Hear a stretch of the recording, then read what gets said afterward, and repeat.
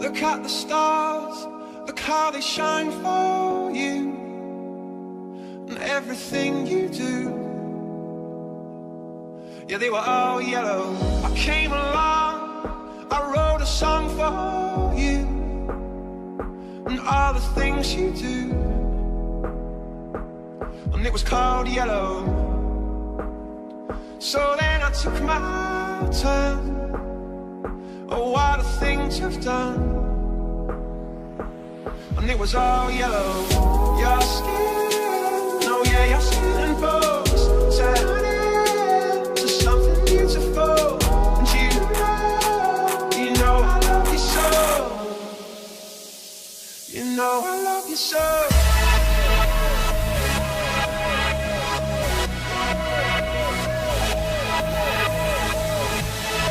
Bro, Crastinators 2016, y'all. Let's do this shit. Rolled up at Coldplay in 08. Songs were great, but the stage play made an impression. I'm guessing the old white folks at the show never give us a listen, but here's my position. I need some invention, not iteration on the basics of emotion for basic reaction. Some action, some verb in the verse, some verb in the curses you spit. Not a cleaned up, clean cut show for some verb and I dance for the kids. I need some legit, but that's neither here nor there, cause the real subtext of this is nothing but a bit. Foreshadowing the hell to come is a totally complete piece of shit. So sit back, motherfucker, get lit, cause this podcast is long as fuck, and you'll definitely wanna quit. Hello and welcome to another episode of the Crastinators podcast. Here back again with all your favorite internet people. It's not yellow! Oh, fucking God. Right host. away. Right off the fucking all right, bat. let's settle it down. I'm your host, the best guy ever, Bestie Boy. Fuck you, I ruined Here with the podcast. all my internet friends. We've got patreon.com/Ben Saint. Former internet friends. Yes, that's right. The Devu Collective. Yo. 21st Century Digital Boy. See, the fact is that we can't ever escape each other because we're all a part of the Devu Collective. That's exactly right. There's no fucking breaking out of this hell. Oh, crit. It is yellow. Endless Jessicles. Who's ready to argue about Homestuck for an hour, guys? Yeah, feels that way. And me, the best guy of all. So today is a we a couple of times before we've taken suggestions on what the topic's been from like comments and stuff. But today is a suggestion from a friend of ours, our buddy Nino. Or was he like 9090 or something? Nino. You can Google him, Nino. We'll put a link to his shit in the bottom. And, by the way, quick plug, he made the coolest song ever. Just today we heard it, called Jakushi on his SoundCloud. I'm going to put a link to that in the shit, too, because it was so dope, everyone in the world should listen to it. So everybody go listen to it. And his topic suggestion was things you just can't get into. Or things you can't get into.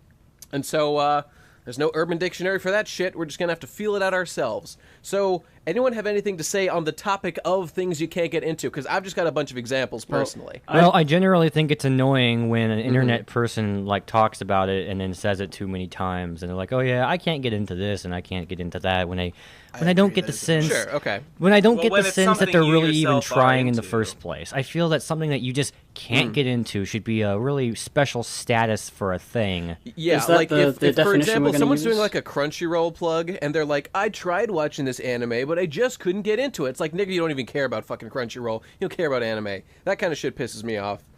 But People that I have a friend who I tried to get to play Undertale, and he was like, "Oh, I just can't get into reading things. Wow. I just can't get into reading the text." I was like, "That." Well, I agree with Devu, but mostly in the context, like, I don't mind if it's like, hey, I'm on this guy's vlogging channel, and he listed like 10 different shows that people asked him about, and went, I can't get into that one, I can't get into that. But when someone like writes a whole review of a movie, and they're like, I just couldn't get into it, I'm sorry, guys. And I'm like, why'd you fucking make a video about it? No one cares that you couldn't get into it. Like That's when the they, least interesting stance. when they let all these things that they just can't get into be like part of their mythos, like, you know, as everyone knows, I'm not the kind of person who can get into this or the person who can get into that.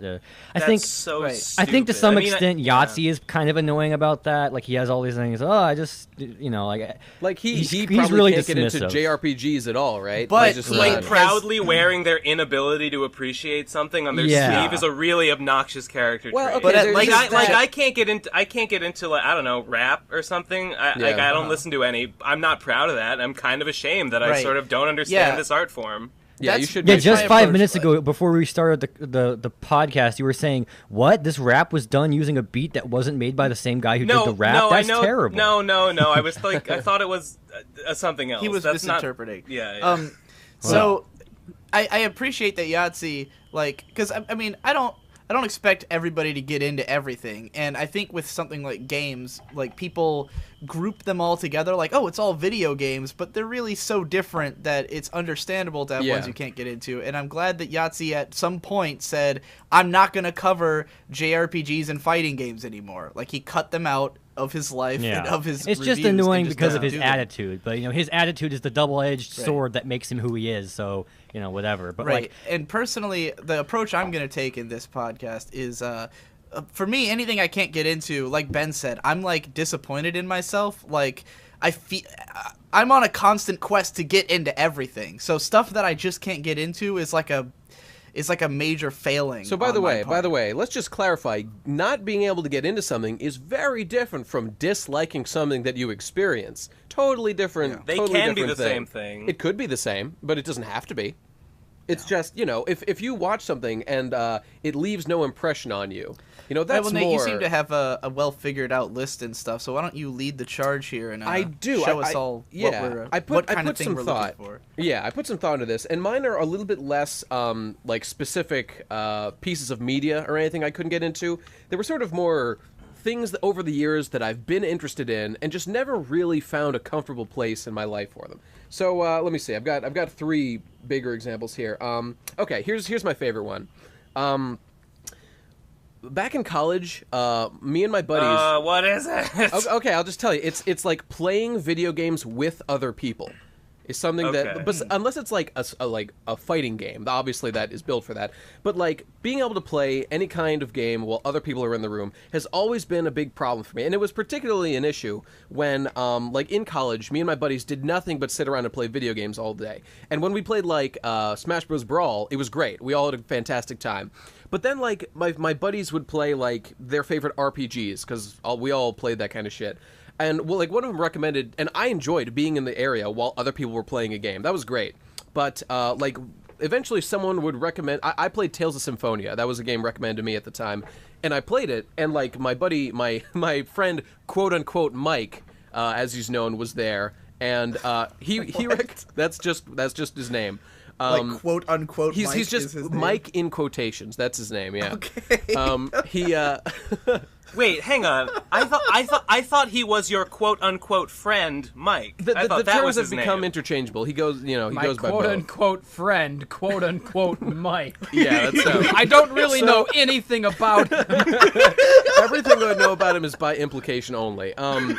But okay, so he recommended that I play Tales of Symphonia, and I did. He and quote unquote recommended and quote unquote play this game, and so I quote unquote did.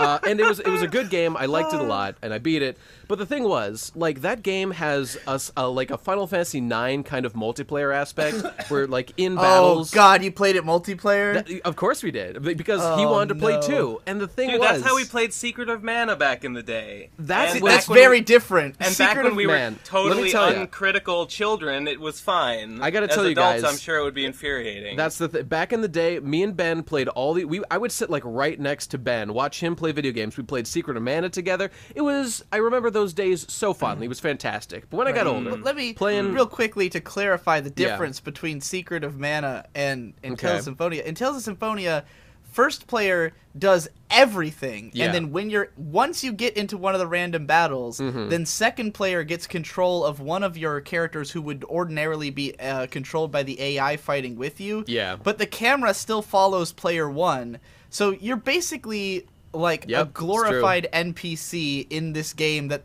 like, once the battle's over, then player 2 just sits down as controller and fucking player 1 does everything else. It's not fun, really. At the very least, you're going to have such small... Because it's a fucking JRPG. It's all fucking talking all day, and then there's a couple cool fights, and then you're out in random Little battles, Sister multiplayer, where it's like, you're like, if you're like 15 and you've got like a 5-year-old sister or brother, then and they are like, I want to play video games, you're like, here, Secret of Mana is so much better for that, because unless, like, there's pretty few, like, hardcore cutscenes in that game, you're always able to just run around and do whatever as player 2. It's a great game. But the point is just, like, when I got older, I was, like, I don't know, 17 at the time, playing this game with all my friends around. The thing is, we all wanted to talk, because, you know, that's what we always did. We would sit around, we would talk, and, like, I would get so angry when people would talk over, like, voiced cutscenes, and there's a million of those in that fucking game, including, like, little dialogue pop-ups that happen, and it infuriating me. And, like, their presence made the experience horrible for me, and my need to hear everything made me, like, they'd be talking, I'd be like, guys, shut up, I'm trying to hear the story, I can't hear what they're saying. Made it horrible for them. It was terrible for everyone. Over cutscenes. People talking during movies. I mean, similar issue. I was going to say movies are the same. Watching movies with people, Oh my god. Watching movies with a fucking woman. They never shut their goddamn yaps. And then, then 20 minutes into the movie, I don't know what's happening. Because you Oh my god, why aren't you paying attention, you dumb bitch? Oh my god. I would actually rather shoot myself in the head with a gun than watch a movie with a woman. The time I remember that most strongly was, me and Ben might remember this, we were at, like, a family...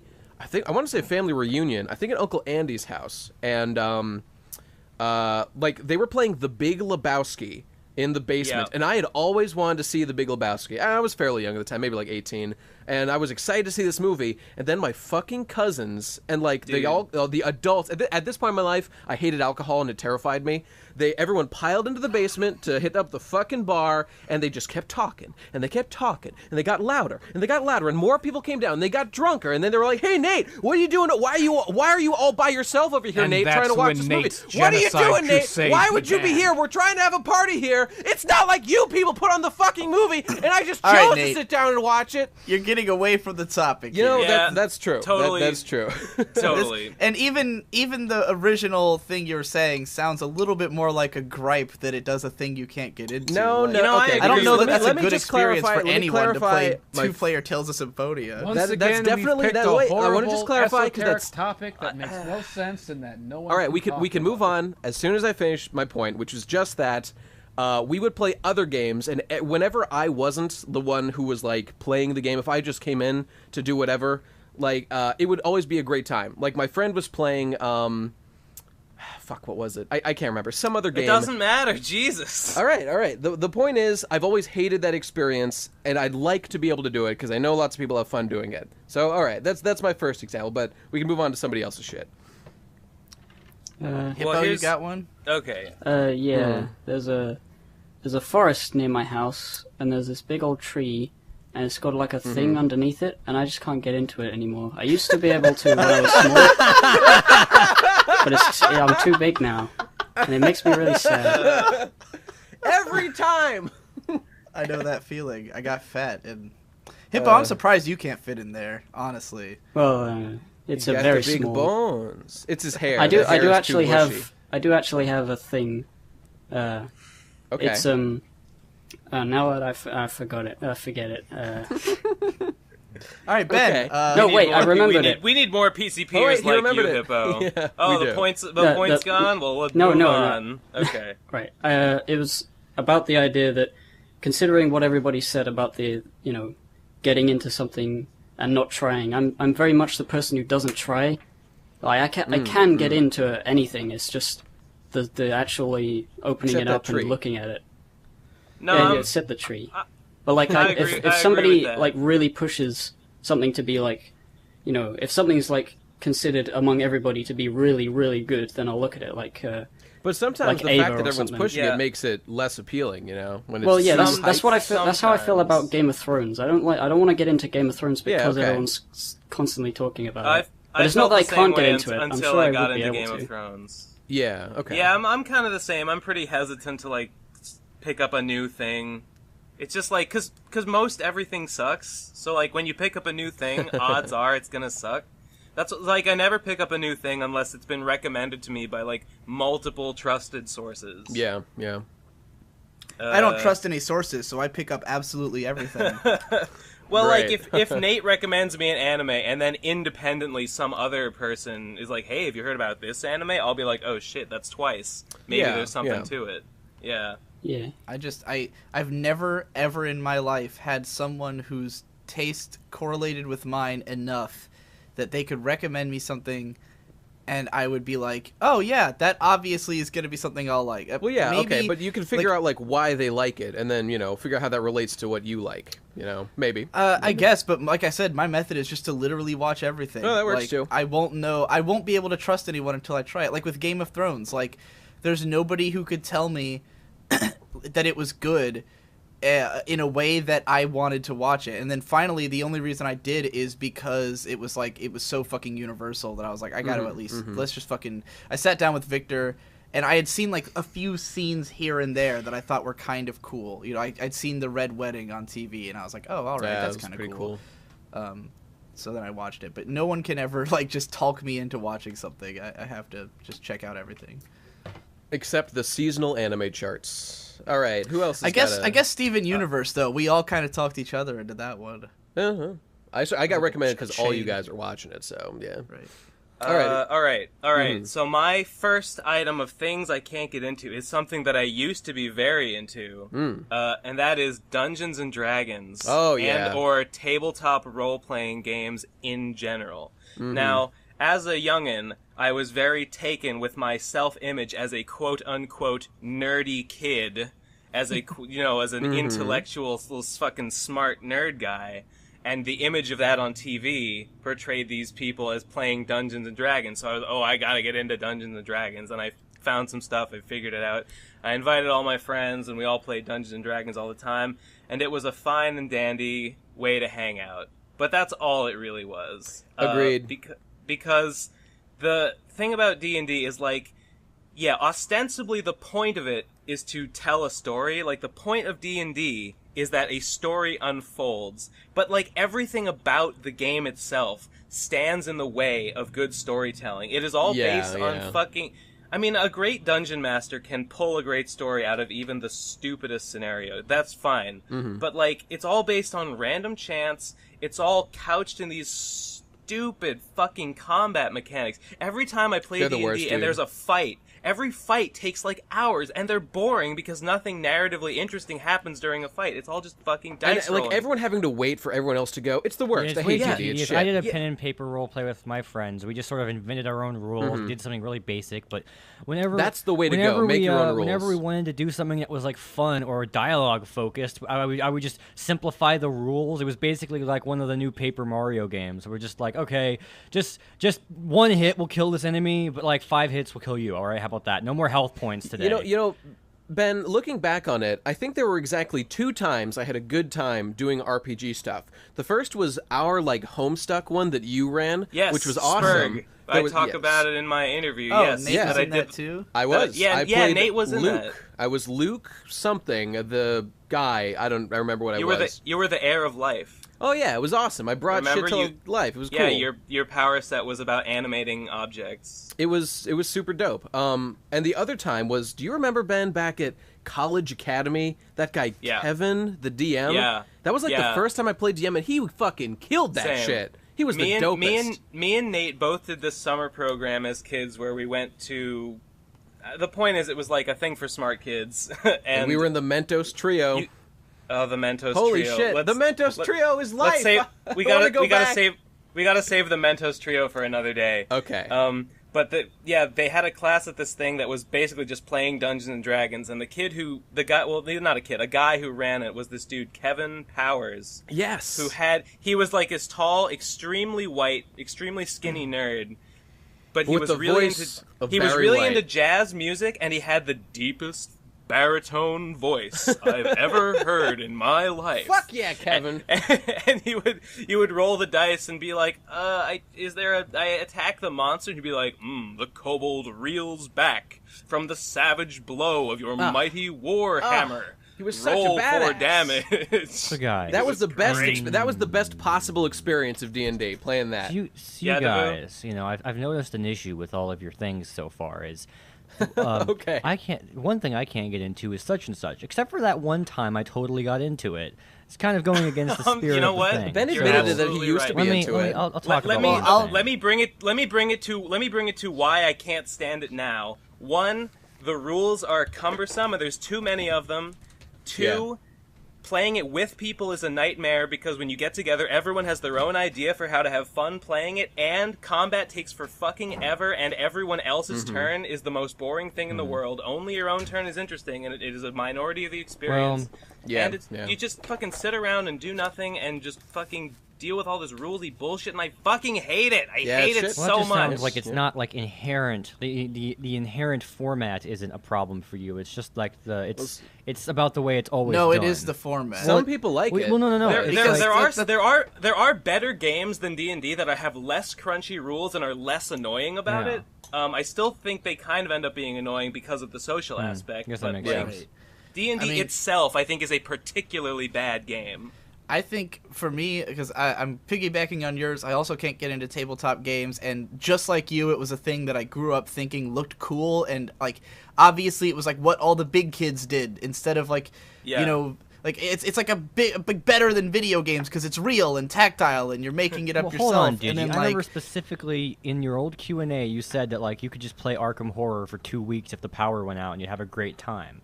Because you had done that before when the power went out one time. Oh, shit. Yeah, we did do that, and Arkham Horror is not really a role-playing game so much as like Arkham Horror is I had no idea what idea what it was. I thought maybe it's a prequel to one of the Batman games, the board game edition. I don't know. Yeah, that's what it is. It's a H.P. Lovecraft inspired board game that's just ludicrously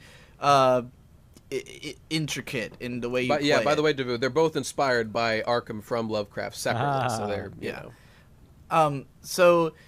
But yeah, like that's sort of a different thing. But like with pen and paper, which I'm not that into board games either at all, just because they take so fucking long to set up and do everything. And I used to be into board games, and now I just think. Oh, that's why that's like the best part from the board game series when he has this one board game that he's gonna play, and like it's like 5 minutes of him explaining how to set it up, and motherfucker Mike is like, okay, when are you gonna be finished setting it up? And he's like, well, you see, you also have to get these stats in the right way, and you gotta do this, and you gotta do that, and it's like this huge montage of setting everything up, and then at the end he's like, all right, I'm all ready to go, and Mike is bored and leaves. It's like, yeah, I'm gonna go now, and I just like, oh man, that's I totally agree and relate to that, man. That's also the Dungeons and Dragons experience because every player's turn lasts too fucking long, and nobody else is like unless you guys are like really tightly packed as a group into whatever event you're doing. Yeah. If everyone's doing something even slightly different, it's not relevant to anyone else. And by the way, second one guy gets his turn, everyone else gets on their phones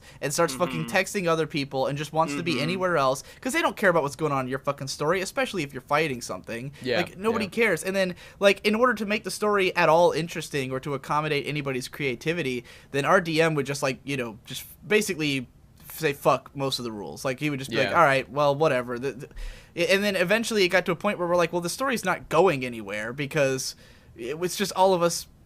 We're not fucking story writers. We have no sense of narrative progression. We're just dicking around. There's too many conflicting my friends, particularly ideas my going brother on. is great with that. We were in the final battle of one of our game, and like the boss was about to like unleash their ultimate attack, and I don't want any of the characters to die, so like the final attack is like heading towards my brother's character, and he's like, "Okay, what do you do?" And he's like, I slice it with my sword," and he gets like he rolls a 2, and that's like a failure. It's like, I hit it with the. He got it too, so he did I hit it it twice. with like the edge. I hit it with the butt of my sword. He rolled a 1. I hit it with my left butt cheek. He rolled a 1. I tried to like fart in its general direction. It rolled a 2. Like he just kept getting further and further into like abstract ways of attacking until finally he rolled a 4 and it succeeded. And he's great. That does not sound like any kind of Dungeons and Dragons I have. That's basically what my run was like. Mine usually involved because like throwing I was alcohol physically at things. moving the attack towards his character, so he kept running out of time and had to come up with it like in the span of a few seconds, and it was glorious. And so that's how. I think I'm just a lot less interested in the creativity of my friends than I am in the creativity of anyone who is trained as an artist. Dude, like related point, like my interest in Dungeons and Dragons and board games pretty much completely died exactly at the moment that I became interested in like drawing and making my own shit. It's so much more. It's such a waste of time compared to that. Sure is. Like it's a creative endeavor, only you don't get anything out of it.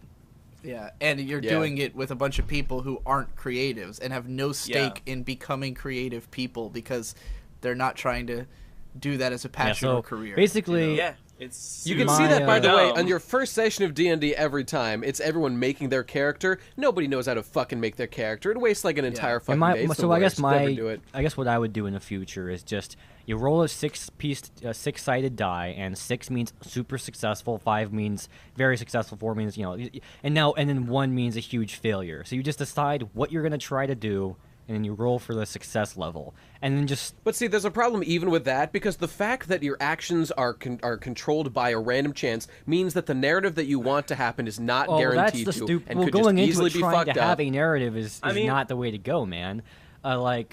Yeah, I mean, part of the idea of it is that well, then why are there stories crafted?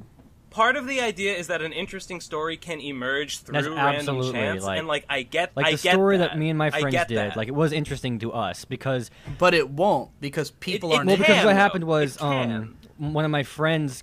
Do you want to take that risk? Hundreds of hours, I don't know, dozens of hours on a campaign that might be shit. I think it's pretty much inevitably me. going to be interesting with the right people because, like, what happened was my friend kept. Like we had like all the characters lined up on a grid and stuff, and like one of my friends kept happening to move in just the right spaces to like constantly be in a circumstance where she would probably trip in the universe, and so it became a completely accidental running gag that her character like gets knocked over or trips or falls. It was totally organic, and then at one point another character trips into like one of the NPCs, and like just the way the dialogue ended up happening, he became one of the main characters, and I ended up having to play a character as well as DMing. Like, just it was so cool, and like, and then like there was like one side character was exhibiting very suspicious behavior just because I couldn't come up with like what the secrets were. I couldn't. The point is, I had to come up with a whole secret special twist like on the go as I was going, and it turned out to be an incredible twist that I wouldn't be able to explain here. But yeah, a lot of really interesting. I came up with like a whole lore about. Is this the D&D cast or what? Yeah. Well, anyway, I know, right? Yeah, we need to move on from this. I remember wanting to do it. Digitalk, all the we cool gotcha. things that he did with his friends doing D&D. The thing Most is, of the stuff we did was recorded. Well, the point is, Ben can't get into it, right? That's all we're saying. Fun things can happen, and like it can be really interesting and entertaining, and also a good way to hang out with friends, and all that stuff is cool. I just think that it's way more pain than pleasure, and that the amount of bullshit you have to deal with to get those benefits are not worth it. All right, and the case has been made, and it has been contested, and that's fine. Let's move on to the next one. Okay. Jesse, you got something you can't get into here? Yeah. I haven't heard from you. There's this webcomic. Oh. This it's pretty What is popular. It's like kind of a webcomic, but I guess it's also kind of like a shitty video game. I don't know. Yeah. The art style is really gay. The characters what's it called? Something about homos. Something about homos and suck. My God. Is it Homestar Runner? Is that what you're talking about?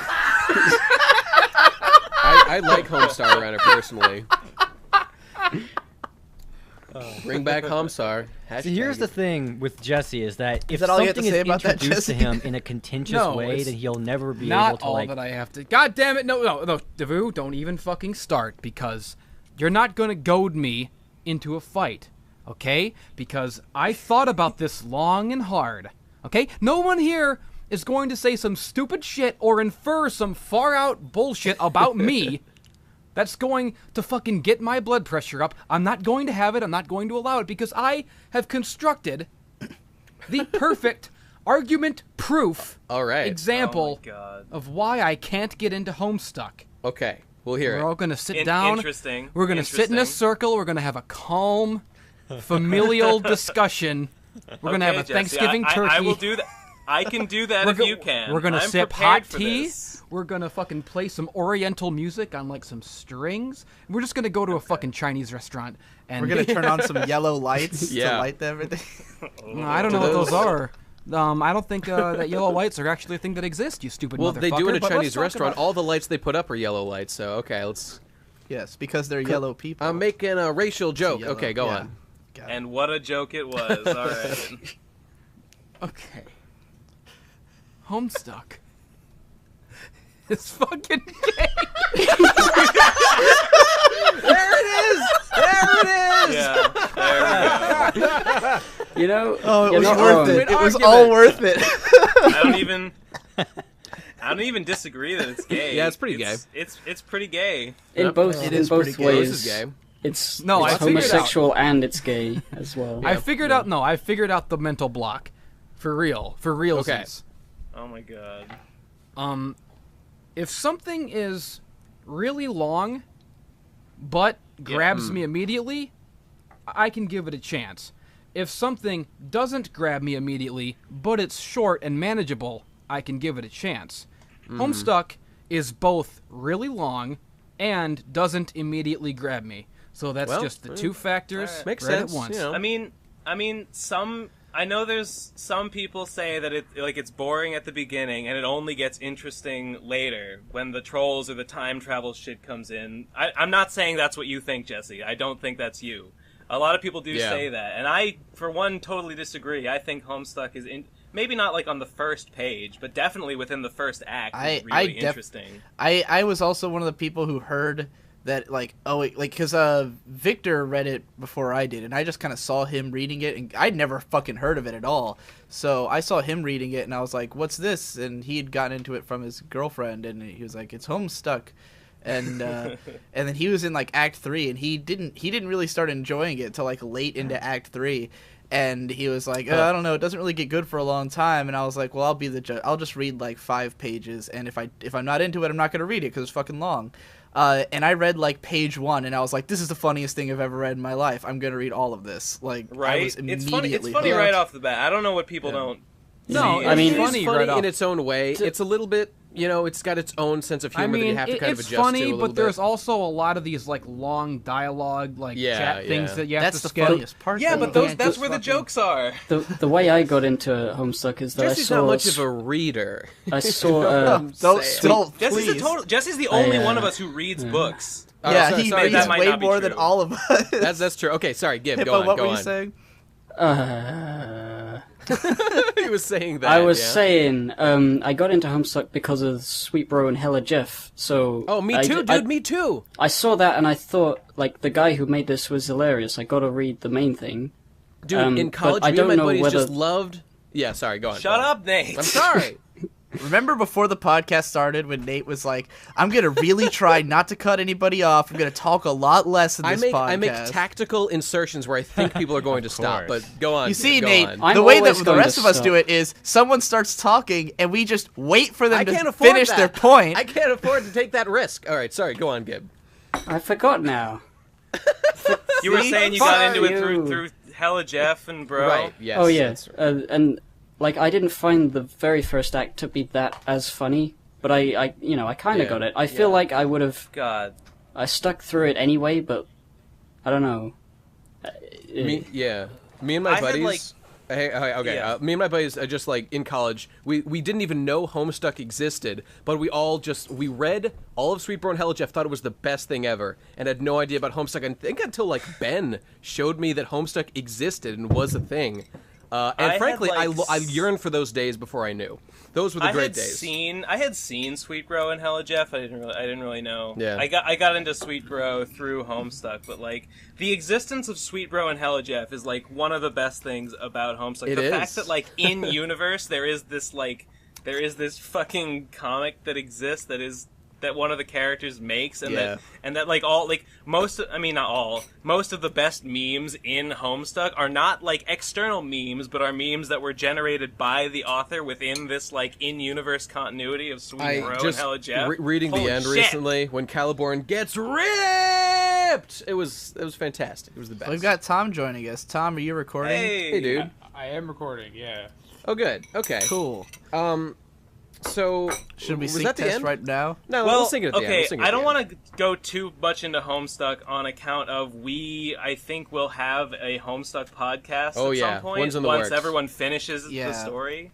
So I would Yeah. like In all honesty, I'm so fucking tired of fighting with you shitwits because you're so fucking. I was fighting with these dumb motherfuckers for like an hour, because they you know what? Let's just get Here into it comes, this. here it comes. I'm sick of All right. holding it inside. We should get into this now because Jesse isn't invited to the real Homestuck podcast, so this is the time this to isn't air even his about grievances. Homestuck. No, Now, this this isn't is about about that. He's light, about man. to This talk is about about lights. About Oh yellow. fuck! Never mind. Okay. Fine, These Jesse, fucking go. guys, Let's they do it. all fucking ganged up on me. It was like the people versus Endless Jess. I Because wasn't ganging up on being you. It's wrong. no, Fuck. you were no, you were being aggressively wrong. Every single one of you stupid idiots, objectively, aggressively wrong, saying that my fucking video looked yellow. It does not look yellow. And you know what? All right, you know what, Jesse? I'm going to post those fucking pictures in Oh, the I chat. hope you do. They can I hope weigh you do. in No, on how yellow shut this up. is, all right? You post they can those weigh videos. in. No, post those pictures and I don't will. even say anything. Don't say who did what and just I say which won't. one I looks won't. better.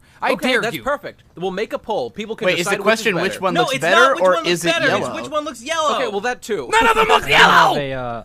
We'll have them answer Well, both questions. nobody's contesting which one looks better. I mean, Nate might be because Well, he I think has a the yellow personal doesn't opinion. look very good either. Well, there you go. Yeah, there but is a yeah, I have contention. also my own illustration that I put together where I compare the individual like pieces of Jesse's face in almost all of his videos, like where it's got the lighting that he has in almost all of his videos, versus.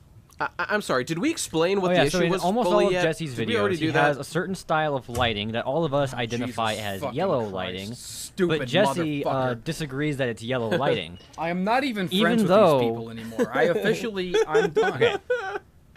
I thought we were going to try to make these enraged It's Jesse just less, called not Right, more. or incandescent yellow lighting. And I have an illustration of a graph that compares like the actual colors of his face and his beard and his eye even in that one scene in one of his horseshoe reviews where he goes outside, and it's In a totally fact- different, less yellow color. I would Yeah, even say and it that looks Jesse's worse. Jesse's argument that the color is normal is also true. Normal's It not a is color, normal. Jesse. It is normal to live in an incandescently lit room because most people have those type of light bulbs. It's just that the type of light that Right. is called Now, yellow Jesse, light. I don't It is, disagree necessarily I that, don't care, that warm the light. lighting in that one shot that I used of you being outside is worse. That might be true, because you just grabbed the camera and talked out. I thought the outside Well, shot I don't looked know, way like- better. The outside shot looked like agree. shit. Well, You're it's- objectively you wrong. weren't Let's faced- talk the light about the wasn't real facing issue you, your here. face was the real shadowy. issue is that these people do not know what yellow looks like. They literally do not know what the color You yellow don't. is. Fucking DeVoe proved that it's yellow. No. He proved DeVoe it. proved Okay, just- himself wrong. Look, okay, God. these guys, they made images to try and show me how wrong I was, and the images proved them wrong. No, and they can't didn't, accept for it. fuck's Oh sake. my In the fucking video God. of you being outside, your face looks like pinkish gray. In the video of you being And outside. Jesse, what No the? one That's gives- not an argument. and You're just making In retarded the, noises. most of your videos, when you're in the basement, That's what your you face think. looks Series like of pitch retarded yellow. noises. Like if That's you were right, a Tom. What's up, everybody? Digibro here. Feeling existential, having a smoke, drunk after the end of that podcast. Thinking about my philosophical take on the color yellow. This shirt is obviously yellow. The light being cast on me is actually from a fluorescent light from inside of the garage here. I feel like my face tone is pretty close to my shirt tone, and yet this is definitely blue light. But you can tell that's blue. The sky is definitely blue. And I look over here, and see, now that looks white. You can tell that the light is white, or blue rather, which is what white light is considered. Yet when it's shining on me, I don't really look white. I look more yellowy. But I look over here, and behind me, I can see what are more clearly off camera than on, yellow lights in the distance. You can't even see me now, probably, because it's quite dark out. But I'm thinking about the street lights, right? And how, I would always think of a street light as yellow. But what is yellow as a concept? I think we'd all agree this. The light on my cigarette is yellow. But does yellow mean a color that an object is? Or a light? Can lighting be yellow? We can agree that a monitor represents things in colors. A camera captures things in colors. But does light actually emit colors? Or is it a different thing? Is the sky blue? Is my shirt... My shirt is definitely yellow. But if I have a yellow light on me, am I yellow? What does yellow mean? I don't know what yellow means anymore. I have lost track of the meaning of yellow.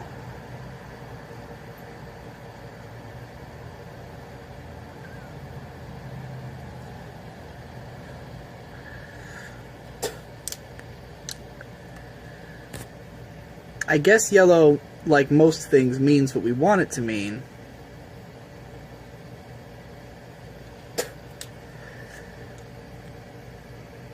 I don't know what the fuck I'm talking about. Character with yellow skin. Like, that's what your face looks like. Do you people at home, do you hear how these morons are ganging up on me? They're so fucking insecure about how wrong they are. They just can't accept it. They can't handle it. Do you think people are supposed to look Listen like to Simpsons the characters? aggression. I want to clarify, Listen to the Simpsons fucking... characters are not what real humans look like. We're not actually yellow in real life, so just You're saying my video looks like a Simpsons character. You're that fucking stupid. Like, Jesse, like, you have to understand where I'm coming from, at least, of, 3 years of watching your videos, and in most of them being yellow. I think some of them are lit by, like, other means, but most of your videos have been yellow for all this time, and, like... No, here's how dumb these people are. Okay? Digi goes, look, Jesse, I'll show you a picture from one of my videos that also looks yellow. He shows me a picture. It also doesn't look yellow at all. So it's yellow lighting. It's what it's called. I don't care what it's called if it's wrong, Digi. It's objectively not yellow. And by the way, we've been having this argument for 3 fucking years, just so everyone knows. This is not the first time the yellowness of Jesse's videos has come into question.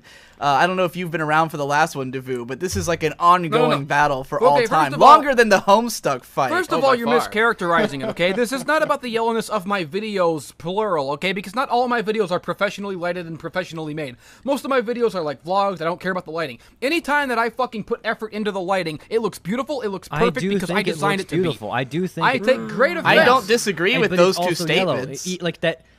I disagree. I don't think any Jesse video has beautiful visuals or lighting. There you go. I said it. Okay. That may be the truth, but let's not even get into it. Yeah, we can't get into Jesse's Jesse. yellow lighting. Some of it, or at least Ben can't.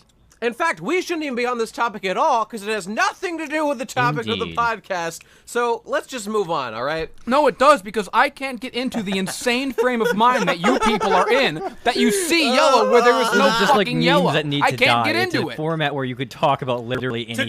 To clarify what I just said, I only mean that I don't think that, good, high quality visuals are one of the things people come to a Jesse video. Like, that's not something I would say that, any of the Jesse channels no matter are about. what you say, Jesse's not going to listen. It's not going to matter. I'm not talking to Jesse right now. I'm talking to the viewers. Let's talk about that, okay? Because Nate can't handle that he's wrong, so he gets on this high horse about, Jesse just never listens to criticism. He can't handle my hardcore criticism. My constructive... I'm just saying that you get angry when people criticize your shit. No. I get angry when people criticize it wrong. I get angry with wrong criticism because your criticism is objectively not true. I don't care if Gibbon's playing guitar. You can play your guitar. You can sing your little gay boy songs all you want. It's not going to stop me. It's not going to quell this fire. It's not going to put the fire out, Gibbon. You can play all night. I don't care. I wrote a song for you.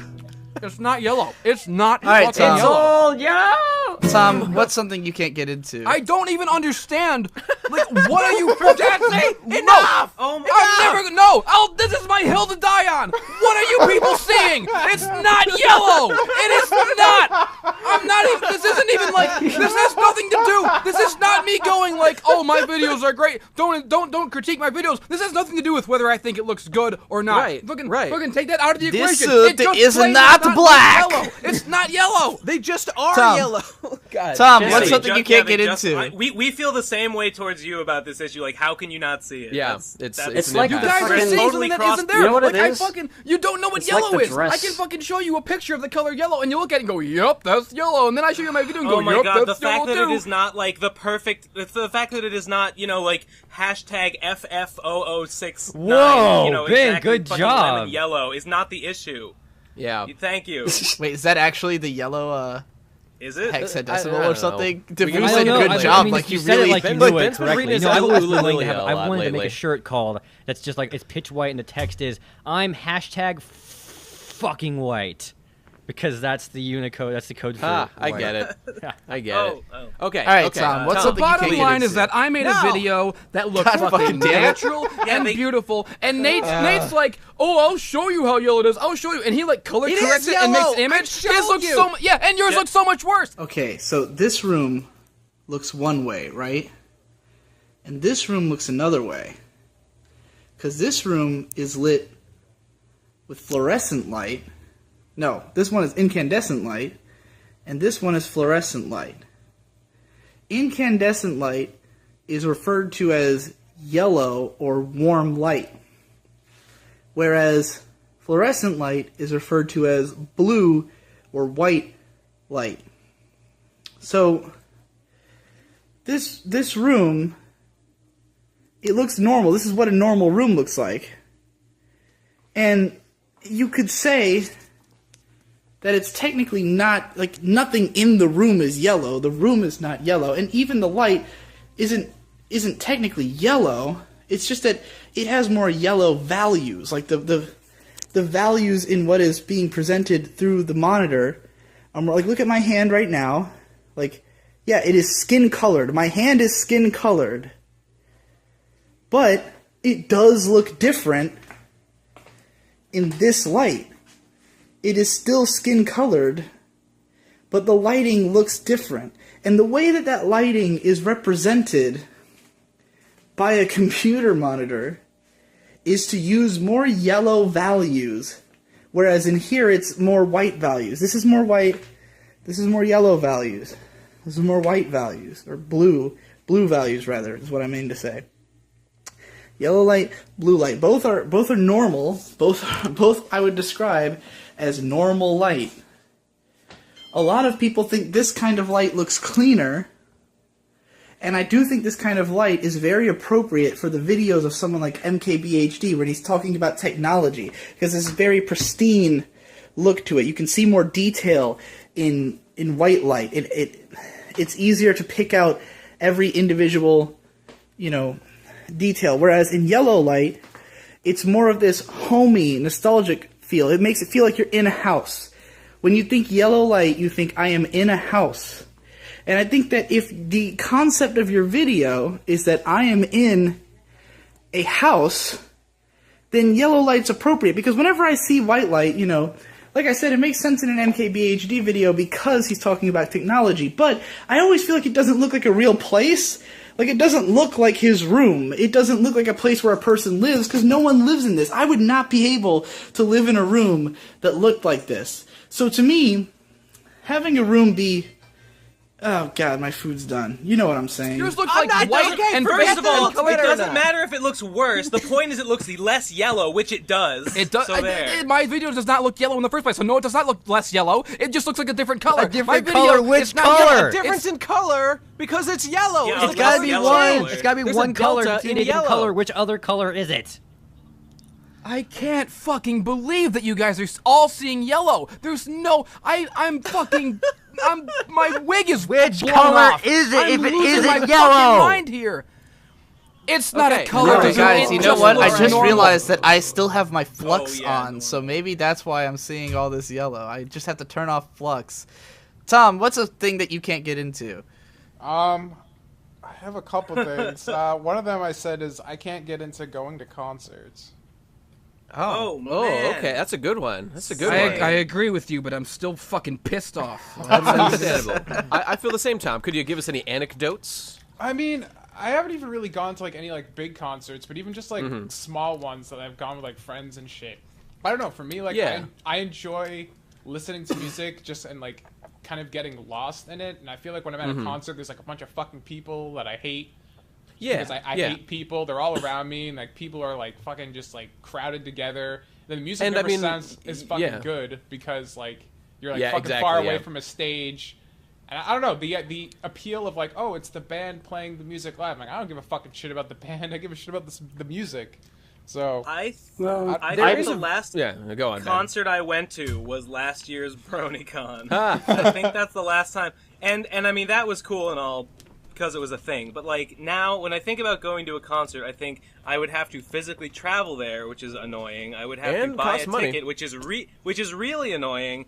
And it would take like my whole day or like my whole evening, which is it's like a I just can't huge bear. I time can't and bear money the thought of investment it. for a subpar And, like, listening let's call it what it experience. is. What you're getting out of that is you're seeing these famous people and you're going to, socialize. And that's fine. That's what you want to do. But that's what you're paying for, really. And to hear songs that you may or may not like, well, a little bit. When I've gone worse to quality. concerts, it's usually because like my parents have taken me or friends have taken me, so I didn't have to pay. So in that way, I'm just experiencing. Well, that's cool. It's the If experience it's free, of like I being would in totally a go to huge. some. If it like it's being in a huge stadium, the appeal that I find is not necessarily that the music is there because I can listen to it whenever. Yeah. It's that it's just being in a stadium is really cool because it's all echoey and really loud and your ears hurt afterwards. Yeah. The best concert I ever went to was on my birthday. My buddy Rich came up from New Jersey. We went to Nate, is this relevant to the topic of not being able to get into concerts at all? It is because I got into this girl who I finger banged on the dance floor for like an hour. You told this story already, actually. Did now I? that you mention it. Yeah, you I told was us on able the to get show. into it. Jesse, why aren't you able to get into concerts? I want to hear everybody before I chime in. Jesse, you still there? He killed himself. He did. Jesse's girl. Jesse, Man, that was a great joke that I could have made. Oh, there was this girl. You know, she's got I'm a just pussy. I walking can't get around into it. Yeah. and Yeah. there's Oh, but I got so that many one. things that are yellow, and none of them look like my video. I was waiting all right, for Devu, it. how do you Jesse, feel no about that? yellow fucking lemon. No yellow thing looks like my video. Jesse, Yellow does there's- not look like. Do you understand color? It's There's not degrees. yellow. It's a yellow tint, sir. It's a tint. It's not even a tint. Let's just categorically Wait. redefine what yellow is, so we can say the Hold video on. doesn't That's what you look guys like have been it. There doing we this go. whole time. Wait, Categorically Jesse, if redefining been what doing yellow this is. Jesse, whole if your time. lighting is yellow, then wouldn't everything in your room be yellow by Oh my god, necessity? that's it. That's are you it. talking He can't about? see yellow because he's been saturated, and Yeah, it is did you? I entirely really like when you brought up What the flux fuck? because I wonder I what told would you happen. there's no such thing as yellow lighting. Light bulbs are not yellow. all Light right. bulbs What would are happen white. if That's Jesse? okay. There's a problem in thinking about light in the way I'm describing. It's mostly philosophical, right? Like, do we want to say that light can be yellow, or do we want to say that this is what yellow is?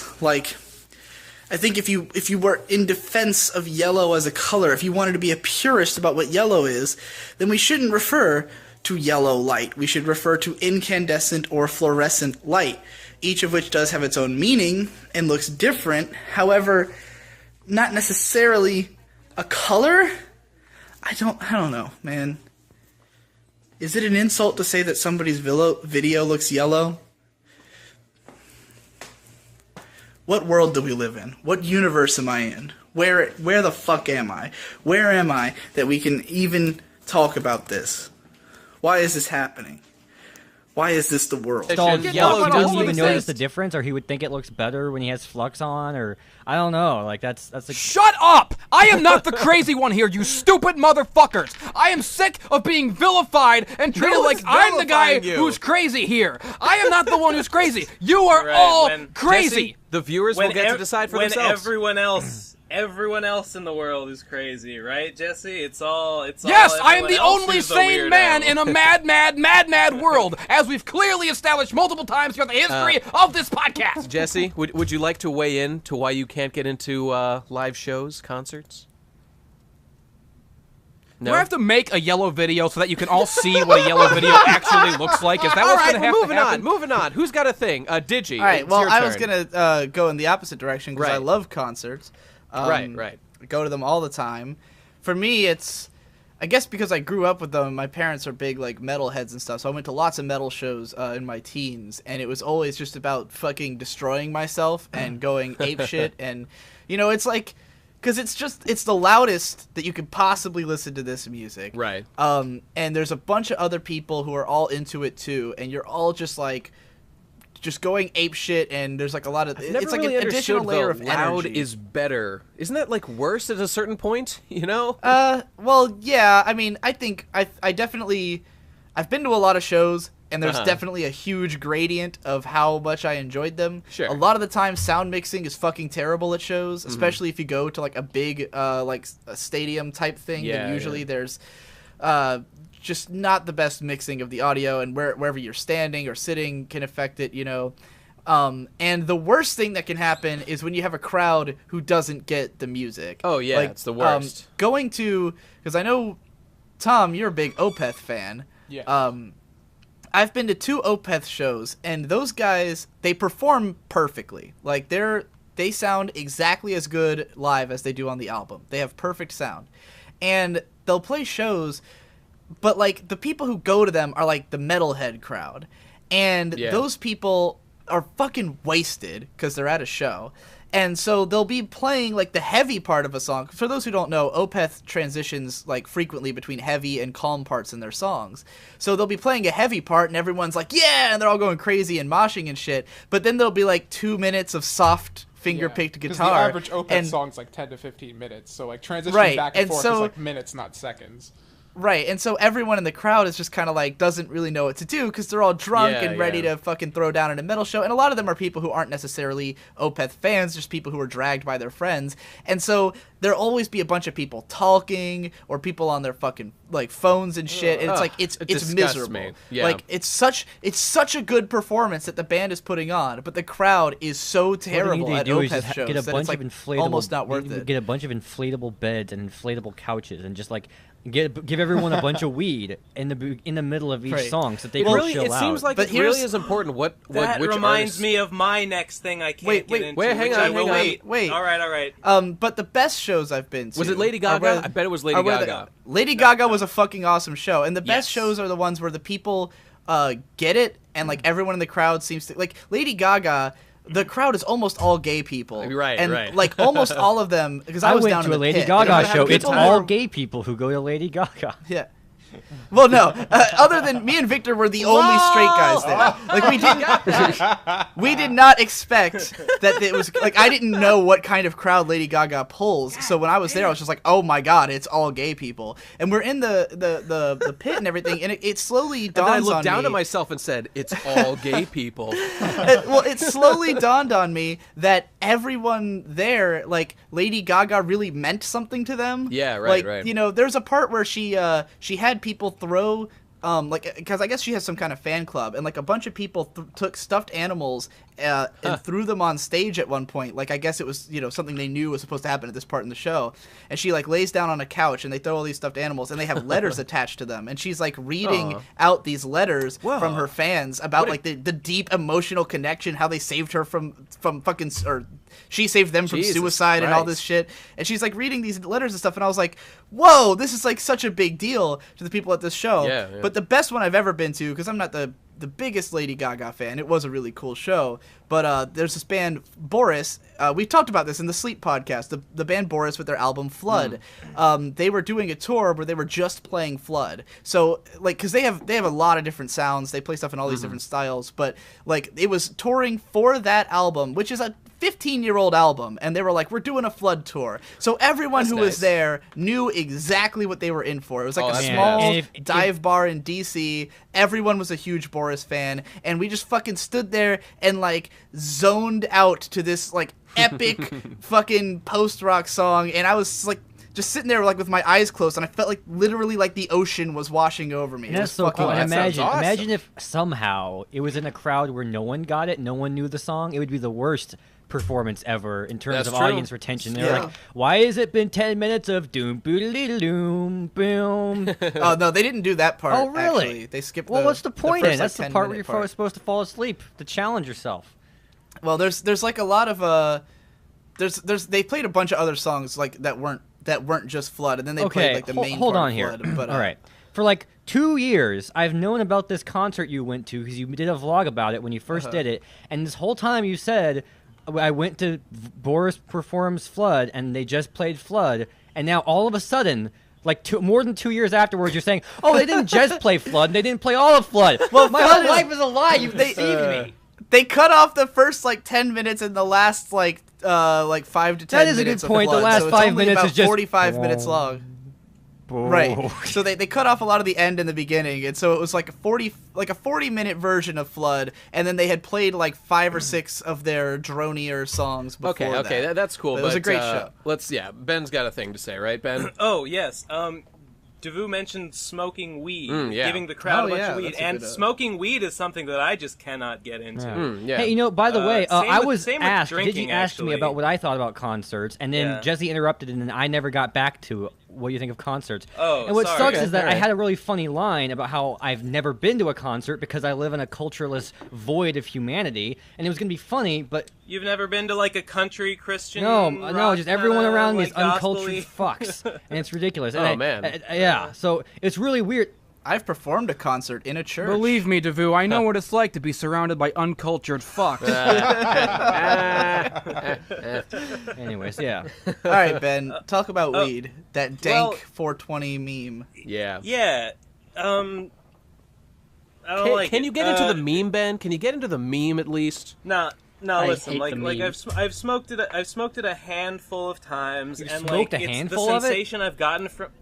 No, Wow. a handful of times, and the sensation I've gotten from it has been better or worse. Like sometimes I've gotten like weird Yeah. and anxious and tingly and felt really bad. Other times it's been like relaxed and I've gotten in a very meditative state and it's been okay. Fine, fair enough. But like, God, when the people around me smoke it, these days I just have no patience for like altered states of mind. I want to be focused all the time.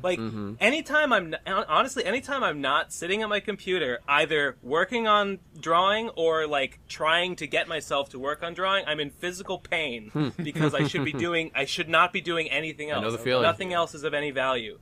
So when someone is like, "Hey, I'm gonna smoke weed," and then they smoke weed, I try to be cool about it, but I'm just like, I'm looking at them like, "You sad motherfucker! This is what you want to spend your time doing. This is how you want your life. This is how you want this evening to go for you." And someone offers it to me, I'm like, "Haha, no thanks." But in my mind, I'm like, "You motherfucker! How dare you?" You know what, Ben? How dare you I try do and the same destroy me? fucking. I know exactly how you feel because every fucking party at some point someone pulls out the doobie and they all start and just Well, like hang you on, said, if you're at a party, I'm like that's a I'm little like different. I'm like no thanks, I don't want any. Like I'm polite about it, but in my head I'm going, I want all of you to fucking die. What? How Why dare don't you just hand me a gun and say, "Hey, would you like to shoot yourself with this?" How dare you we do all this saw in my Reefer Madness. presence? We know what happens. We know what goes down. I mean, I'm not saying it's gonna kill you or anything. I'm just saying that like it's not a good thing to do. You know? I mean, I don't feel like. I mean, it is. you Sure, it gain could- pretty much nothing. I mean, maybe stress relief, I guess. You know, It's just a fucking juvenile thing for people who have no fucking creativity or no fucking ability hold on. to entertain themselves and have an actual conversation. Here's the line. Thank you, Jesse. It's juvenile as fuck. Well, think about this. Think about it this it's way. dumb. Because like one of the best defenses people have for weed is that it helps soothe the pain if you have a terrible disease. Well, what's your disease? Well, that's a separate What is issue. the disease that you have? my disease is being a man in the 21st century. I mean, in this matri whatever. This I mean, matriarchal fucking I don't want society. to go too hard against it because like I could make the same argument against any recreational activity. Right, Like, oh, right. why are you watching that movie? That doesn't accomplish anything. You know, that's stupid. That's juvenile. Like I get it. You know, if you enjoy it, fair enough. But for me, it's like. Jesse, this is do you not think how I you're wanna gonna have a spend my good time? Speaking And once you do it, like you're trapped in it. Like once you're high, you're trapped. You have to be that's high right. for a while. I hate that. Yeah, that's And the it's scariest scary. part. By the way, did I ever tell you guys about the it's time I scary. was physically trapped? Like, I got really high with a couple people I barely knew, and one of them had Did given you me a step ride, outside and I was and fall into a strapped. bear trap? Were you you know, I swinging won't- from a Did they tree? stuff you in the trunk of their car and drive you to a cliff? Well, okay, really quick. So me and some friends, I had met when I was working at Best Buy a couple of years ago. I had met this guy, Aaron. He was okay. We were hanging out one time. And, like, when I go over to his house to hang out the first time, he's like, we're going to go drive to my other friend's house. He's like, the coolest guy in the world. And so we go and we drive out to that house. Oh, my God, This was a story. terrible... Yeah, it's this story. It was a terrible idea. Oh my god. So we go. Yeah, tell this. All right, we go all the way out to his house, which was like fucking half an hour away, and so now I'm trapped. He gave me the ride. I can't leave until he, takes me away. So I'd smoked weed a couple times before this. Just had a little bit of experience, and it had been hit or miss up to this point. So I meet this guy You know, fuck it. I'll go all out. I'll tell you all the No, details. how about you So we don't? pull up to this guy's house. Please don't tell us all the details. Please condense it. Yeah, Okay. I'm All already right, sick fine. of the story. You're I like don't care Owl from anymore. Winnie the Ah, Pooh. well, It reminds you me know of what? a You know what? time, Fuck niggas. it. You guys don't deserve to hear this fucking story. The point is, Okay, good. I'll tell Let's it move on. somebody else. I got Fuck a you. thing. I got a thing. No, it's a Ta- good story. You just suck at telling it is all. I want to hear the story. Wait, let's have Ben tell the story. Ben Yeah, can't Ben, tell tell this the story. fucking story. He doesn't know anything. I don't remember all the details. I mean, you were there, and did you get high, or did just they get high? Okay, the point is, the guy that we went to meet turned out he hyped him up like this god among men, and he was a complete disgusting piece of shit. Who this guy was obviously blind to, like a certain person I know can't see a certain color. This guy can't see how shitty he is in real life. You know, sort of like that. What did this guy say was cool about him? Well, okay, they had a YouTube channel, and I hadn't seen any of their content, but at this point, having a YouTube channel was really impressive to me. And, I don't know, he was just a cool guy. And he kept telling me how amazing this guy was and what a creative genius he was. And, you know, things of this nature. But anyway, I meet him. He's like, I walk into his room. He's this fat fucking stoner wearing no pants, just like smoking from a fucking, he had like a vape bag sort of thing. And was just like, he's just like, what's up, guys? And like his walls were plastered with like heavy metal posters that were just like covered in shit. This room was disgusting. And the point is, it was nothing like what I'd been led to expect. And the point is, we sit down, there's nothing to do, so we all just get high. And once I get high, I immediately realize, I go into panic mode that, oh my god, I'm trapped here. There's no fucking escape. What am I gonna do? So eventually, they started showing me their videos. It was a fucking nightmare. I just eventually I text everyone I know in my phone. But what were the videos like? Were they I yellow? can't remember. I've looked for Were their they too channel. Ben, yellow why for are you you? making him give more detail in the story? I thought don't we were know. trying I to make thought it go that was an faster. interesting point. He described them to me one okay. time, and like they were really we embarrassingly terrible had to videos. watch It's these videos. They were so yellow, I couldn't take it. All right, the videos were in fact because of the context where I've been hyped up that they'd done all this awesome shit and they were such amazing creative individuals. When they showed me the videos, it was a fucking nightmare. It was like, and I was super high by this point, and when I watched them, what I did was I looked around, I looked at these people who had nothing going on in their lives. This is what they do with their life. And I think to myself, this is how I'm spending my life right now, hanging out with these people, and I'm trapped That's here. how I feel with everybody. Yeah, it's on this fucking planet, right? So the point is, I panicked. Especially on this podcast. I texted literally everyone in my phone, like, please call me immediately. That's what I texted to everyone in all caps. Yes. And like, I start getting calls from all my contacts on my phone because my plan was I'll have someone call me, pretend there's an emergency, and then like force him to take me home immediately so as to get out of here without, you know, like saying anything weird. So, like, I keep getting calls, and, like, I'm pretending I'm on the phone with my mom right now while I get another call, because I wasn't actually on the phone, because I just hung up on people, because I didn't actually want to talk to any of them. Fucking The idiot. point is, I was high as fuck, dude. I was high as fuck. It was a total clusterfuck. And so, like, I'm like, guys, I have to go. My sister, needs a ride to the airport. I have to leave now. Or something like that. And the guy's like, oh, dude, we're pretty fucked up, though. Like, we should probably chill out for a little while. And I was like, oh, okay, no! I can survive. And yeah, I survived for the half an hour. We went home, got the fuck out of there. It was the worst experience of my life. The point is, the weed made me super terrified, super paranoid. It was horrible. Don't do it. Yeah, man. Don't do it. Right. It has given me very anxiety attacks. The anxiety is the word. It sometimes makes me feel really bad. So I don't do it. Gib, go on. Okay. Wait, Gib, I has haven't something to done say? Tangentially yet. related. Wait, Gib. Go on.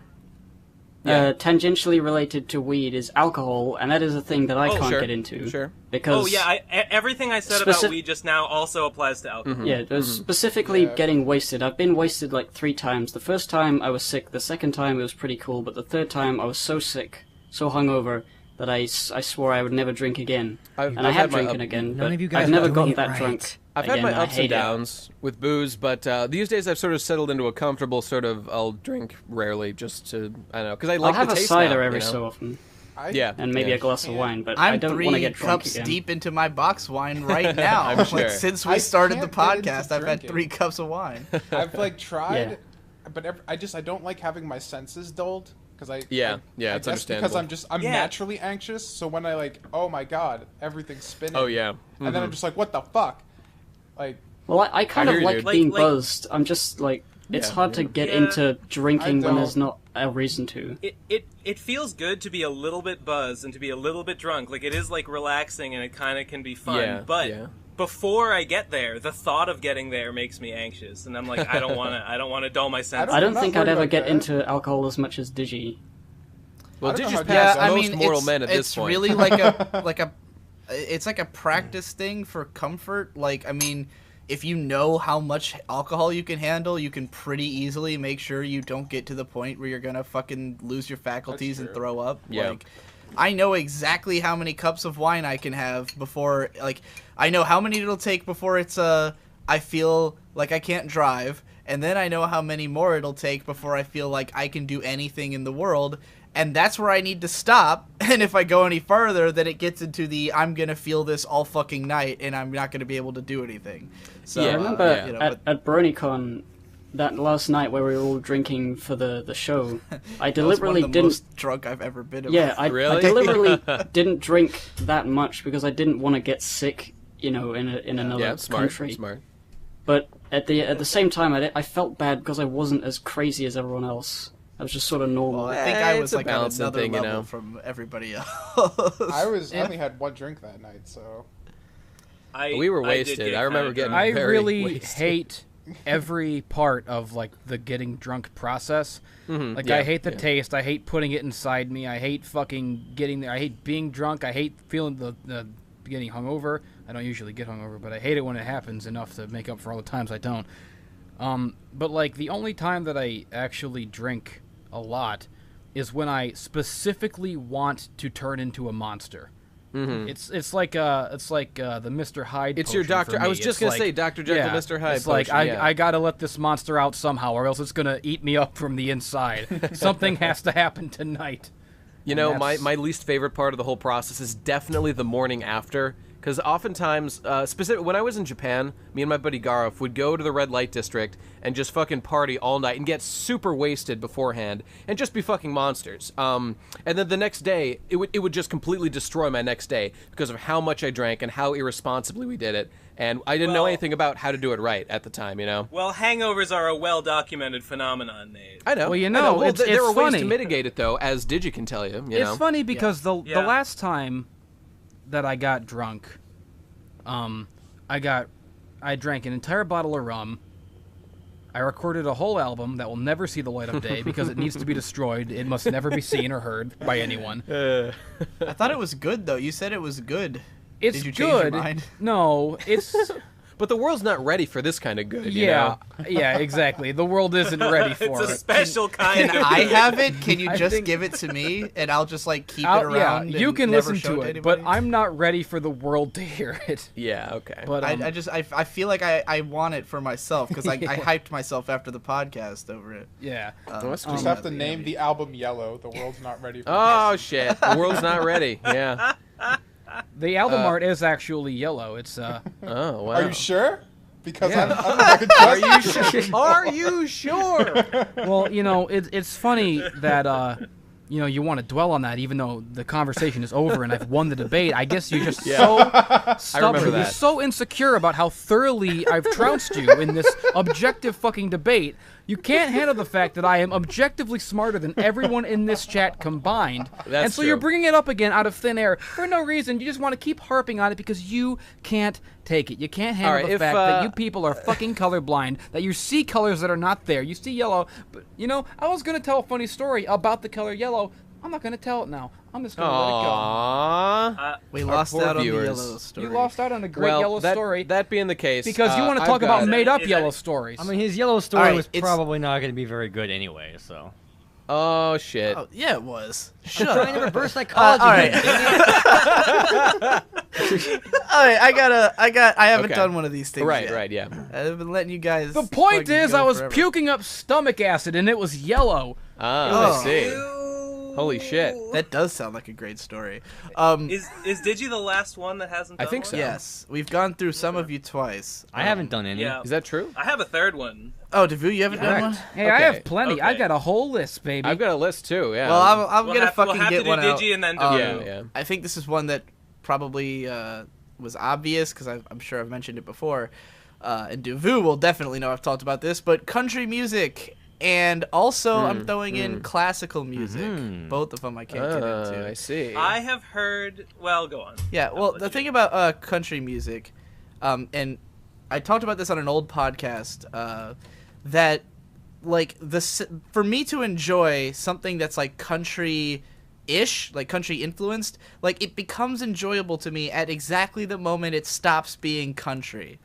Like there's a lot of artists who are like folk, who are like country folk who I like, or like maybe have some country aspects, but as soon as it's like country, I can't take the voices. I can't take the southern accents, like the mixing where it's usually like very prominent vocals with these thick southern accents going like honky tonk, and like. Because, I mean, my mom, like, despises country music to an extent that if she hears it for 10 seconds, she'll, like, flip shit. And so, like, I grew up with it, like, very ingrained in my mind that country was the devil. Like, never listen to it. It's the worst thing in the world, So, like, I have, like, this knee-jerk reaction to, like, a country accent that's immediately, like, nope, Well, I have that, and, like, but yeah, for like just because it's a terrible voice, like the way that they not the country accent, but the country music voice. The y'all doing on the stain on the phone on the band. I mean, I get that for people who come up in a place where people talk like that, it probably sounds a lot more normal. I would be annoyed by it, and if I had a country accent more than I do, I would hate it.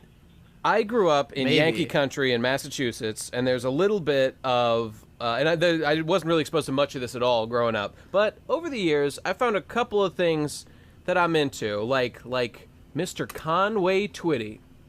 I see the sparkling little diamond in your hand. No, he's great. He's great. When you guys, watch Pokemon, does Pikachu just blend into the background for you since everything looks yellow? When you look up at the sky, do you see blue? Is there any other colors up there? Shut the hell up, Nate. I want to finish this fucking country point. All right.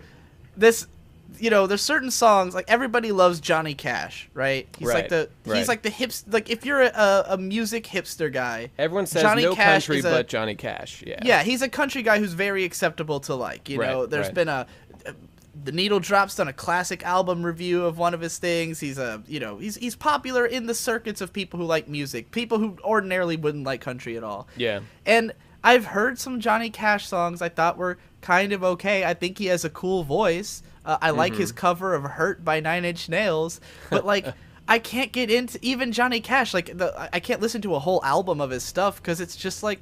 It's just too country, and even then, like it's not that country anyway. Like he's more, he's more like blues, folk, rock, pop fusion. Like I mean, that's what country is. There's a large infusion of retardation and very incestuous country. Yeah. I've heard some outlaw country where sometimes the music's not that bad, but I just can't deal with the voice. I've heard my ex-girlfriend was a huge country music person. Like she grew up with it, and all she listened to was country and country rock and shit. And well, not only, but she had terrible taste in music. But she played me this album that was like the soundtrack to this show Nashville, which is like a show about country musicians. And like I actually thought a lot of the songs on that soundtrack were pretty okay, but they were all like folk country. Like they weren't really country songs, and the ones that were country songs were terrible. Right. And it's like this is really what I feel is like the heart of what I wish this podcast were, and it isn't quite.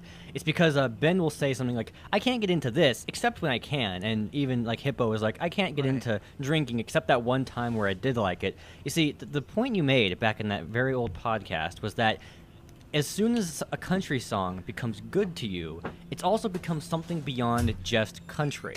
The definition of country, like what makes country its own thing that makes it unique from everything else, is something that you do not like. It is something that is inherently shitty to you, and for me, that is the ultimate of an example of something you just can't get into. Right. Yeah, I mean, there's... Yeah, I don't want no handout living. I don't want to part anything they're giving. I'm proud and white, and I got a song to sing. Even trying to do a country voice, like, immediately makes me feel like the song must be bad, you know? And I said a few things, and I'll admit it. If you want to get ahead, you gotta hump and get it. I'm a white boy looking for a place to do my thing. I won't say that I've never heard a country song that I liked at all, but I've never heard one that I was, like, returning to regularly. You know, it's a hard genre. And then also I really resonate with I'm a White Boy by Merle Haggard. I also want to throw in classical, because I can't get into that either. And like classical, at least I can appreciate the compositions and be like, yeah, that's that. I mean, I understand the emotions that's supposed to evoke, but I don't like the sound of classical instruments. Is that it's soundtrack music. So of course, you know, it's like it's not necessarily something you can get into as much. And we're not talking like a song that plays in a movie. We're talking the background music that's going on during a scene. And it's like you'll have a scene of a guy who like not classical. Like Mozart wasn't a backing track to anything. You're thinking of orchestral. It's different than classical. No. Isn't most classical music like set to certain plays? No. I'm pretty sure about that. They wrote them to be stories in and of themselves. Yeah, Beethoven and Mozart and fucking what's this fuck? None of them are. Well, you know, I don't think anybody actually listens to classical music. Everyone Hold just says they do. Wait Everyone a second. How many of you I know the some movie people Amadeus? Like half that movie is like people playing classical music, and there was a play going on to it, and he's composing it for the play. What's going on? Have I been lied to? Amadeus is the greatest movie of all time.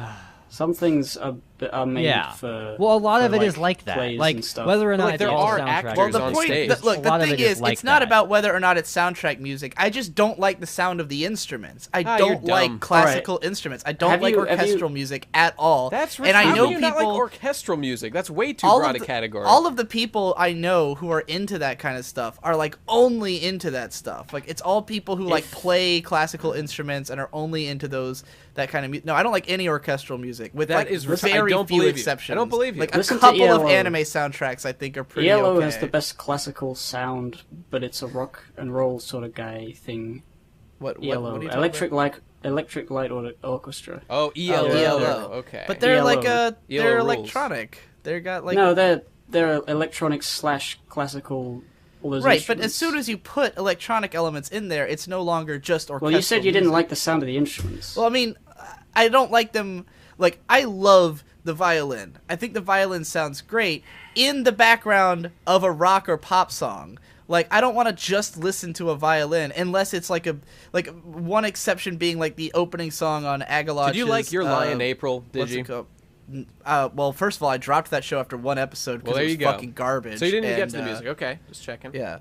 No, I mean, I watched most of Nodame Cantabile, and like, I appreciate the musical performances. They're well directed and they're good.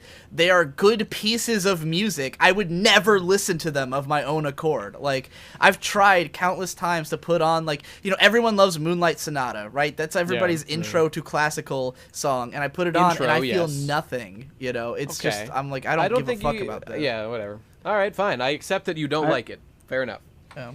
I just want to say to Devu that the idea that, like, a lot of the things we're saying, like, we can't get into them except that one time. I think that's mainly because, like, we're all basically quite open-minded in that we can get into a lot of things in a small way. Yeah, like I object to your objection, Devu. Yeah, it makes perfect sense. Well, it's not. It wasn't an objection. It was just like an observation that we're all talking about things that we like once, but most of the time not. I mean, like, I don't hate everything about Dungeons and Dragons. Like, there are parts of it that I think are fun and cool. It's just that I think, on the whole, the experience of it is generally well, as long as we're clarifying previous things we've said, and as long as we're airing our grievances with each other, I want to go back to the yellow thing for just a minute. I'd rather you go back to the hope stuff. stuff. I've muted Jesse. No, because now what are we gonna? What's the next topic? You muting me doesn't have anything to do. How does you muting Jesse? Yeah, it doesn't really help the rest of us. Go on, Jesse. Go on. I still hear Oh, Jesse. really? Oh, you can only Just mute can't someone hear for you. yourself? I didn't know that's how that worked. Yeah, you dumbass. You fucking idiot. Jesse, go on. No, Finish hold your on point, a Jesse. Wait a minute. Wait, no, don't finish your point. I want to hear what. What makes you thing think that he you came get to up with. have authority over who mutes Jesse anyway? First of all, Yeah, that's that a you good think point. that you can do that is stupid, and that No, you think I you have have a the right to perfectly do rational that reason is for out of- thinking that, alright? There's two reasons. First of all, when I muted you a second ago, Jesus. there was a mute symbol next to you that's identical to what it looks like if someone mutes themselves. Second of all, I gave everyone, I gave everyone here like absolute moderator admin powers, and I'm the one who owns the chat. Oh, I Not guess you me. never accepted them. Lol. Okay, And stop You can- trying to I can change the delete. subject. We're Hey, talking shut about up! yellow Let me defend here, okay? myself. You ripped on me for not knowing, and Okay, now I'm going to all tell you right, why. finish. I can delete anyone's Jesus, comments. just We can all fucking delete jack one your another's dick. sentences. Just fucking sit there. Shut up, and jack Jesse! it. Why don't I'm you? going to tell you, I can Just fucking delete sit anyone's there messages, and anyone can. So I thought it seemed very likely that I could mute someone else. Okay, Davu, you make that's fine. Davu, we weren't It's a weren't fine bashing on you point. for the Jesse for was! thinking you could do that. Jesse It's the was! fact Jesse that you- was. Okay. It's all the right, fact you're that right. you thought I'm that you Homestuck. were allowed the to light do that. player's uniform is orange. Also It's yellow. not quite yellow. It's not quite. It is There's some kind of yellow yellow in there. All right, so Just Jesse, a little bit. go Okay, ahead. I just wanted to What's your clarify point? for everybody because I said before that the issue was not whether or not my video looks good. The issue is that whether or not it looks yellow. See, Right. there's actually two issues there. They're both separately on their own. They're both very valid issues that I take grievance with. First of all, it doesn't look yellow. It's not yellow at all. But I didn't mean Okay. to imply that the other issue is not important. My video absolutely looks beautiful. That fucking Christmas video, Ben, you're out of your fucking mind. It looks gorgeous. It looks beautiful. I don't know what the hell you think. I would not. a There is beautiful no video Jesse is. video I would describe as gorgeous. I don't know what you think gorgeous is then. I don't know what you think gorgeous is then. Because my videos, you know, I'm the best fucking director. I'm the best at fucking framing a scene, setting up a Hey, shot. if you want to see something gorgeous, why don't you head on over to saintcomics.com and have a look at My some of my fucking- fucking bullshit? No, my camera is HD. My fucking... Okay, you're all giving me shit like my camera quality now. You know, once I beat you in one subject, you jump ship to the next Jesus. subject and try to start a whole new wait, thing. wait, did anybody my bring camera up the quality camera is great. quality? My No, lighting... not a No, that's single not true. person It was brought up brought the up. camera. Tom and I both No, brought no, it up. Okay, so I was right about the yellow. It's not yellow. I was right about how beautiful my videos look. They are beautiful. I was right about the camera quality. My camera's great. So you guys are just fucking wrong about everything. And every It is time I yellow. catch you in the act of being wrong, you jump ship to something else. And Well, try to Jesse, change the just to subject. clarify, But the what, fact what is- you're doing right now is you're just grabbing other arguments and attaching them to your main one as to give it more No, validity. no, these are all separate arguments that I'm right Okay, in each all right. one by themselves. All right, I'm right well, in every Jesse, you're single right one of about them. everything. Davu, what the fuck do you Yeah. not be No. able to get See, into? that's another sick tactic that you people use. Okay, you try to brush me off as There's some no person way who needs out. to be There's right about no way out of everything. this There's- What, conversation. You know- what answer would you like, Jesse? I would what like you all answer to could you admit that it's possibly not yellow. want? I would like you all to It's get not down on yellow! your knees and Davu, apologize. what do Can't you find the fucking... exit. Can't find the Can't exit. find the exit. There's no exit. There's no exit. Roll it, roll it, roll it, roll it, roll it, roll it, Jesse, roll you it, can roll all it, get roll it. behind call if we want. If you Let's won't roll to shut our up. fucking deaths. Davu, what the fuck can you not get into? Raisins. I've never been able to enjoy them. Yes! That's what I'm talking about. I'm 100% on board with this.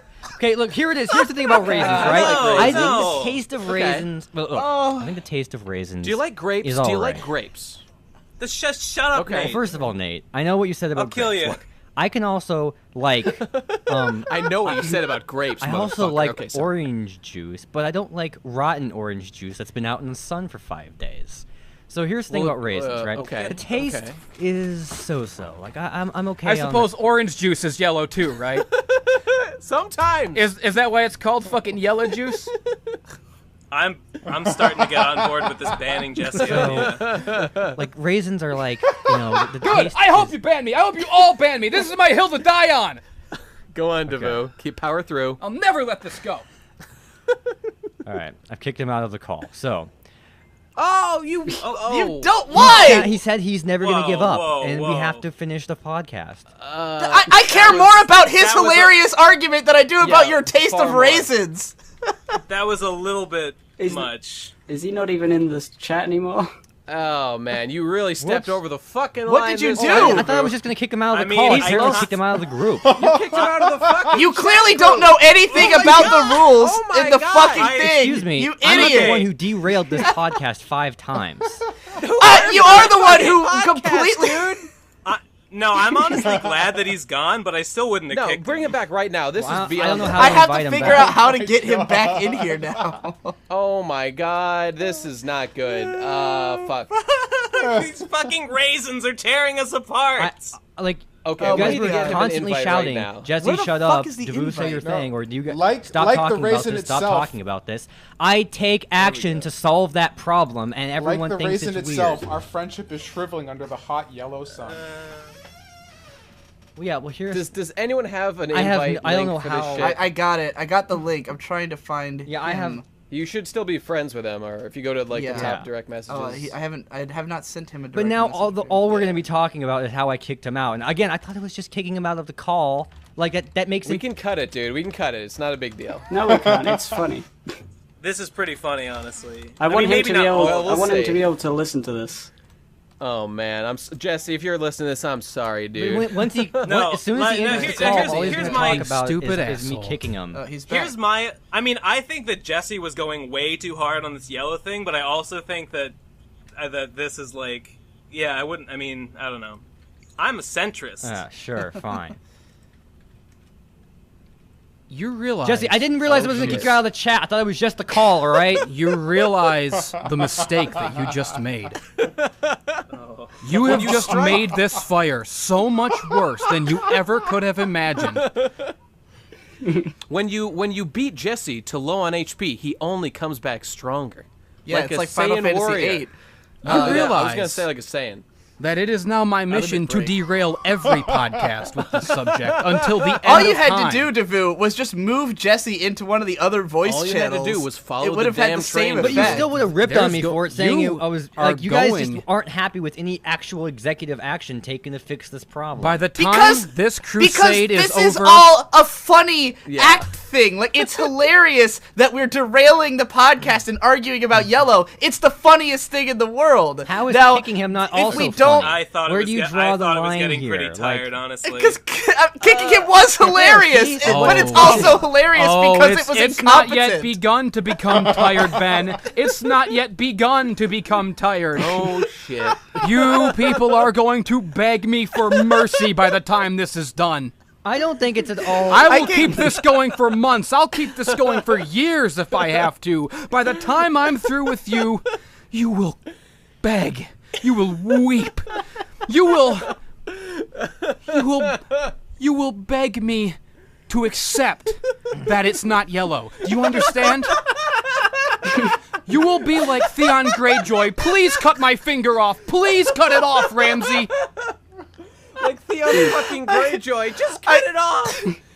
I'm at this point, I'm also mostly laughing at the thought that Devu was so campaigning to make Jesse be quiet and kicked him out so that he could talk about raisins. Yeah, Not true. About how he Not can't me. get It's into just fucking a podcast in artistic general. You depiction guys of were this. constantly telling him to shut up. You This just is one of those created things. your own This is one monster, of those Devu. You things just that should created be a nightmare. Turned into like a mural on the Sistine Chapel. This event, you know, should be I immortalized. was gonna do it regardless of who needed on to that, talk at the TPC moment. It was just that fans. it was like the fourth time we derailed fans, it. go draw it wasn't this shit. because of me Somebody at draw all. This. Do you know what it feels like to be betrayed, to be abandoned by your friends, to be kicked out to the curb? At two Devu. Do you know Monster. the rage that You were builds up expelled in a from the man? Devu Collective. Oh no! You're finally free. You know what it's like to leave the Borg, don't you? That's a death sentence right there. Yeah, no, Jesse finally had sweet escape, and as soon as I gave him true. a leash back in, he Yeah. immediately jumped on it. He was like, Well, no, put me back in for another round. Shall would've- we- For what it's worth, I kind of want to hear why Devu can't get into Me I rage. love too. it because Me it's like too. we have this 10-minute delay between me actually explaining it. The texture is That's gross. all right. It feels like I'm eating a bug. That's it. That's all I had to say. It feel okay. All right. I like raisins. They're sweet, and that's it. I don't like them I in can eat muffins. them- They're annoying. They taste like candy. I don't like I ate candy. them when I I was, dislike like, the 6. vast majority of candy my entire life. Whoa, I guess I should have said okay. that. Like, I mean, Why I didn't really you love bring it. that up? That's well, way more- you know what I was thinking this whole podcast? I know that all the things I can't get into for real, I'm not even going to be able to think about them because I just haven't even like I haven't thought about them in so That's long. true. But yeah, candy as a That's kid, true. and I like slightly more candy as an adult than as a kid. Like just almost all of them. I can only think of some candy I can tolerate, like Laffy Taffy. Do you like sweet food in yeah, general? totally. Just candy is disgusting. Okay, just checking. I have friends who just don't like sweet food, so I was just wondering. What do you mean when you say candy? Because candy is very Like specific. anything you'd buy at a candy kind of store, vague, you know, yeah. like Do you like? Because we call them sweets in general. Do you like Three and then candy is a Musketeers? specific Like thing. a Reese's or a chocolate bar or like Yeah. a Well, here, to go a into, like, Skittles. what I Okay, so was it's just saying anything before. sweet. Any sort Well, of not a like cake. candy that I can kind of like, the fact that it is candy is the biggest detriment against liking it. You see, like for example, one candy bar I do kind of like is like Take 5. I don't even know if that's still in production. It's called Take 5. I like Take 5. It's got They're stuff. alright. Yeah, Is it's that got the one stuff with in the it that I pretzel like, in it? but the fact that it's this tiny, really processed with tons of preservatives thing makes it vastly inferior to just getting some pretzels and chocolate and peanut butter and layering that and putting that in an oven. That would be vastly preferable. I feel the opposite. I like everything more when it's Right, so, processed. like- I've come to realize I can't home make any snacks. They always taste. Well, yeah, you disgusting. can home make them dude, wrong. You should experiment with cooking. It's the best. Feels great. Tastes great. Trying to recreate like candy bars like at home. It never works. It's all Well, like yeah, that's true. How would you recreate yeah. a chocolate Well, yeah, bar? so getting You into melt the chocolate over whatever chocolate You in melt the general, chocolate, I do and then not you like unmelt most of the it. time. All the like Hershey's chocolate. Yeah, I'm not a Hershey's chocolate chocolate guy. just tastes like it came out of a Me neither. can, and it's Hershey's just really chocolate disgusting. is but like, pretty gross. I'm not gonna. I've heard that Hershey's is awful, terrible. yeah, awful like and like aftertaste to it. and like Hershey's, chocolate kisses are just like disgusting for some reason.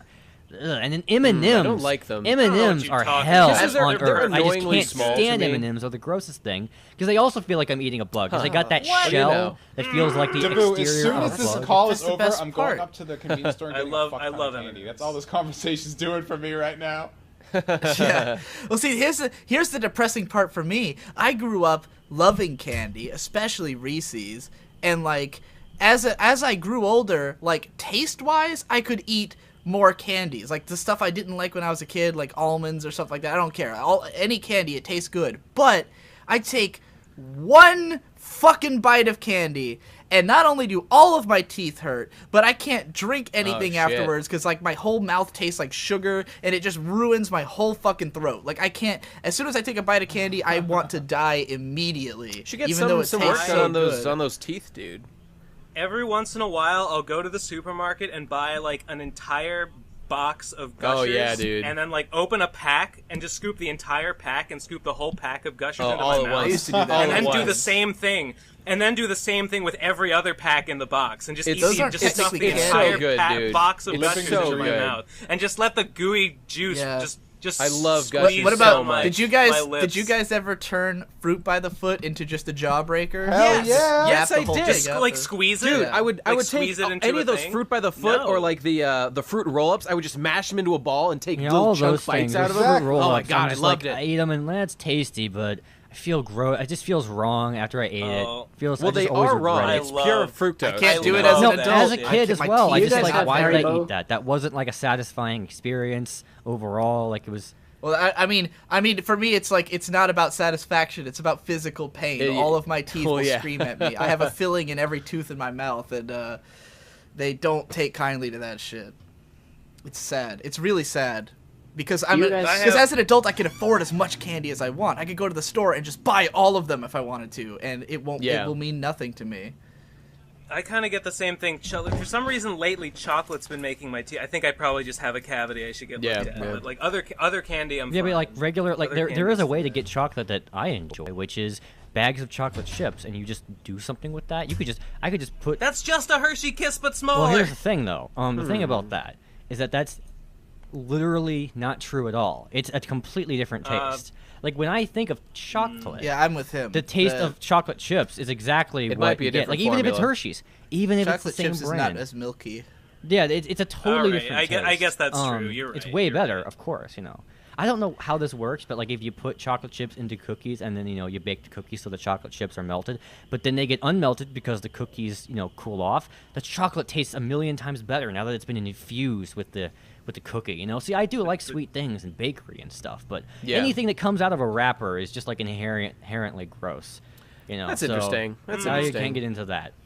Well, right, if that's wrapped it up, yeah.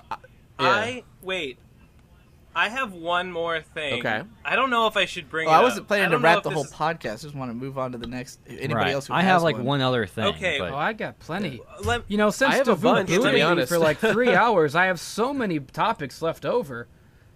Since Give I us was, one. Oh my God. since I was unceremoniously let me do betrayed. mine. All right, Ben. Let me do mine, and I really hope that this is not off base for the tone of the podcast. But the thing that I cannot get into is the gender non-binary. Okay.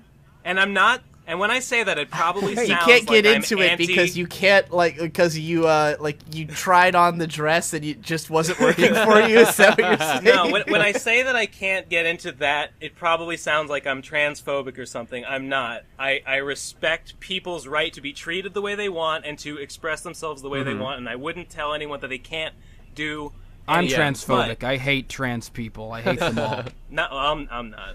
But there is this idea that some people have in like that community, and like when they try to express what it is about being like non-cis or trans, they'll say like, I am a woman on the inside, like spiritually I am a woman. Yeah, like, okay. I am biologically a man, but I feel like a woman, and I don't Well, know what that hang means, on. and I don't, and I don't, Okay. and I don't think they know either, because I don't think there is any specific feeling like being a man or being a woman. I think that it is.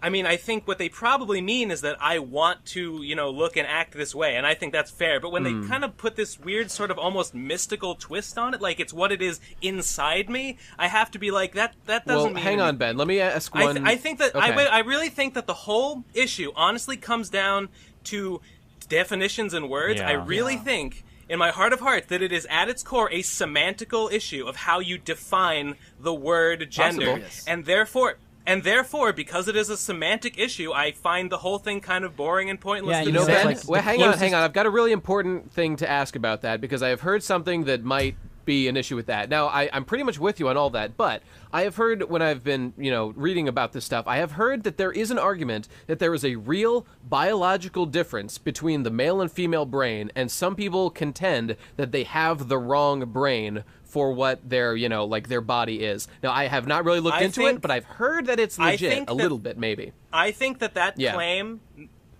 I mean, I don't know the Yeah. studies. I haven't read the studies, but I think that on an individual basis, that claim, I have the wrong brain, is impossible to back up. Okay, You know, but Ben, just Well, because that's it's the thing is that impossible, even it if it were the doesn't- yeah. case, even your brain the definition. Like imagine if a white guy had like the kind of nose that black people tend to have a little bit more often. Would you say I have a black nose, or would you just say that? okay, yes, first Or of would all, you just say that have that to nose isn't research- necessarily the black nose? You would So have to similarly research speaking, if there is a difference is between that racial necessarily the brains. female brain? If one male person can have the same patterns as that female brain, then is it necessarily the female brain?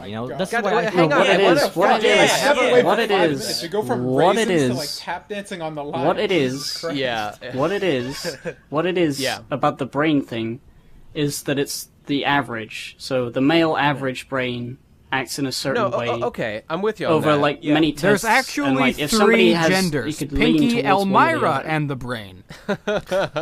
Okay, but okay, wait, hold hang on. I've got an Ben, important thing to say about Wait, I this wanna hear first. what God the- damn it, let me say my thing. The and last then thing you you can said move was on. an important thing. What's this one As now? This Come, is relevant. get it all out at once. Okay, because Ben said that such a thing is unquantifiable, but because it is unquantifiable, I didn't say it's unquantifiable. I say that it's Okay. impossible to back up on an individual if that's the basis. case, then don't we kind of have to take their word for it when they say that? I didn't say we shouldn't. No, look. Okay. Okay. Let me say If my some- thing. I think you'll All agree right, with me, fine, Ben. fine. Okay. Because I'm partway with you on this, but for me, I am not into labels at all. I think That's the the problem bigger is, issue. That's the I bigger think issue. the problem is people making a big deal out of being male or female or any gender. Just you guys be know you. about you guys It know about doesn't gloom matter. gender? Yeah. You know about gloom Just gender? be whatever you are, Oh, and God, don't. gloom It doesn't gender. need a name. It doesn't need a title. You don't have to make it a thing. Just be you. And if you want to act a way that does not match up with what your genitals are, then just act that way. And you know, There is a strange dichotomy in the thinking of trans allies and the LGBT community, which I cannot wrap my head around. And that duality is that on the one hand, they say that gender is merely performative. You know, they define gender to be merely right. performative and a social construct. Yeah. Fair enough. On the other hand, they then, they have, they choose one or the other. Like, I am this. I identify as this. But if it is a social construct and a performative thing, why must you then slot That is yourself an excellent point, to Ben. one? I've yet to hear a defense When of it that. comes My- to me my whole with thing tags and is with definitions and names and boundaries of where the words begin and end is what's the most useful, right? Like, because like I No, understand that you got to throw needing- that away because it doesn't matter what's useful or not. People will come up with whatever they want, and Well, you know. when you think about stuff like terms like gay, straight, bi, or I guess asexual, like I feel like no matter yeah. which sexuality you have, you can sort of at least round it Well, we weren't up talking or about round it down. sexuality. Well, it's a better example to make my point here. That you can round it up or round it down into one of those four, and those terms are useful if, like, say you're like at a party or a bar or whatever, and someone wants to know whether or not they can hit on you or something like that. You know? Fuck that. Just Like- tell them. Just tell them individually. I am or am not attracted to you. well, it doesn't well, have to hold be on. I'm Well, bi then or there's, I'm like- gay or I'm straight. well- Just I don't like you. Get the fuck away from seems me. fair. Yeah, Seems fair. that could be more useful, but like there are plenty of other like circumstances where you need words to shorten down like what you are. Like Digi Yeah. is the otaku gonzo journalist. Those are three labels right there. Jesse Yeah. is the old school fool. Those are different terms, right? Hey, by the way, Come Davoo, on, I man. came up with a new name for you. You're the homeschool fool with that homeschool cool. Tom, what were you trying to say Right? earlier? I want to Yeah, hear no, Tom's actually, fucking no. input. What Nate just said is great, right? Because people say homeschool, but there's such a huge gradient. And of good old what- Ben, he's that homestuck fuck with that homestuck suck. But look, man. I will gladly take That on was, it. what Nate brought up with homeschooling right there, right? Because there's Yeah. so many different kinds. It really doesn't necessarily say anything about how that person was raised, right? But here's the thing. Yeah. The term homeschool does mean that you were like taught by your parents probably at home as a term. And Right. there's no concrete definition to it, but that term is useful. Like I can't just be like let's say in the But who cares about the fact that you were homeschooled, other than like you when just we feeling like other than sounds like well, for Davoo's had example, when we experiences need to with talk that. about it, like in the last podcast we talked about school, and what if I began Yeah. my talking about it, my commentary by like trying to like in 3 paragraphs describe exactly what my situation was. that But would it's- have been perfect no, for that hold on, no, podcast. Digi, not at all. hang on, Because hang this on. is how I used to communicate. I would like try to explain all the details before like explaining what the overall reality You don't was, have to and do then it you before, could you can no, do it later. No, I did it that way, and you complained that whenever I begin talking about something, you don't know what I'm talking about until I'm toward the end of my point. So I'm like, oh, this I is don't- what we need words I don't for. think homeschool counts as a label. I don't think that's Yeah, the it same does. thing as People what I'm will. describing. You say homeschool, people think of certain things, but they'll probably be inaccurate. But it That's means true. it does mean like you weren't schooled in a building. You were probably schooled by your parents. It means certain things, and it necessarily, even though everyone is on some sort of weird Okay, gradient, okay. there's Okay, other but how is this variables. related The to fact that I Ben's- began my Tom, commentary Tom, on the yeah. last Wait, podcast by Tom. saying I was homeschooled, that lets people get some context into what I'm talking about, and then I can elaborate later. But not everyone Okay. can know exactly what you mean. Deborah, all at all shut times. up. Let Tom Yeah. say his thing. Tom. Well, Tom? I mean, I think the reason though that people get hung up on the label with like trans and all that kind of stuff is because it's not. It's because they want to feel part of a community. It's because Yeah, yeah. people Yeah. that whole kind of like there's this huge kind of collectivist ideology that's like deep in the root of like social justice and whatever you want to identify that as. It's very much a collectivist ideology. So they don't really. It's not. Digi, you're making a great point. I agree with you because I'm an individualist, but they're not individualists. Right. Like they classify Yeah. themselves. Isn't true, that's right. individualist a By label, that. though? So like when and that's one of the problems I have, I think, with the whole kind of like trans movement, I guess, Yeah, is that yeah. because what they do is they'll say like I want to be a woman or I want to be a man, but then they make a big deal about the trans label. So now we have male, female, trans male, and trans female. So now we have 4 things instead of trying to just transition from one to the other.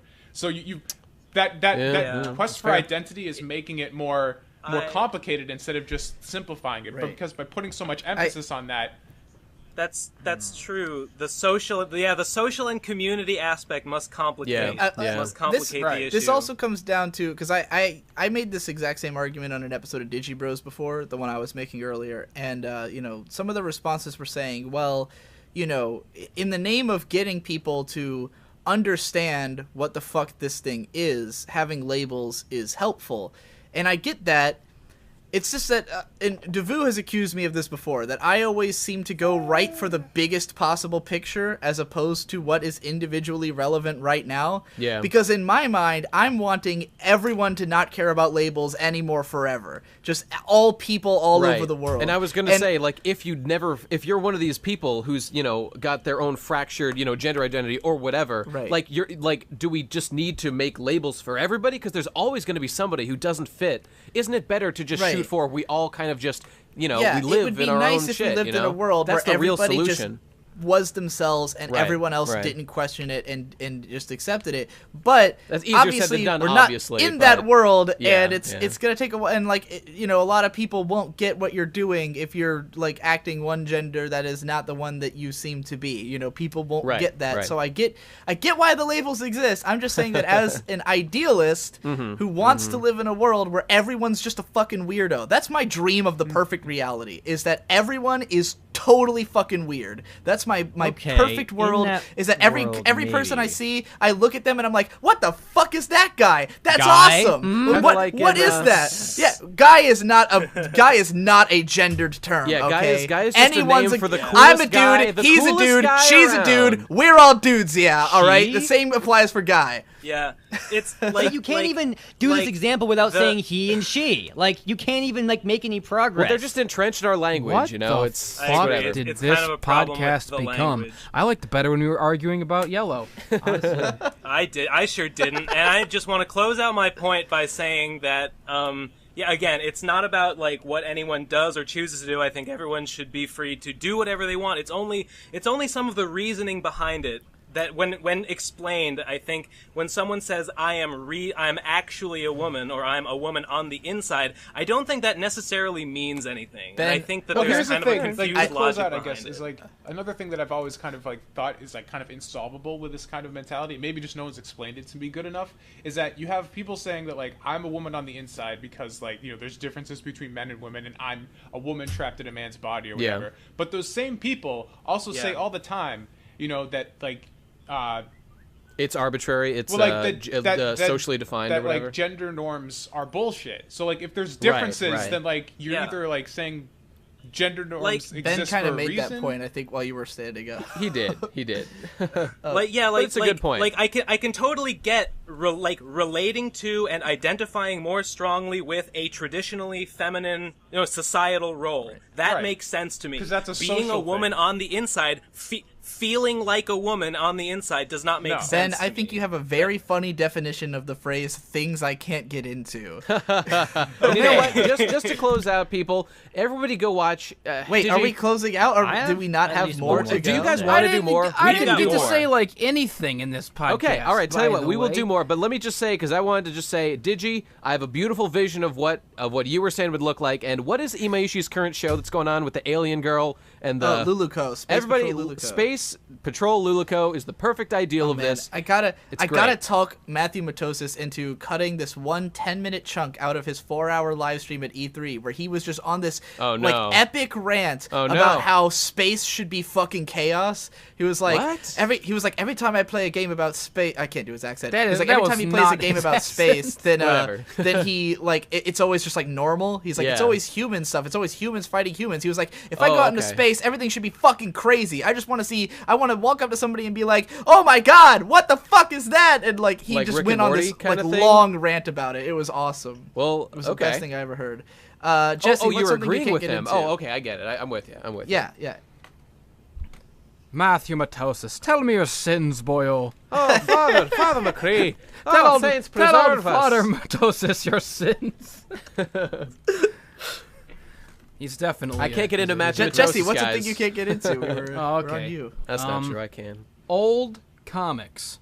Oh. By old, I mean comics, like Golden comic Age. books? yeah, like You mean like anything Silver Age? like before... Bronze Age. Shut up! Yeah. Iron Age? Shut the fuck up! God damn it! Oh, he's getting steamed now, folks. I'm gonna ban you. Let's I'm ban gonna everyone ban you all else. from this. I'm just gonna talk to myself. That's the ideal scenario. I'm really interested in this though because I've Okay, always been okay. curious about whether comic fans like old comics. Well, I figured Jesse would be into the golden age because of what gold looks like. Okay, all right. Shut the fuck up. All right, Jesse, go on. I don't know what you were getting at with that, but yeah. So in the 1980s, Frank Miller, Alan Moore, and Grant Morrison all got together and said, "What if comics were good?" And they made and they wrote Arkham Asylum, they wrote The Killing Joke and Watchmen, they wrote Daredevil and Wolverine and all those great comics. And suddenly comics were good forever, for all time. It was the greatest medium in the history of art. But before that, every comic was trash. All of them, from the Golden Age, Silver Age, the Bronze Age. I've been like, I try to, like, anything pre-1980s and even some comics from the 1980s. I try to read them. I'll buy them. I'm like, I want to read these old stories, and I just I see the art, and I see the giant fucking retarded word balloons, and it's just like, ugh. Jesse, are you telling me that Stan Lee is not the greatest creative genius who ever lived? I don't think Stan Lee actually created anything. I think he's kind of a con man. He stole it all, right? Yeah, kind of. Except that one time he cosplayed as Liquid Ocelot. That was pretty dope. No, Stan Lee's great. It's not his fault. It's just his time was an era bereft of talent. Right, right.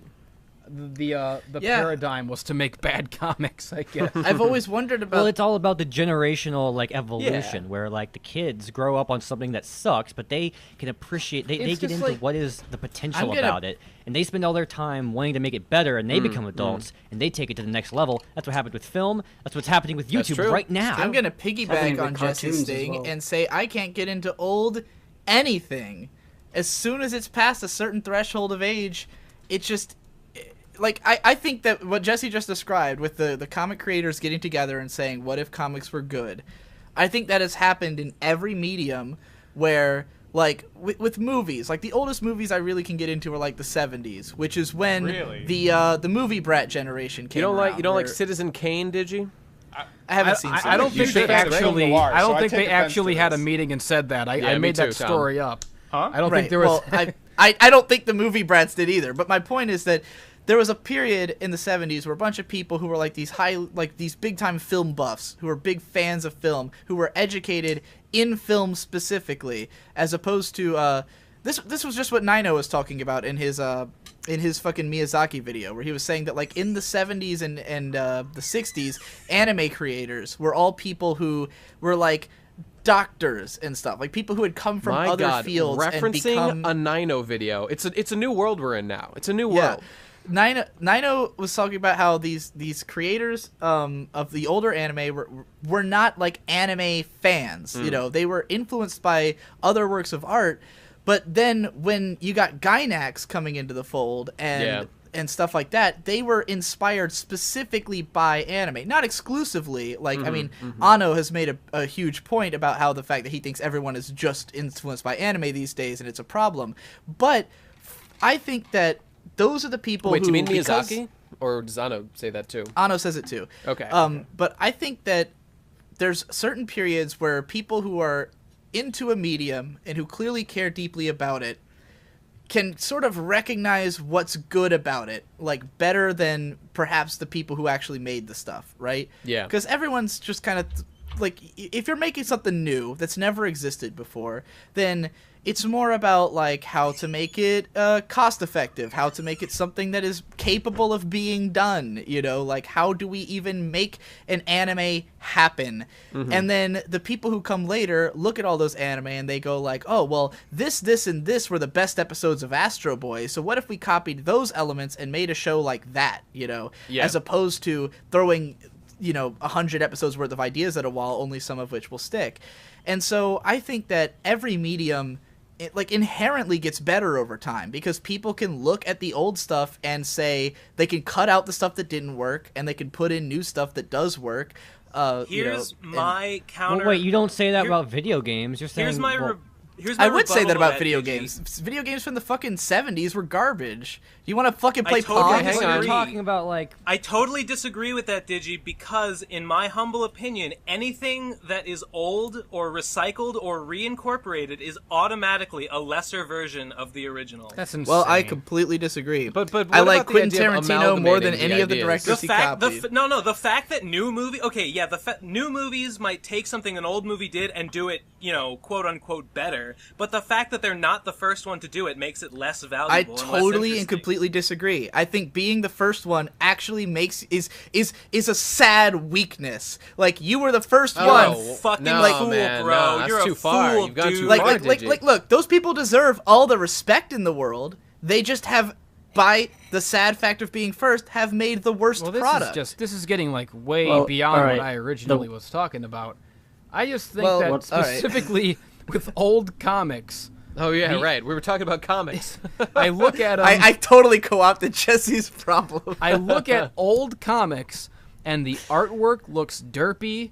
It all looks like this weird, like homogenized, like 60s style. Like I think everyone knows what I'm talking about when I talk about old comic Yeah. book art. Yeah. And the stories are always like so wordy. Like the characters are like describing everything they're doing, and they're just a pain in the ass to read. They're just not well written or well conceived even.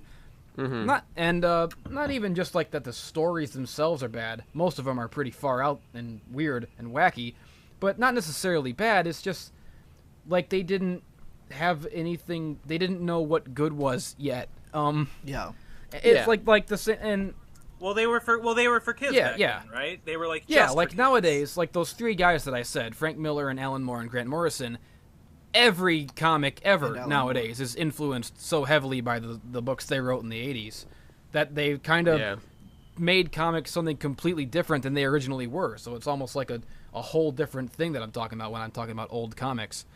Yeah. And Well, it's I mean, I also feel like, the same way about like TV anime with Ava, where like, all the anime that was good in like the 80s was either like a World Masterpiece Theater show, which meant it was based on an old novel, or it was like directed by like these very few certain directors who were doing like good stuff, but none of it was anything close to what Ava did. And like Ava created the idea of original TV anime, and the directing was so much better, in my opinion. I mean, there's plenty of people who fucking will actually kill me for saying that Anno is better than, like, Osamu Dezaki or something. But, like, I watch those old shows, and what I see is an 80s anime. And when I watch Evangelion, I do not see 1995. I see, like, the best anime I've ever seen, you know? Yeah, but that's not... Yeah, but I mean, that's okay, we've made new I don't know anime what since to say. Ava, so it's obviously not the best anymore. You know, there you go. In that one specific instance, it might have been done like way better, but in general, it's not better just because it was done again. I just think that when Yeah, you no, take there has to be something there and has you to be make intelligence. it, when and you real take improvement. something old and you subtract all the shitty parts and just tighten up the good parts and then enhance it with your own extra creative edge, Well, what's it's an a better enhancement product. mean? It depends on what. Like What- that's what- so what vague. are- That's totally vague. It's all about the It's the individual artistic. You can process. judge it by What whether are or not these it's better or quote-unquote not. shitty If they parts? didn't Well, enhance it, okay, then it's but- not going to be a better product.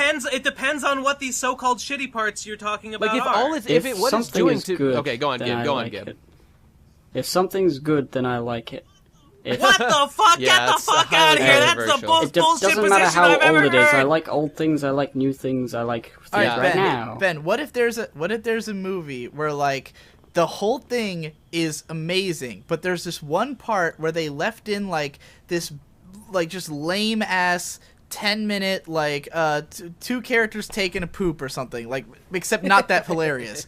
Sounds awesome. Something dumb that happens in the middle of the Yeah. movie, and then someone Okay, later something I- What, like something if I in hate. Yeah, Citizen something Kane that- they just two characters started doing battle shits in the middle of it for like 10 yeah, minutes. though that would be amazing. Like, I'm trying to think of an example that wouldn't make It the doesn't- movie we get better. The idea. We get the idea.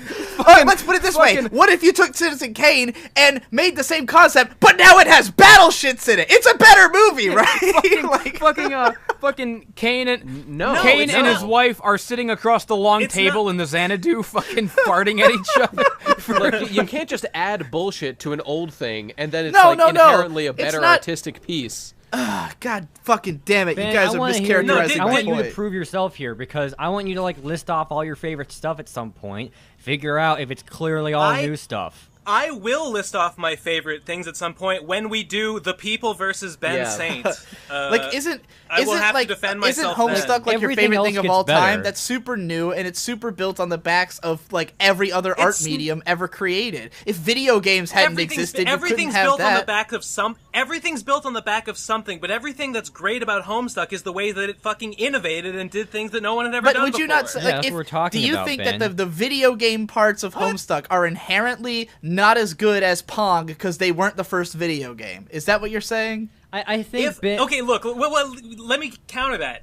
If there had never been a video game, ever, if video games did not exist, and then you were reading Homestuck and you hit that next button and suddenly you were having an interactive All right, but let's experience, discuss the reality. Wouldn't that blow your fucking Let's mind? discuss the reality we live in, Yes. Ben. Let's discuss the actual reality we live in where things are constantly getting iterated and made. I'm making a fucking thought experiment, That's Digi. completely useless. It has nothing to do with of course that would be better. the case, but that's not the case. So Ben, you need to understand the difference between the point something is that is newness better is and valuable and precious. You're talking about stuff that is impressive, like the amount of wow, that is so much more new. It's not the same as being better. What other standard Better are we is when using? you've built What on are top the, of all I the think artistic newness. quality? Yeah, before. there is definitely an inherent goodness to newness, but I don't think that that goodness exceeds the goodness of being better than the Now, old Ben, thing. let's But think you're about- judging let's think better about some by more thought it doing it experiments again here. with other shit. Like there has to be. You have to. Which do is it. what everything is. Everything after the original is just doing the same thing, I like but things better. that are good. Look, if Yeah, now think about Hippo, this, get that right? radical shit out of here. I like things that are good. I have Here's a much better, I have- vastly superior thought experiment.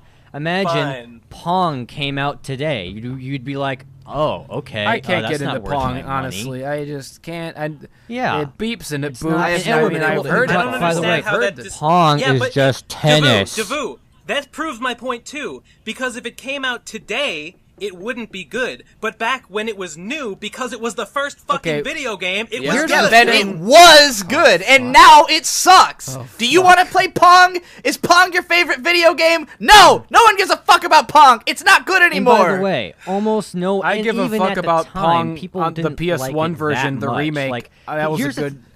But people... yeah.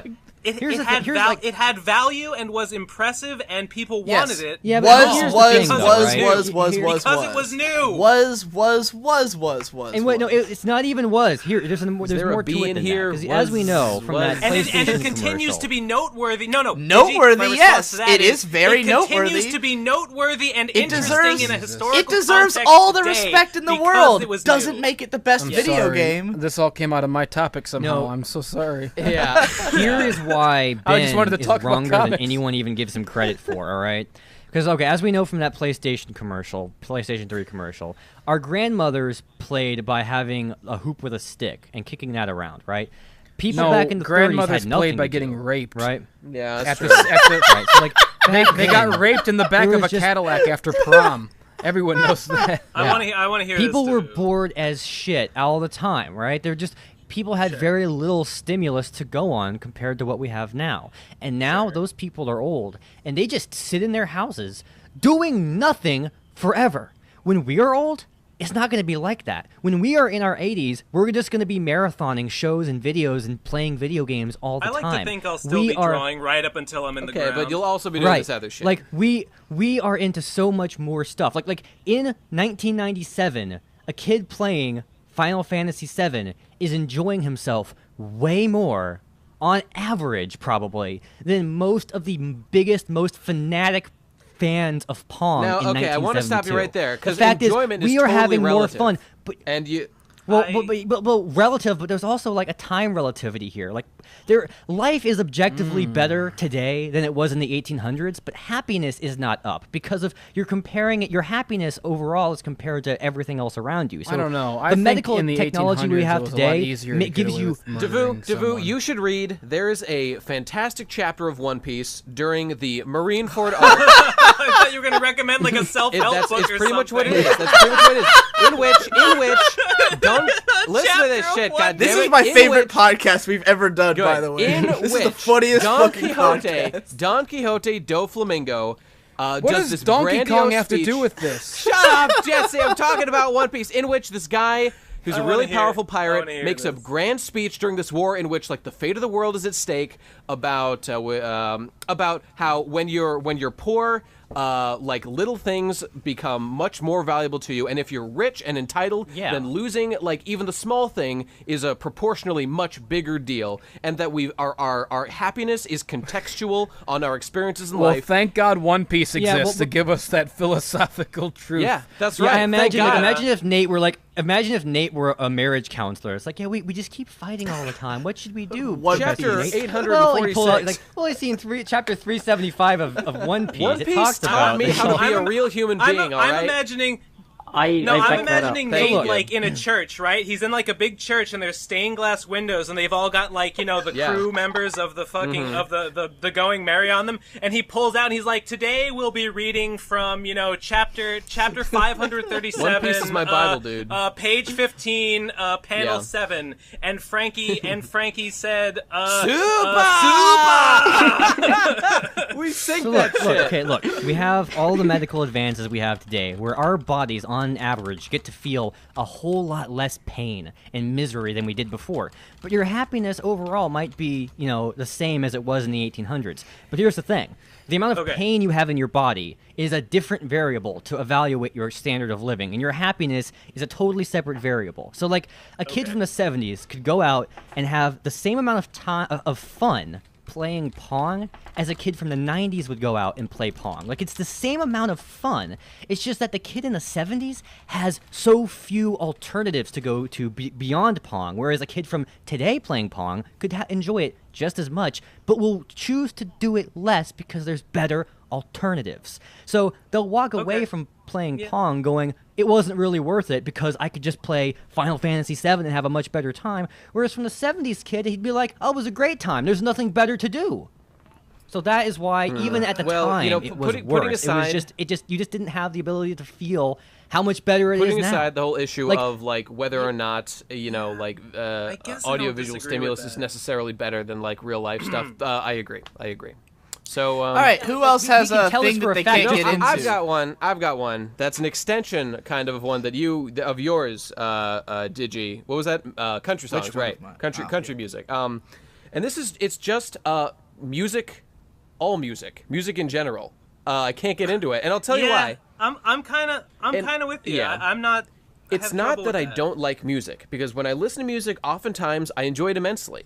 And you've recommended a lot of stuff that I really liked. I thought you were. I always thought you were a lot more into music than I know. Ben isn't into like anything. He's mentioned Ben's liking so in the Aeroplane Over the Sea, and that's about it. Yeah, that's the thing. I like music when I get to it. The problem is I don't have a place in my life for music, and that's really what I'm talking about. Because like, there's no point in my life when I like have a place where I can just put on music. Like you, Jesse, I mean you, Digi, you just listen to music like all the time, is what you've always said. It's just always playing in the background. When I'm editing, which I do most of my life, I can't be listening to music because I need to hear the audio stuff. I have to edit in silence. There's a you just open up your music player. Yeah. You start playing an album with no vocals, and you turn the volume down on the music player to that's not 20%. That's not gonna be good enough. That's not gonna cut it. It's got to be quieter than the music of your video, and it will not interrupt anything. Okay, but see, I don't want to just put music on in the background. I want to appreciate it and see if I actually am enjoying listening to it. There's your problem, because I have recently found a place for music in my life, which is I put on some like soothing vaporwave, chill wave, Simpsons wave, vaporwave whatever is wave. For editing. Yeah. And I put it on, and it has to be of a particularly low tempo sort. And I put it on, and it's just atmospheric, and I leave it on, and if the music is non-distracting enough, then I can just sit and like either write or sketch, but or like ink that or tone or whatever. I'm a little bit envious while I have it on, just because yours doesn't involve audio at all, but my work does. So it's. I don't think fair. It interrupts. That's a fair difference. My work involves audio too. You're gonna tell me what interrupts my work, huh? You're gonna tell me how I should be I'm editing. just saying you haven't tried it, nigga. I have. All right, I haven't tried it with like super chill music. I think if you're just syncing up like The key is to use maybe some. Like, no, me, it's more than that. Like I have to go find the music to play. I have to download it. I have to put it on loop. I have to see if I like it. Just listen to everything on YouTube. That's all I do. If I listen to new shit, I suppose that everything's on there. What I do is like, because I listen to all the music I listen to is contextual, right? It's like if I feel.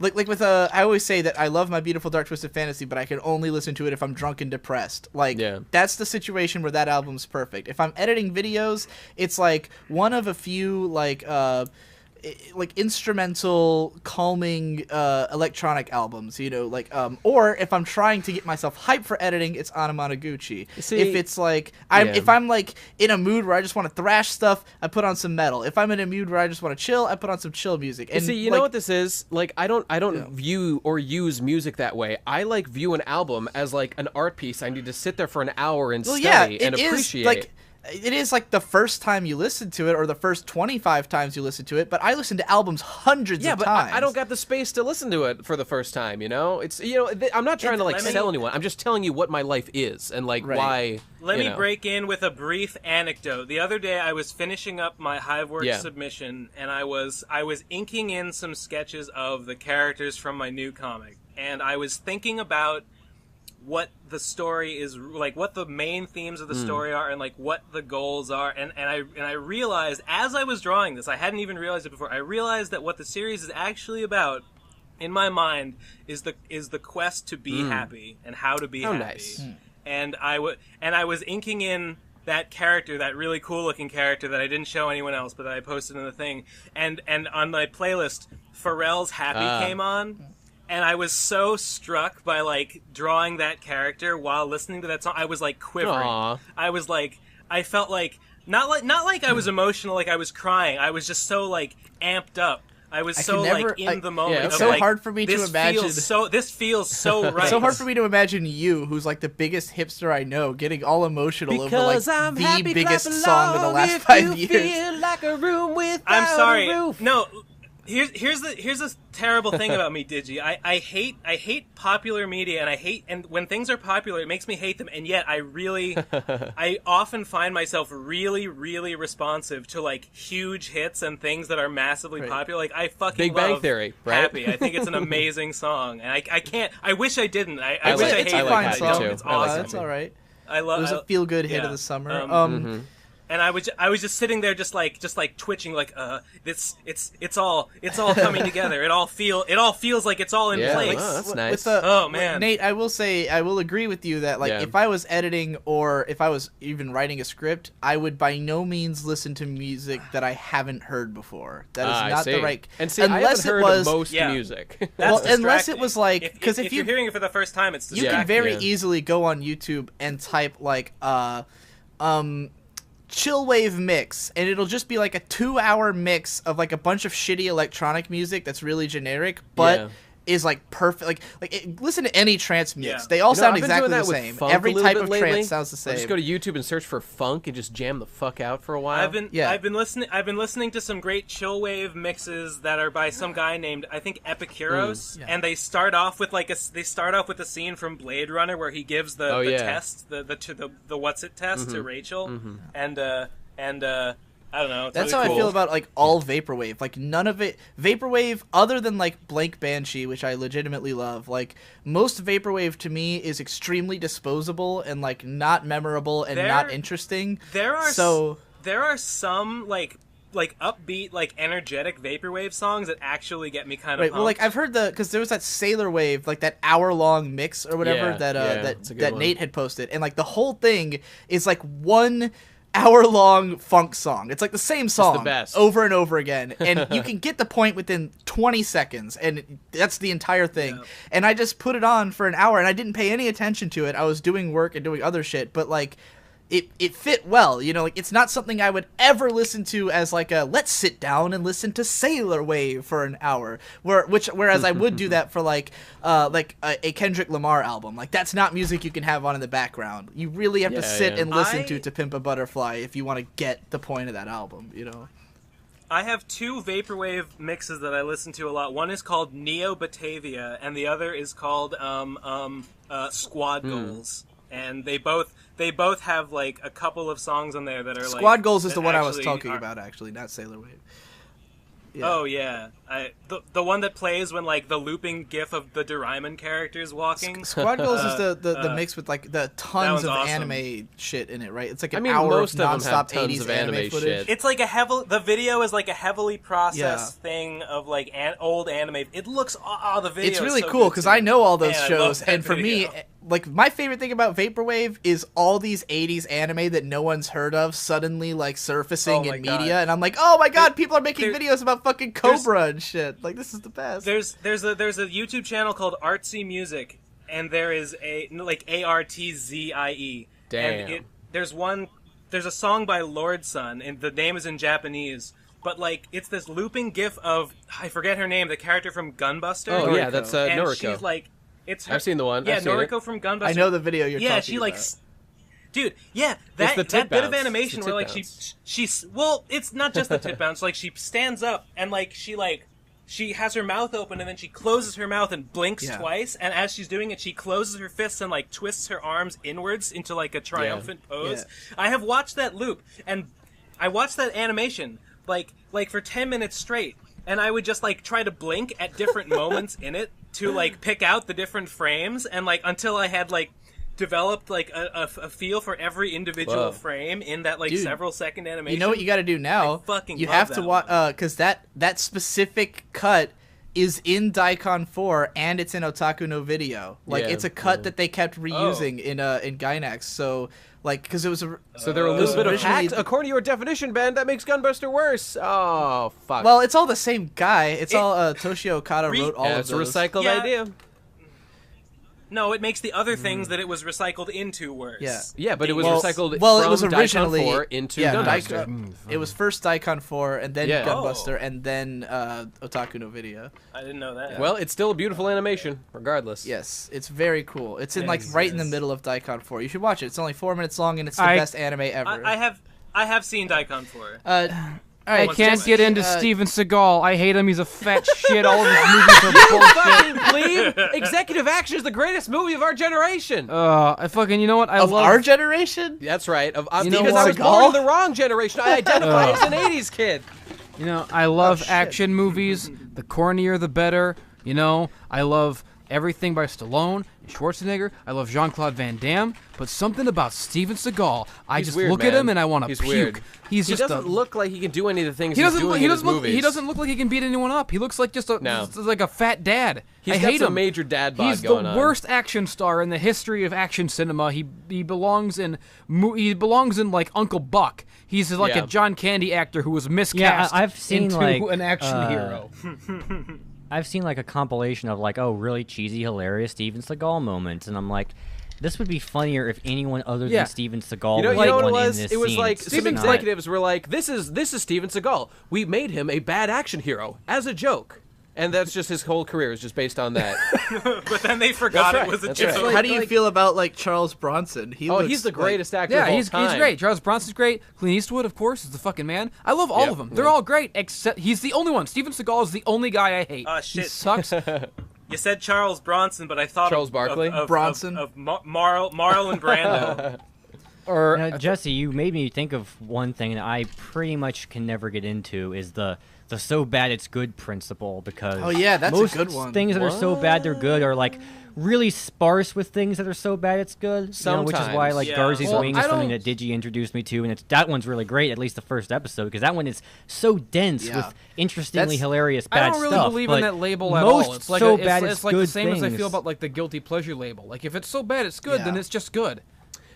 Yeah. I mean, that's Jersey's true Wing in a is certain- legitimately it good. depends on how you're looking at it, but Devu, you really but- should watch but you The can- Room, because The Room has gone so far beyond ironic enjoyment for me that I just love every single bit of it. Yeah, Nate, I did watch The Room, Yeah? and I didn't get a whole lot more out of it than just, Okay, like, to be honestly, honest, when I dude, watched Nostalgia give it Critics another review, because try. he just showed all the funny parts. Give it another try.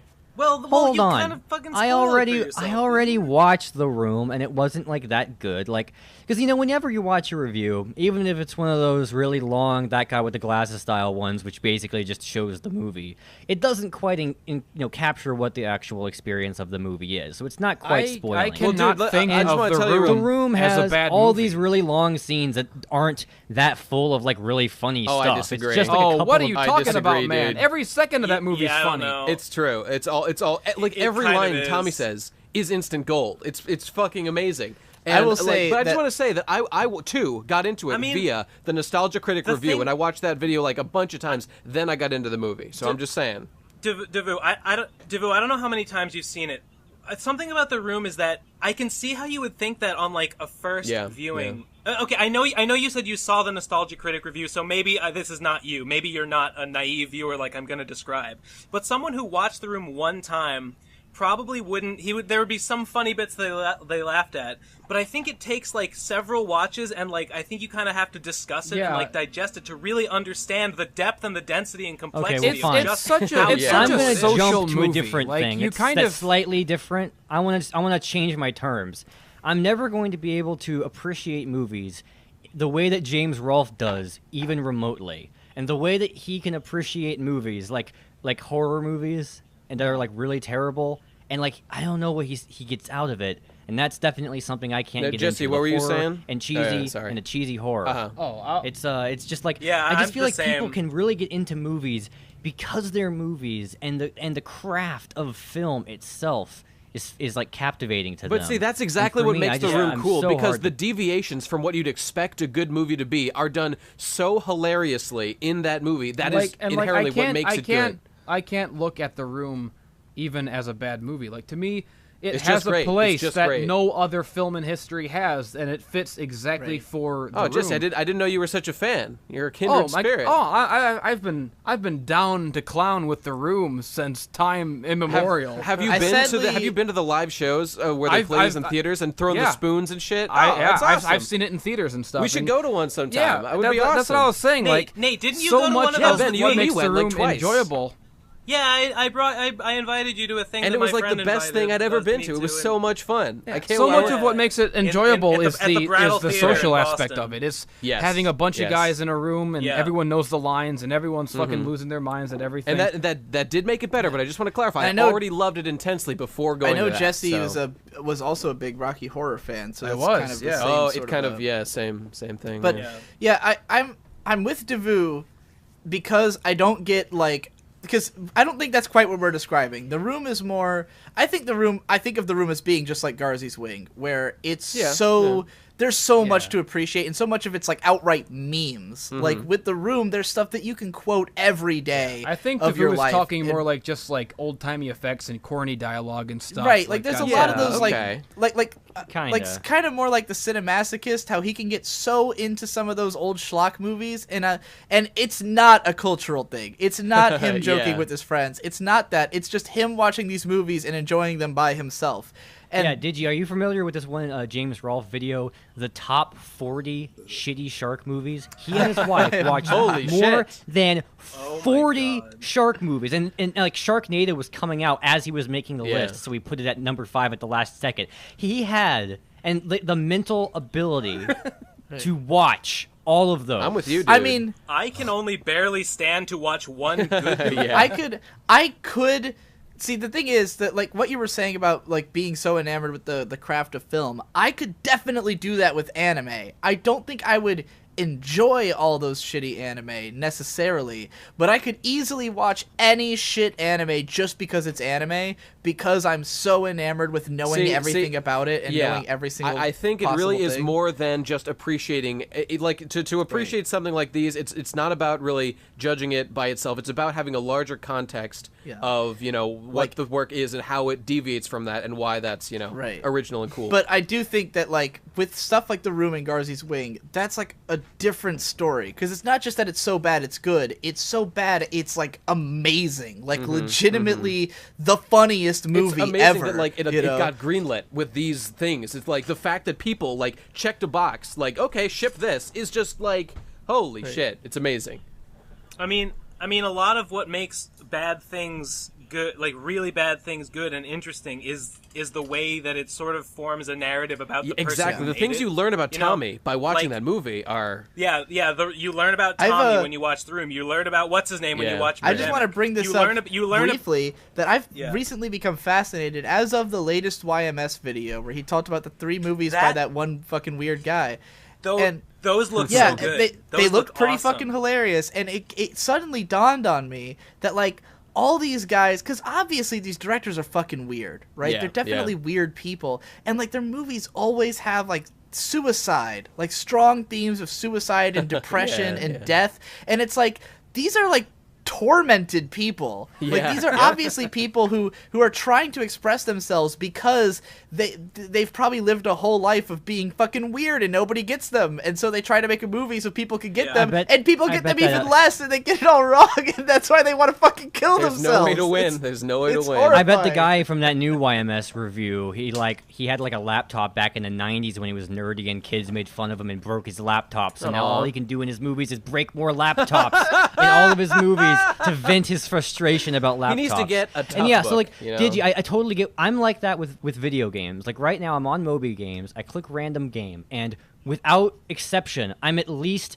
a little bit interested on whatever I get because the fact that video games exist is always the most mind-blowing, incredible fact that I can ever think, no matter how many times I do it. That's how I feel about anime. And a lot of people seem to be that way with film. Like they just can't believe that this film is happening and it never gets old to them. Dude, you have no idea how many times I sit back on my bed and I'm like, because I know enough about anime to know that this is like I always think of it as like 40 people making all anime, right? Like that's a gross exaggeration, but anime is so incestuous that it's like it really is compared to anything, like compared to the world at large. This tiny handful of people on this faraway archipelago in the middle of fucking nowhere, in the middle of the Pacific Ocean, who are sitting there like creating this. It is an archipelago. It's a bunch of islands. It's totally an archipelago. You mean? I must have the wrong definition, but okay. It's just a bunch of like it's this handful of people on this island somewhere far away who have been doing this thing for so long that there's this whole culture around it, this whole like its own trajectory of development, all these things, and like 45 shows coming out a season, and yet it's so insular that it doesn't make sense to anyone else in the world. Like, how the fuck does anime exist? How are they still making it? How is it not died? Like, it just keeps getting more insular. It never gets bigger and broader and more appealing to the rest of the world. Like, every once in a while it does. At least Netflix is helping, and Attack on Titan, people watch that shit. But then a show will come out that, like, I feel like 12 people can possibly appreciate it, and I'm like, how are these 12 people gonna fund this show that only 12 people made? Do you still feel that's the case? Even each one of them buys 12. Yeah, even in the age of light novels, do you still feel that way, or do you just feel that way about some shows? Light novels are the most insular. Those are the ones that are like, yeah, but they have an established audience already. Right, but that's the thing. It's an audience. There of it like, is. There it is. For the most part, in Japanese anime. It's crazy that there's a whole market that is so small and so like plays to itself and it doesn't seem to be trying to get any bigger for the most part, and yet it somehow can generate more content than like any other medium. Like, what other medium has 45 new things coming out every fucking 3 months? That is an insane amount of content. Video games? But I guess there's way less people making anime. Have you seen 45 video games coming out every 3 months? Go on Steam, probably. I mean, in indie games. I guess so. But an indie game's also like one guy making it, where an anime is like a team of 100 people. You know, yeah, that's like, fair. That's fair. That's fucking there are madness. definitely, like, you don't know just how many games there are on Steam. I remember on a Digibros you were saying, eventually you've seen all the Steam games. No, eventually you've seen all the Steam games that are linked to by other Steam games in recommended pages. If you go to, like, list all games by most recent, multiple games come out every day. Yeah, yeah. Well, whatever. That's cool. All right, we get the point. It's pretty It is sweet. It is sweet. Let's how move do on I to list another all one. games? Hold on, I want to figure out how to do that. Before we move on from the subject, I know that the subject evolved a little bit, but it was originally things that are so bad it's good. And before we move on, I can't help but mention Christian Weston Chandler and Sanju, the electric hedgehog Pokemon, which, have you... Hippo's read it, Nate has read it, Digi, Davu, Jesse, have you guys read I've definitely seen parts of it. I have not. Oh, man. You guys should do it. Okay, I have read the entire thing multiple times. I was way into the whole thing in, like, college and a little after. And the thing about Sonichu is the comic itself. I mean, it looks terrible. Obviously, you can tell just by looking at it that the art is bad. The story is very often extremely boring, and usually completely incomprehensible.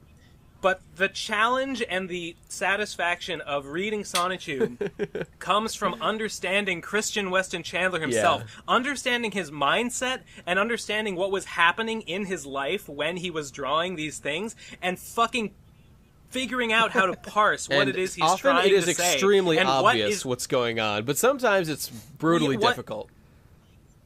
Like there's a scene where Chris, he beats up a bunch of cops, right? At a bowling alley in the comic. Yeah, jerk cops. And he says, like, I'm not the weak person I was. I'm much saltier now. And, like, what does that mean, right? Well, if you dig enough, you find out that Christian Weston Chandler went to, like, some anime con in, like, 2005, at which he met the voice actors that played Hayat in Excel Saga. And Excel Saga contains a joke wherein Excel says, I'm not the sweet person she thinks I am. I'm much saltier now. Did Christian start the salt phrase, thing? Like, is that how salt became a thing that people call it? Okay. No. He means that he's tough. So it's actually a stolen joke from Excel Saga with its context removed and butchered to the point that it's no longer a joke stole a lot from, anymore. including his own inclusion in the story as a character. There's dozens and dozens. Yeah, Excel Saga is like an unsung hero of like the lineage that became Sonichu. It's big. It's big. It's See, like Ben, the reason I haven't read Sonichu for like all of his plagiarized the jokes. reason I haven't read Sonichu is I've always been under the impression that one day you were going to just tell me the entire CWC That's what he did with me. That's what he did with me back years ago. I've been waiting for the day that we can sit down and you can just describe the whole mythos. I'd just like to propose for RadCon, let's just have the Sonichu sit down appreciation let's have like a whole day dedicated. Sit down by the fire and Ben pulls out the tome. It's dusty. He blows the pages. All the dust comes off. The tome, by the way, is Ululula's book. Yeah, You should bring that too. Legend of the 10 Elemental Masters, which I also own. I don't think I've ever mentioned this on the show, but I have a piece of original Chris Chan art. I have a comic page that I commissioned from him that shows the secret fate of the brown-shirted imposter that was never shown in the comic. I was like, please, I'll give you $50, Chris. Draw me, Liquid Chris. Draw me what happened to Liquid Chris, and I have it on my wall, and I will show it sometime. Man. Probably Amazing. on my Twitter. Put that up, Ben. I want to see it. Yeah. Again. I was gonna say something about it's the whole Sonichu saga is like this weird puzzle that you gotta unpack, but once you do, it's like it's dense with meaning in the same kind of way that the room is. Oh, man, by the way, I did link you to the way to list all new games on Steam. Well, a whole page comes out every day this week. Your list doesn't have as many listed as the one I had already found, but I'm seeing 9,351. Not that many games. Well, yeah, I narrowed out software and downloadable content and that stuff. Okay, it's just full games. Who gives a shit? Let's move on. Well, I have another one that thing I can't get into, and I need to disclaim this with, I'm going to sound like a nerd. He's going to talk about economics. Here it comes. Something I can't get into. So I'm going to sound like a jerk. So I want to. So as soon as I say this, I'm going to have to clarify why immediately. Mm-hmm. I can't. I was the same with the gender binary. I can't get into sports. Not because of athleticism. Finally, do you expect to be argued with by anyone in this call? Like, none of us fucking like sports. I think our audience is going to be mostly on who the hell was going to make you sound like a even jerk? Though I know I actually most do people like would football, agree with and me. I watch football occasionally, but even though I know most people will agree with me, I just know there's some subconscious judgment of like, it's because you don't have any athletic ability. That's sports why, right? Are fucking well, that might be part of it, but the real reason is that there's no level design. We criticize. That's not true. There's exactly one level design. There is exactly one. Think about this. Think about this. Final Fantasy 13 is the worst game ever, but because for one simple reason, it's all a hallway, right? Okay, but imagine this. Well, what if in Final Fantasy 7 you could change your characters? I meant 13. I meant Final Fantasy 13. Okay, Final Fantasy 13. Yeah, I thought you actually said 13. I didn't You did even say hear you 13. say Okay, seven. wait, Well, sorry. Nate, I meant to say paranoia 13, fied me into but here's thinking- the difference: is that every time you play Final Fantasy 13, in this example, your characters are all different, and it's a different team comp, and you get to have a different team that you're fighting. What's funny That's what to makes me it cool. about this argument is that one of my favorite video games of all time is Mario Power Tennis, which has no level design. I like Super and it's one of the Dodgeball. best games ever. And I also like watching tennis on TV. So I don't like Tennis watching is tennis cool. at all. Well, it's like- Boring. Why don't you fucking get some DFW David Foster Wallace essays and go read Infinite Jest, Yeah, you fucking Why, is that neckbeard? about tennis? By the way, It is about tennis. David Foster Wallace. Yeah, it is about tennis. Oh God, nobody knew that. My joke Yeah, completely flat. knew. none of Oh, us God, have fucking no. read it. I've got the audiobook. I can listen to it and How watch long is tennis that? at the You know, same time. you know That'd what? be I fun. totally, That's actually I a great totally idea. don't agree. Oh my god, I can play Mario Power Tennis and listen to Infinite Jest! Oh my god! I have to Hooray. buy the new Mario Tennis game for the Wii U. This What is the is greatest happening? realization of my life. I might be Okay. drunk now, by the You know, way. I Yeah, totally, yeah. I actually don't agree with what I said before about the you can't get into it. I think actually the definition is, can you really get into it and become a fan of it, not just have isolated moments of enjoyment? Well, Because dude, it's let like, me tell you. It's like I turn on no, shut up. I turn on tennis and I'm like, that's kind of cool. That's kind of, and then I'm done. I'm bored. Yeah. That's it. That's Yeah, all no, I I'm can the get out same of it. way. I'm not like into tennis. That's a Because totally because it's the same thing every time, and I know All right, it's all you about say the that, stats but of the people, here's but the that's reason not people enough for enjoy me. it. The reason people enjoy it is because they know all the players. They know the ins and the Right. outs. They know the stats. They Almost- have expectations for what's going to happen. The It's whole majority of the picture. appeal of Yeah, there's sports stakes. There's to stakes sports for them. fans is the narrative. It's Yeah. all Right, about the I sports know, narrative. but there's just not a narrative. There's not like a world that they're inhabiting. It's the same location every time, and I would The dislike. world they're inhabiting is our world. The location No, is it's human not. existence. Yeah, you no, think. they're Our world is not. It's boring. the same court every time. It's And not. I There's, would there's dislike- 4 different types of courts. You But got the the clay court, characters- the grass the court, the characters- fucking the super bouncy That's one. not enough. The players as characters exist in the real world. That's where the stakes are. Is in You've the got real the- world. world you've is got that like one it's court where relevant the- to where the the- game in a physical, tangible You've way. got the one court where sometimes the doesn't have tiles levels. flip More over than and just there's, the game. like water It's- underneath, Checkers and you doesn't fall have into levels, piranha plants and right? stuff. Sure Like it there's all does. these. There's all What kinds about of levels. snakes and ladders? Shoots and ladders. God damn it! But Devu, more than just I'll the shoot game you. is relevant to the game. With a ladder? Yeah, but Me it's and not Hippo enough. were If it both the trying other to way make around- irreverent jokes while you Look, guys were talking. If it were the other way around, Neither one like of them it, worked. like let's say like football. But okay, just think about how much cooler football would be if it took place on a mountain.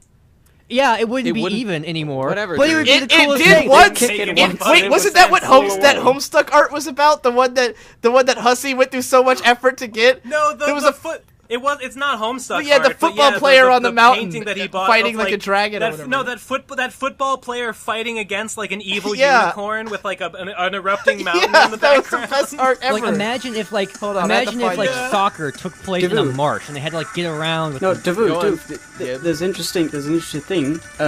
Back when in England, football used to be played, soccer used to be played between towns, and they would kick the ball from one town to the Whoa. other through forests and over rivers and That's stuff. so cool. So that would be cool. That would be what you would want to Yeah. see, Pretty right? cool. This That's pretty sweet. this is Doesn't sound very exactly much what like Hippo wants soccer. all football to look like. I mean, Devu. Yeah, there it is. That's pretty great. I'll link that in Yeah, the cool. description. I'm the one editing this. This This picture is that- two of you have said you were going to Oh, link okay. something in the description. Well, I say that forgetting because I I edit. know- Well, you that know, that means in you're my going interview, to. Digi, you said you were going to link that fan art that I made, Yeah, and you that's- didn't link it. I had to wait for a commenter to point it out, shit. and I had to go in That's and put true. it You'll in. probably have to do that again. Okay, let's move Jesse, on. do you have another thing you can't get into? Oh yeah. Oh okay. New fighting games. Can't do it. Okay. Yeah. So- I can't get into fighting games in general. I used to really like Street Fighter, but that was when I was young and naive. Like when we played Street Fighter 2 on our SNES. yeah, when we had the Yeah. Super Well, Nintendo and we would fucking just casually Here's Street Here's Fight what I each other. mean. It was great. Any fucking fighting game that I grew up with and have a fondness for, is Street Fighter, Mortal Kombat, Smash Brothers, whatever.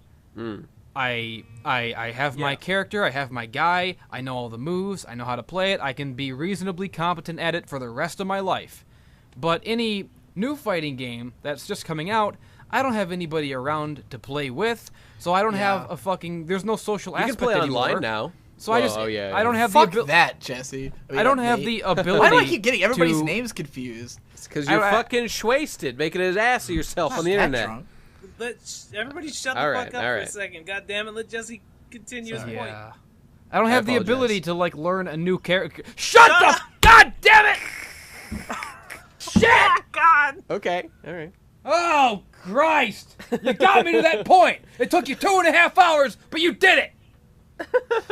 Davoo kicked me out of the podcast. That didn't do it. Shit. You started yelling at me about Yellow. That didn't do it. But you finally pushed me right over the edge. I'm sorry. Okay, go on. Jesse. Go on. I'm listening. I wish to know more. I don't know. That's fucking it. I fucking would have had more if you'd let me talk the first time. All right. I have a really easy time getting into new fighting games because all my friends are fighting game addicts. All they do is talk about fighting games, play fighting games. I don't have the time, nor the patience, nor the ability, nor the incentive to learn a new character in a new game. That's my whole point. That's all I wanted to say. Fuck it. Move on to the next one. I hate everything. The last fighting game I was able to get into, I mean, I guess I kind of got into Smash at some point, but, like, I got into, I just like the aesthetic of Guilty Gear so much, and I thought that Kai looked, like, so cool. I thought he was such a cool-looking dude that I managed to, like, sit down for long enough to learn how to sort of play Kai in Guilty Gear. Like, real burning desire that, like, you know, I have a lot of weird plans for when we all, like, eventually live near each other. And one of them is that Jesse is always describing Guilty Gear as, like, the coolest game that he's never gotten into or never played. And, like, I have this dream of having Jesse around, and I could be like, Jesse, let's play Guilty Gear. And I can be the one who finally gets Jesse into Guilty Gear, because I fucking love Guilty Gear. And how do you feel about that, Jesse? Are you into that? I'm all into that. Oh, so you are open to it. Okay. I mean, I thought that you weren't interested in new games. If you had been listening, Nate, you would have heard. I'm sorry. Wow, Nate, I'm actually shocked that you actually didn't get his point at all. Oh, right, because there's no one around to play with. Okay, I'm with you. I'm with you. All right. I'll play Guilty Gear with you fucks. That sounds cool. It's a fun game. It's fun. We used to play playing video games online is miserable and shit. Even when it's with people you know, I have no interest in playing games online. Oh man, that's funny because like I definitely cannot get into playing online games randomly. It's not an appealing idea for me this at is all. relevant. I gotta tell you. Hey, Tom's back. Hey, Tom, you how love you Guilty doing? Gear. How do you feel about playing it online?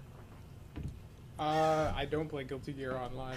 Interesting. And well, let me tell you guys, because playing online sucks. I played League of Legends for years online, and it was only so that I would have an excuse to hang out with my friends because they live far away in other states. I agree. And I still do that with like Overwatch now and shit, you know. I played Halo 2 back in the day all the time, but I never played it online with my friends. We'd all like, you know, schedule it together. We'd all play. I'd never play solo by myself. Same thing after college when I played Black Ops 1. I played with some of my friends, but I hate playing online by myself because I hate being social in general, unless they're people I'm comfortable with.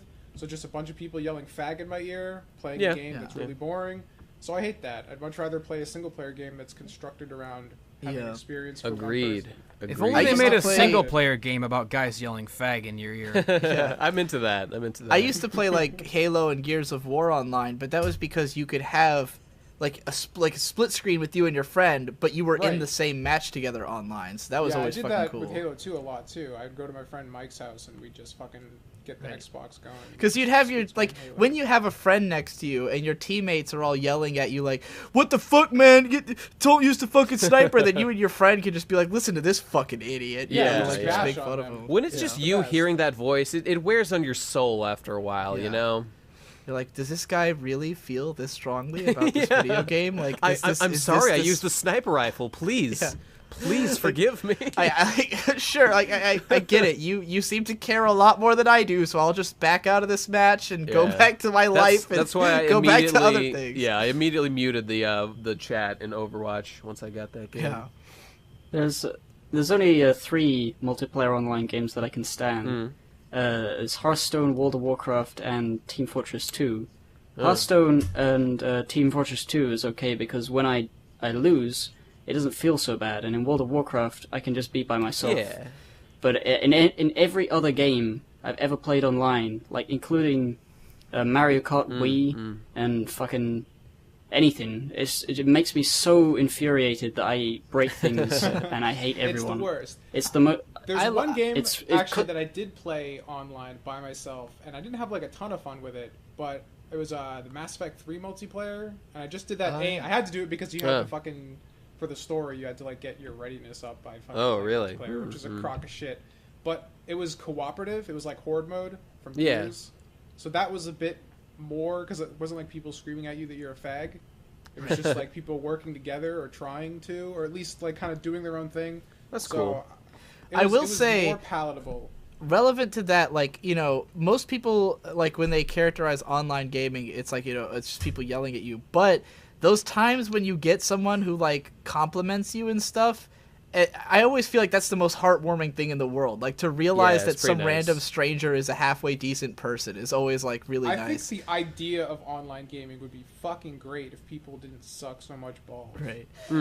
I will say that I am a big fan of MMORPGs like Terra and Black Desert, but I play them totally solo and talk to nobody. So I just play them because I like the mechanics. World of Warcraft is my favorite single player game. I'm surprised. But yeah, like, I actually, that is a great transition, because I was going to bring this up as one of the things I can't get into, which is, like, playing online games in particular, and just generally any game that's not about beating it in, like, a sitting, you know? Like, I love single-player games where I can sit down for 2 or 3 days and beat the whole game and be done with it for as long as I want. You know, Dark Souls 3, beat it in 18 hours, you know, played a little bit more just because I liked the game so much, and then fucking forgot about it. Doom, beat the main campaign, went back, did a little bit, alright, I'm fucking tired of Doom, let's move on with my life. Any game that's like, you play it regularly, or you come back to it, or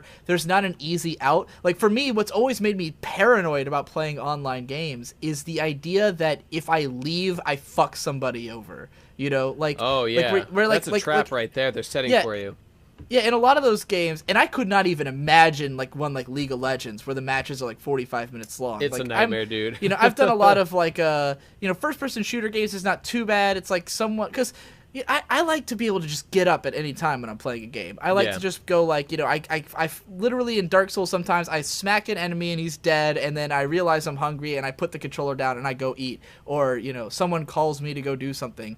And, like, I really value that. And when I can't do that, when it's like, oh shit, I have to finish this match before I can go eat dinner, you know, that it's like, that is like unbelievable stress for me. It's pretty bad. I cannot handle playing LOL that LOL was tough.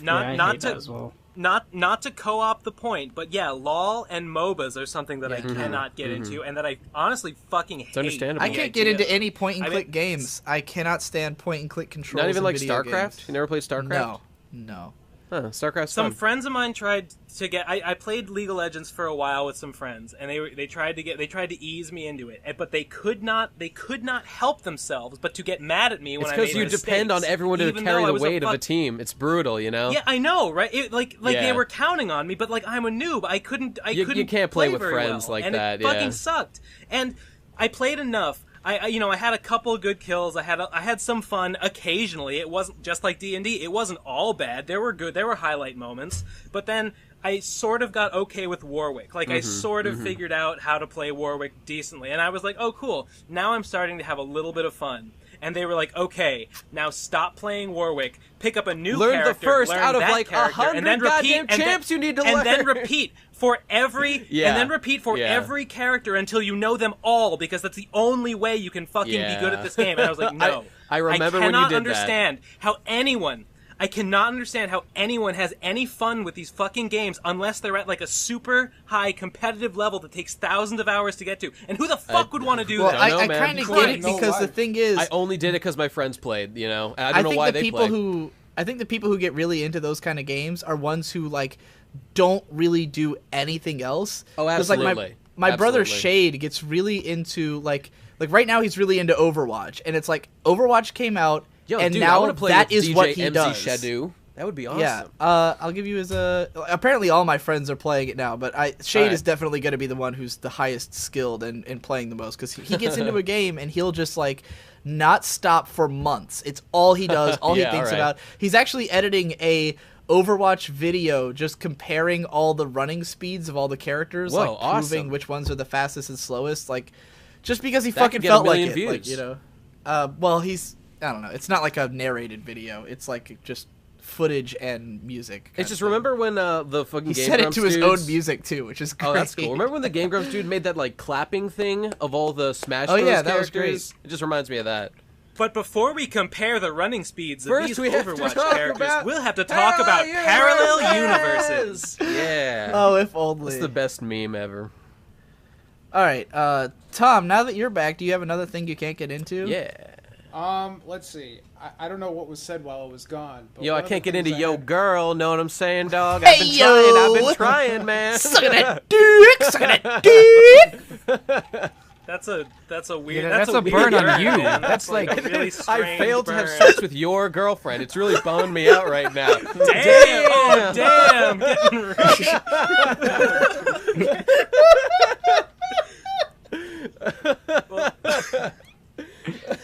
All right, Tom. What's your? Okay. All right. I don't even know how I can follow that up. No. One of the things I've written here is sports/reality TV. I think it's fucking retarded. We did cover sports, but not reality. reality. Sports. We did not do. I want to talk about reality. Well, let TV. Tom Let's start. Please talk Yeah, about brought it that. up. Yeah. I don't know. Yeah. My mother is obsessed with reality TV, so I see it all the time because all she does is watch TV when she's not at work. And I've just seen like the depravity that it's, because she's been watching it ever since like the first Survivor, like started the whole genre. Old school. So I've My mom too. watched it evolve via proxy, and it's just the most disgusting, vapid, boring shit ever. And I don't. Yeah. I mean, I can understand why people like it, but I just can't believe people are so stupid that they like it. There's one reality TV show that I do like. It's called I'm a Celebrity, Get Me Out of Here. I don't know whether you guys have that in America, but it's a bunch of celebrities trapped in an Australian jungle, and they have to do challenges in order to get food. Oh shit! And you're just seeing them go insane over like a course of a week or two. That does sound great. It's pretty good. All right. I'm not really into reality TV shows. Hold on, Ben. Again, wait, this is before gonna be you the start, thing I Davoo want was to saying. ask Hippo. Okay. I want to say that if it's celebrities, I don't think it entirely counts, because at that point it's basically like a panel show with a broader concept, right? Like, because celebrities are famous for the fact that they have a personality and are interesting people on some level, as opposed to reality shows. Like, what makes it reality is that it's just real people, supposedly. Well, the thing about these celebrities is that they're washed up and nobody actually knows. I mean, we who have they a are. few. They've been in a TV show. We once, have a bunch of and shows that's how like they that. get Like, in. we had the Surreal Life, which was like basically a bunch of D-list celebrities doing the like a regular reality show. But I don't know. I feel like there's something slightly different, because to me the whole point of it being reality is that it's supposed to be just like a window into the life of some normal. Well, you are people. seeing them like literally starve and go insane. It sounds hilarious. There's like, elements of like reality there for sure. Okay, that's why I'm hesitant to think of it as a reality show, because it sounds too good. All right. Anyway, Ben was saying something. Okay, yeah, I don't really make a habit of watching reality shows. I haven't seen that many, but there are some that I have really, really enjoyed. Oh, I know I'm one. gonna tell you, the first one was Penny Arcade's Strip Search, which was not on TV. It was a web series, and I should preface this by saying that I don't really like Penny Arcade, the comic, or find it funny at all. And yet, I fucking love everything that Gabe and Tycho do. I think, like, every interview with them and every, like, I listen to their podcast, and I think that as dudes, they're just fucking awesome. I love the shit out of them. And they decided that, hey, we've got this fucking comic empire and all this money. Let's just do something. And they decided to have a reality show where they invited all of these cartoonists, all these more or less unknown cartoonists, into a house, and they had them do challenges and fucking compete to win, like, a spot, like, a basically, like, working in the Penny Arcade office and, like, being, like, an official Penny Arcade partner.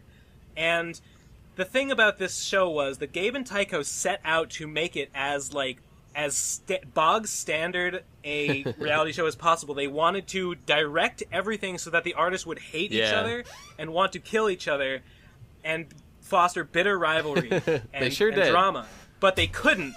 Because they're weak. Because Gabe and Taika are weak bitches, and they did not have the fucking emotional stones to carry through with this plan of theirs. So what ended up happening is they all became best friends, and they all like loved each other, and like they all cried when they left because they loved each other so much, and they couldn't bear to leave one another behind. That sounds Ben had me watch it too, and that's it like a ruled. deconstruction of the whole concept of reality shows. Yes, it was an unintentional deconstruction to the whole concept, and it's fucking awesome. I mean, okay, some of the challenges are really stupid, and some episodes are better than others, but like, some of the characters, some of the people in there were really great, and like a couple of them formed like beautiful friendships that continue to this day. Dude, and like I gotta tell you, like a bunch of watching that show with you, like.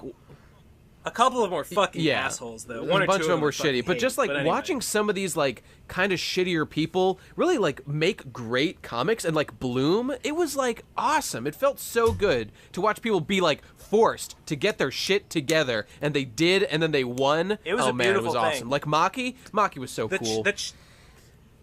Maki wasn't my He's just favorite, the first but he guy I was thought alright. of the top of my head. The challenge. Katie Rice was the best, by the challenge way. Katie Rice for life. Yeah, I All right, you guys are getting Katie too Rice specific was about I'm this. sorry. So I have Okay, seen sorry. hundreds of reality shows. I know this because I made a list of every TV show I've ever seen recently, and I was deeply disturbed by a lot of the shows I had to include on my list as having seen. The worst one, this was the absolute bottom of the barrel show on my entire list, the one that I was the most ashamed to have seen one episode of. And Jesse, I feel like I think you've made reference to this show before. Rock of Love with Bret Michaels. Oh, yeah. Jesus. It's a class. I don't know if that's the spin-off of Flavor of Love or if it's the other way around. It was a spin-off of Flavor of Love. That's the one with Kid Rock, right? It might as well be. No. Well, they all come from each other. Like, Bret Michaels' okay. show came from Flavor Flav's show, which came from the Surreal Life Season 3. They all spin out of each other.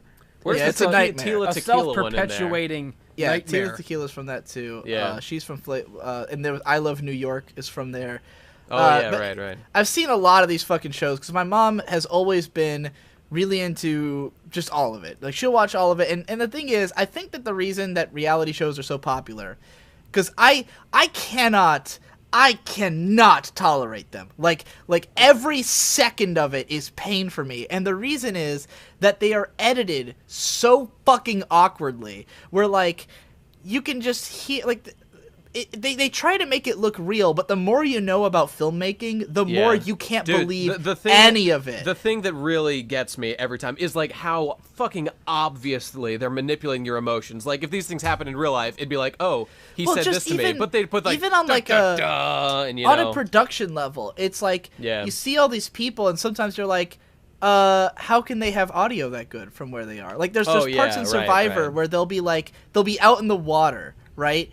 And then they'll be talking to each other, but they'll film it from an angle where you can't see their faces, and they'll have a conversation that I know, as someone who knows how to make film, you can't have that conversation with that audio. Because the only way to do it would be if they had lapel mics, and those wouldn't survive in the water the way that they're in the water. So, and the reason they're not filming them from the front is because they're ADRing those lines in. They're adding in later. You know? And there's so much stuff that's falsified or fake, or it's edited weirdly, where they'll have someone giving like a speech, and you can hear where each part of the sentence that they're saying is not one sentence. But you can tell that it's stitched together from multiple. I hear you, dude. I just have to defend, because the best ones, I've seen a couple. The other example I know Ben was going to give was The Pickup Artist, which is... That is the other one I was me and gonna Ben say, were into that for a time back in the day. And this show was so... It was so important to me to see. It was powerfully emotional. It was the story of a bunch of scared, helpless men trying to make carve out a little piece of happiness for themselves in the world, and watching their growth over the course of this series and them becoming real fucking human beings was beautiful, and it was completely real. And the emotions that Mystery felt when they had to leave, it was like when they had to kick a guy out, it was like they're casting him out. These were lonely men. These were lonely men in need of help, but like the rules of the competition dictated that one of them had to be like, you can tell, like it was hosted by Mystery. Mystery was like like sad and emotional when he had to kick some of them off. Like it was there's really a tragic. huge gradient in quality between them. Not all of them are equally terrible. I've always heard that RuPaul's Drag Race is kind of like what you guys just described, where it's like a way more emotional and like legit feeling show. People do like it. It's just that so much of reality TV is creating the same kind of narratives that you could get anyways, like from a well-made show, but trying to make it was well made. God damn it! The idea I is, don't know if hey, it was well made, but it was hey, definitely it's just as interesting. good a narrative as a regular TV show, but it's real, so that makes it even dude, better. I hear Except you. it feels even less real because I can see the seams so easily, like There's every no little seams in thing. the pickup artist. God damn it! Look. Okay, I hear what you're saying, and let's say that that's true. But the thing is, though, these men were actually helped by this show. Real good was done to the world. I don't doubt that some of them are exists. more real than others. And I will say that if we're doing net shows, my favorite one is Thumbs Up, which is a series about these two Korean guys who like stick their thumbs up each other's butts. Is that what it's about? No, it's That's a what it pretty sounds low like. budget.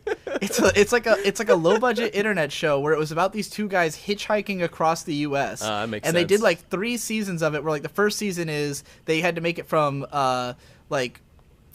Vegas all the way to Florida, only hitchhiking or only taking free rides. Like they would train hop a lot and do all this like sleep in weird fucking like rundown places in the middle of nowhere. And like, but their cameraman would travel like individually. Like he would film them sometimes on the road, and then he would like drive to wherever they were next and stuff like that. That's cool. And then they did one season where they went from Texas to Alaska, and then the third season they crossed China all the way through hitchhiking alone. And I don't know if they ever did more, but like, I don't know if that counts as reality TV, but it was definitely in the vein of it.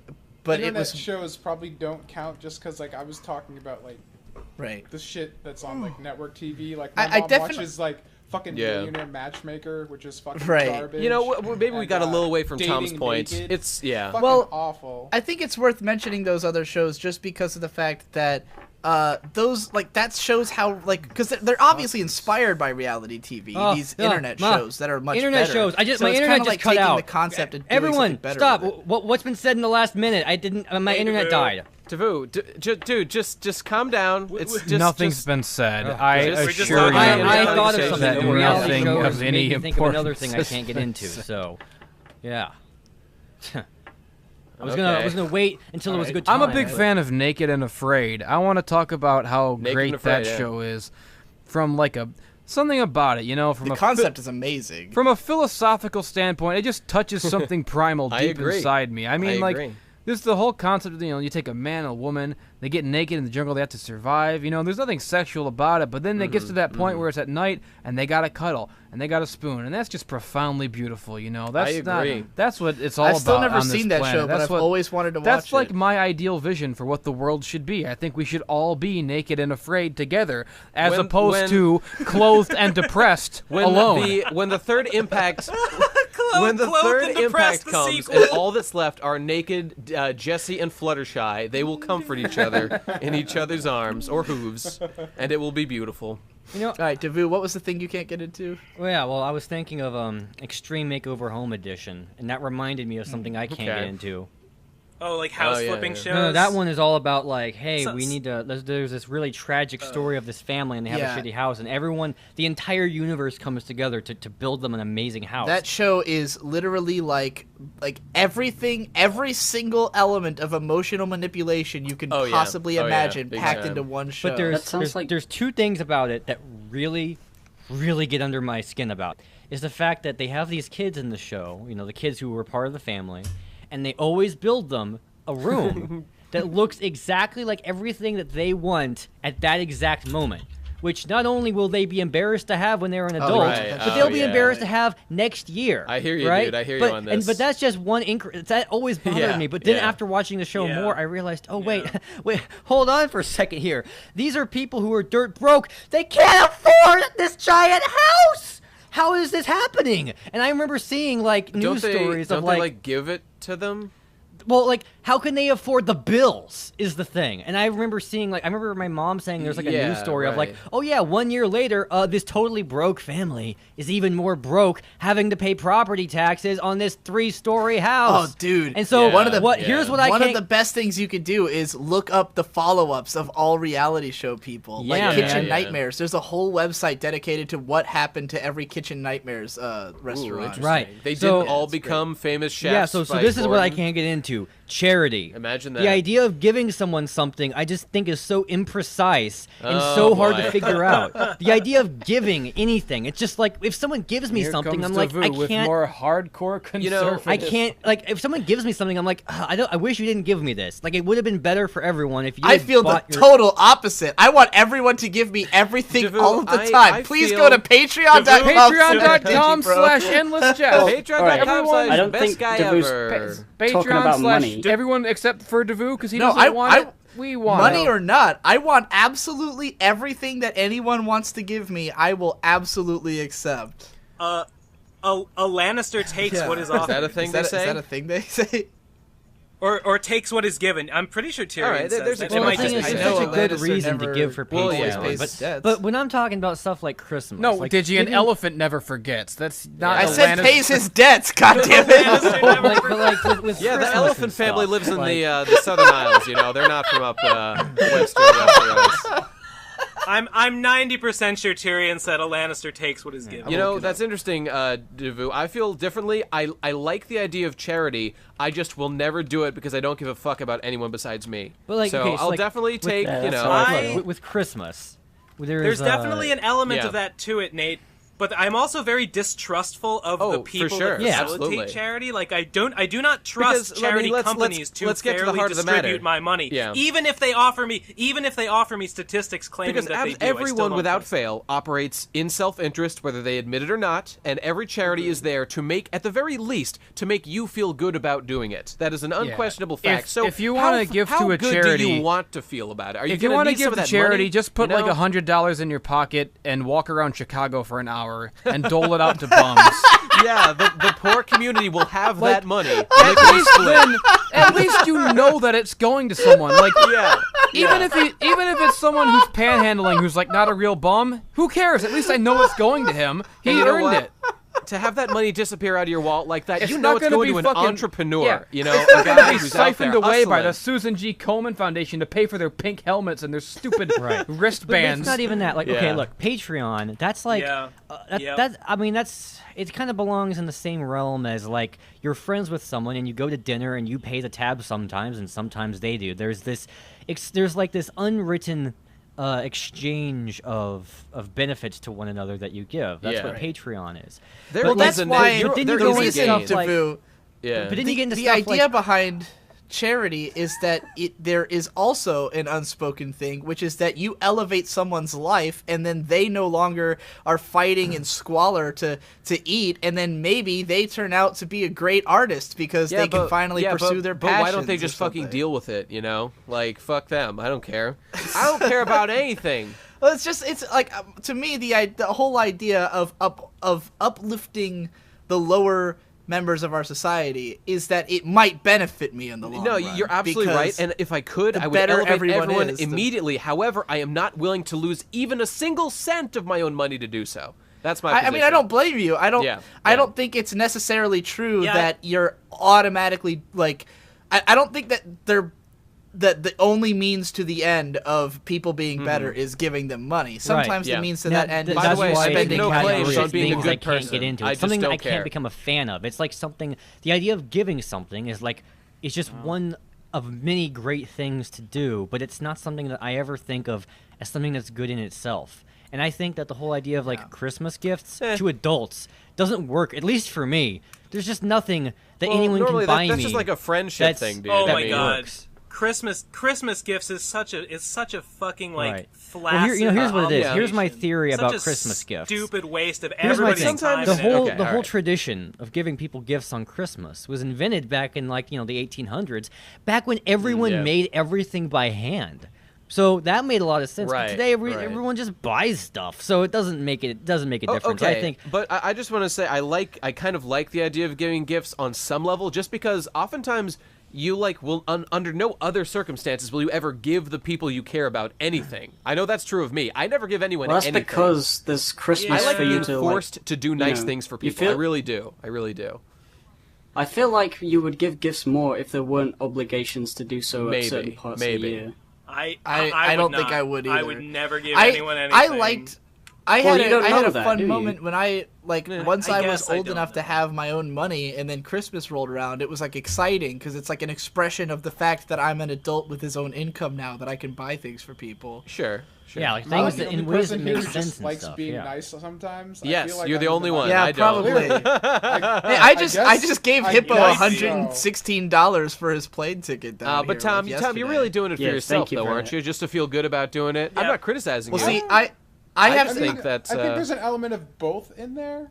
I don't know. okay. It's like I'm going to visit my friend this week, and I'm Yeah. giving her a computer. She doesn't have one, so I'm giving her one. I mean, You're giving I her think one. it's Wow. I think it's so different you're gonna if smash it's your that puss, friends right? because I like assume that's what's going on. I don't think of giving stuff to your friends as being in the same realm as charity, because when you're giving stuff to your Yeah, friends, well, it's yeah. deepening your bond and making you all sucking each other's dicks and getting a good hard Right, blowing, right. you know. And then Yeah, like of course. if you just give money to some kid, that kid's not gonna suck your dick. That kid's Yeah, like, what the he hell, kid? doesn't even Suck my have lips. fucking dick already. He got hit in an explosion and he doesn't have lips anymore. And you How's know he what? gonna suck I your bet dick, you even know? if he sucked my dick, he wouldn't even be good at it.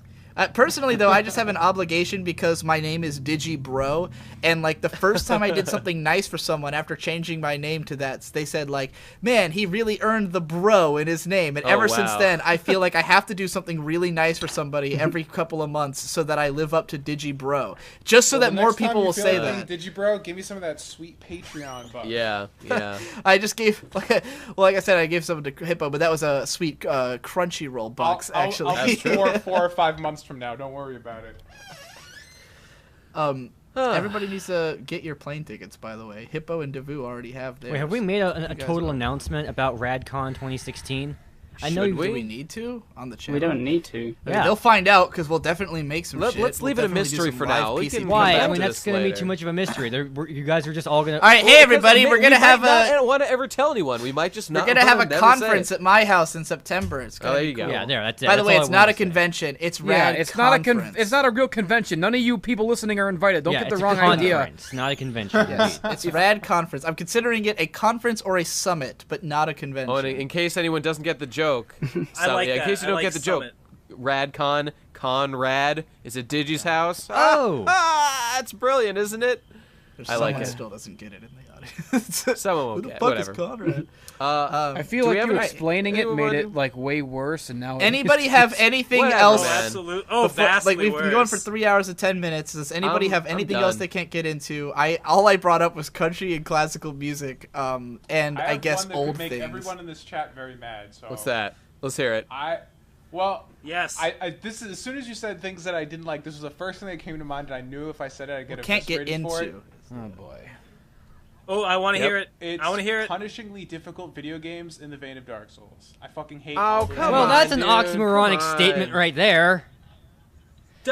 Dark Souls is How have you not not like heard the punishing. 5 million videos that people have come out with saying Dark Souls isn't punishingly difficult? This is a misunderstanding. What are you doing, Tom? How have you not heard that 5 times Yeah, yet? how? Oh, you 'Cause I have fucking no geeks! interest in Who playing cares? Dark Souls. Well, there you go. But That's Dark not Souls how is you the do best it. video Tom, game Tom, I ever think- I made. think you- Why are you even living if you're not playing Dark Tom, I Souls? think- Nothing I in think life you has are- ever you are- given me Tom, joy I can't except for believe Dark you say Souls. punishingly difficult. That's Tom, such a I think hackneyed you phrase. I'm bought so into- sick of the punishing. Like, what does it mean to be punished? Does it literally spank you after you lose? All right, There's all no right, I such thing as think- punishingly Yeah, difficult. Tom, I I don't- hate that The term, by best the way. game Devu, ever wait, hold on, made wait, is hold Crazy on. Taxi. Devu, you are fucking best wrong. game There is ever such thing as made punishing. is If you have Frogger ever played Wrong. Banjo PlayStation fucking Kazooie, when you die in that game, The you lose best every game collectible you've ever picked up in the made whole is level, I and you have to like start it. over. God. And if you lose 5 lives, you have to start from the Enter the fucking Gecko. starting Did you, area I of the totally game. agree that It's I can way use over the punishing. phrase punishingly difficult. I The just best hate it when game Tom ever says it. Is Gecko He's 3 revealed himself as Deep such a Cover hack. Gecko. The best game ever.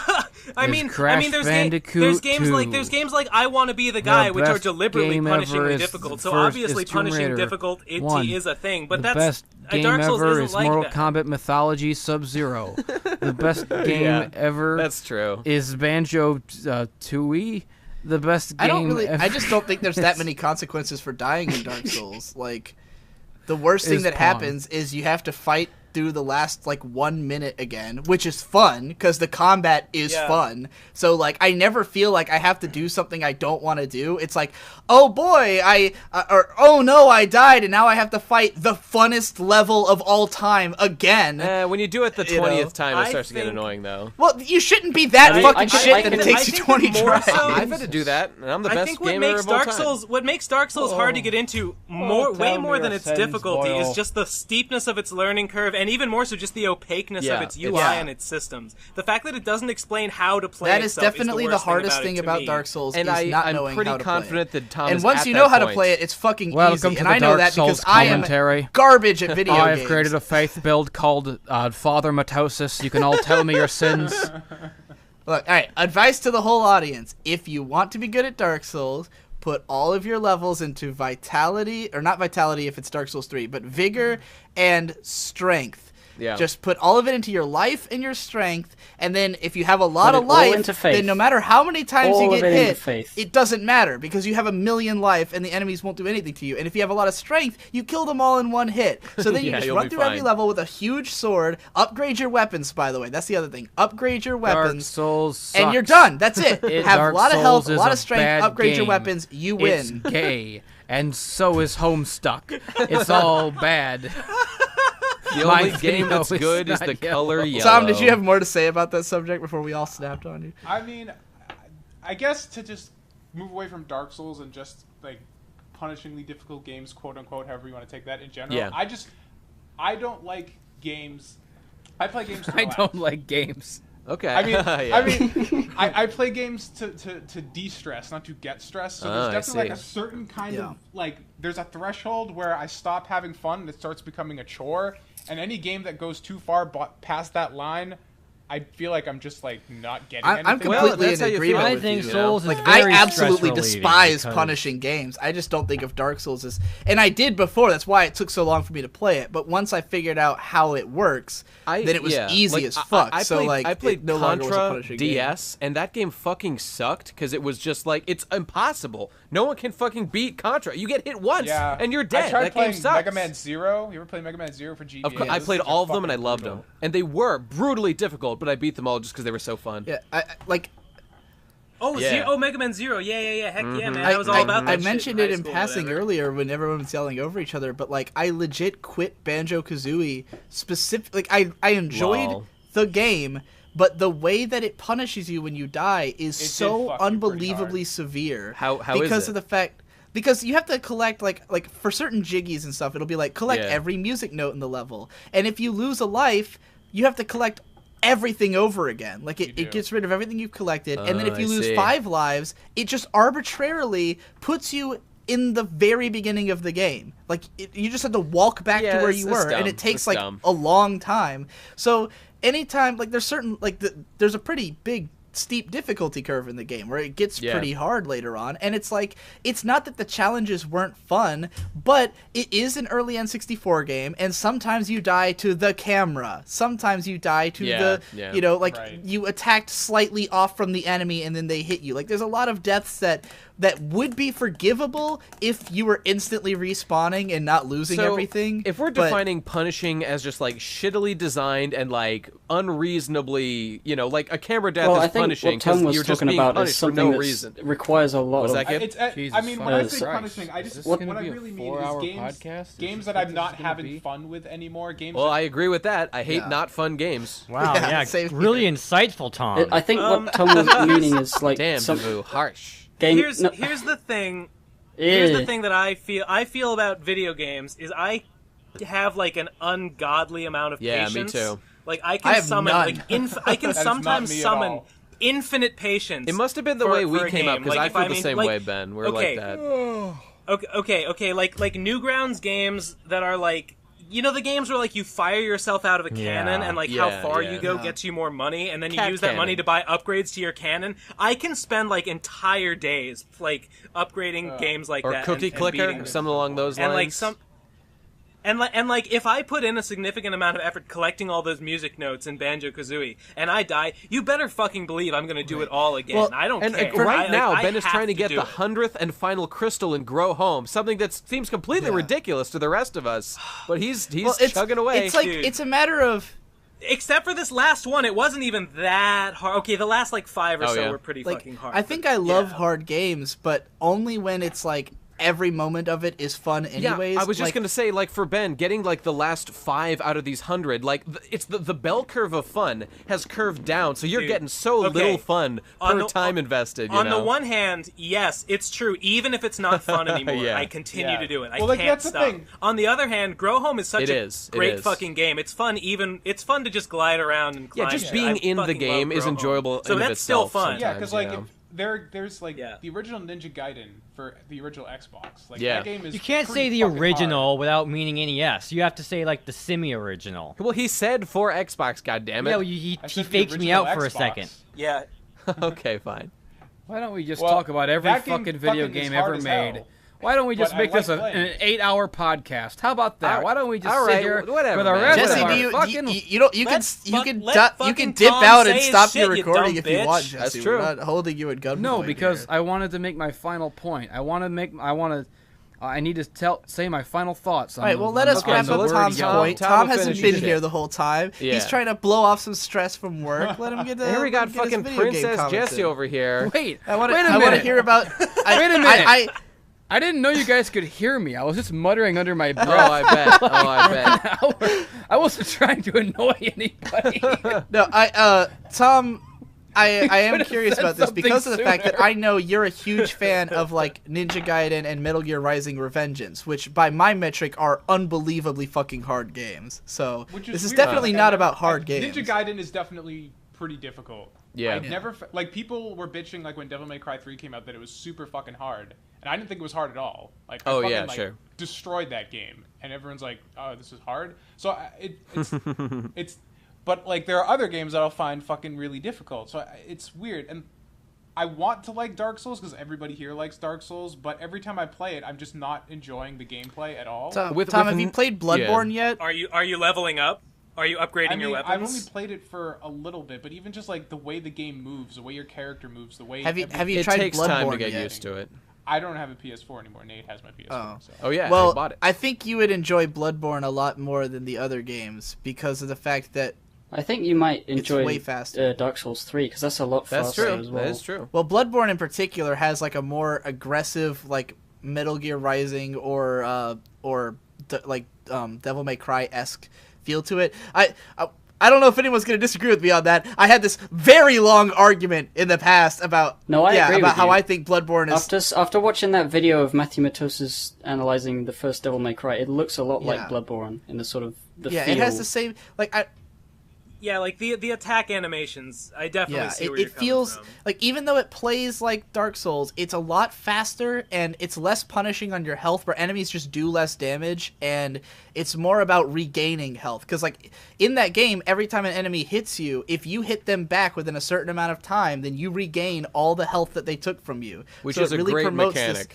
Which is a lot like Metal Gear Rising, where if you kill enemies in a certain way, you regain your health. So it's got some of that like spectacle fighter aspect to it, while still being the like free-form open world RPG that Dark Souls is. And I think that Bloodborne, in spite of being like, I don't think it's easier than the other games, but I think it's so much easier to like get the point and be like, oh yeah, this is fun, which is why like Aaron Hansen got into the Souls series through that game, because like he totally didn't get the point until that one, and then it was like, oh, now it all makes sense, and then went back and played all the others, and that's how I experienced it too. So maybe Bloodborne would be a good entry point for you if you ever find a chance to play it. I need to get a PS4 again at some point because now there's actually games coming out again. Did you sell it to Nate or something? I sold it to Nate because you wanted to get the new Kingdom Hearts because you were hyped for Kingdom Hearts. That's gonna happen. You're gonna need the PS4K by the time that fucking game comes out. Possible. Well, I think specifically because I remember going out. I believe I got the PS4 from you specifically because Bloodborne was coming out and I wanted to be there. Hey midnight Nate, remember release, that time baby. you bought the PS3 for Kingdom Hearts? I do remember that. I remember buying. I have purchased in my life 3 PS3s with the intention of playing Kingdom Hearts 3. Oh God, just fucking kill me. Okay, what was Why Jesse's final point? Square Enix? Why would you do this to me? In the fucking head. Yeah, I'm rolling in my fucking grave right now. Jesus Christ. All right, Jesse. I got Huh? What? Oh. Okay. Well, guys. It sure has been a great podcast, but it's time for my final thoughts. It's time to nuke this baby. Yeah. It's been great being friends with you all, but it's time for my final thoughts on Yellow. Yeah. Okay. I don't have the energy to argue anymore. Just This is do the it. greatest podcast I've ever been a part of, by the way. Guys, this is the most people- I've Digi, you ever better enjoyed a make it- podcast. Digi, you have to give this video a yellow tint. You have to. I'm gonna make the opening song is gonna be Coldplay. I promise Yeah, you. okay. all right, the Jesse. people out there in the world listening to this, all the, impressionable youngsters who may hear these people's bullshit and believe it because you don't know any better. Yeah. I just want to set you straight. I just want to let you know, yellow is actually my favorite color. Wow. And this is true, I actually knew that. I love Starboard bow is yellow. Yes, right. So, and I love Fluttershy. I love Asuka's yellow dress in episode 8 of Neon Genesis who doesn't? Evangelion. Who doesn't? There's I love bananas. I love all the yellow things. So don't you think I'd know if my video was yellow? Don't you think That's that a an appeal to connoisseur of authority. yellow, such as myself, It is an appeal to authority. You're That's a no- fallacy. No, shut up. You don't know. guys, the authority on yellow, I've been down with yellow for a long time, and if my videos, if I had a video that was yellow, it would be because I purposely made it yellow, and seeing as how I did not purposely make a video yellow, it could not have been yellow because now I know how Digi feels when he claims that I just say that I get video games more than everyone else because I am the best at them.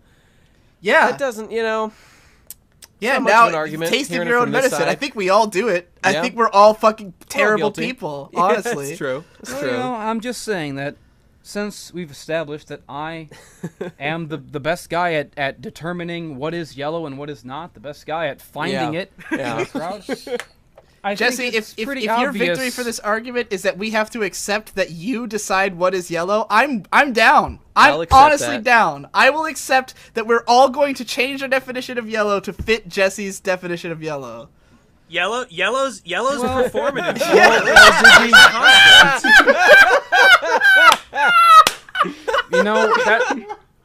That's the one. Patreon.com/BenSaint.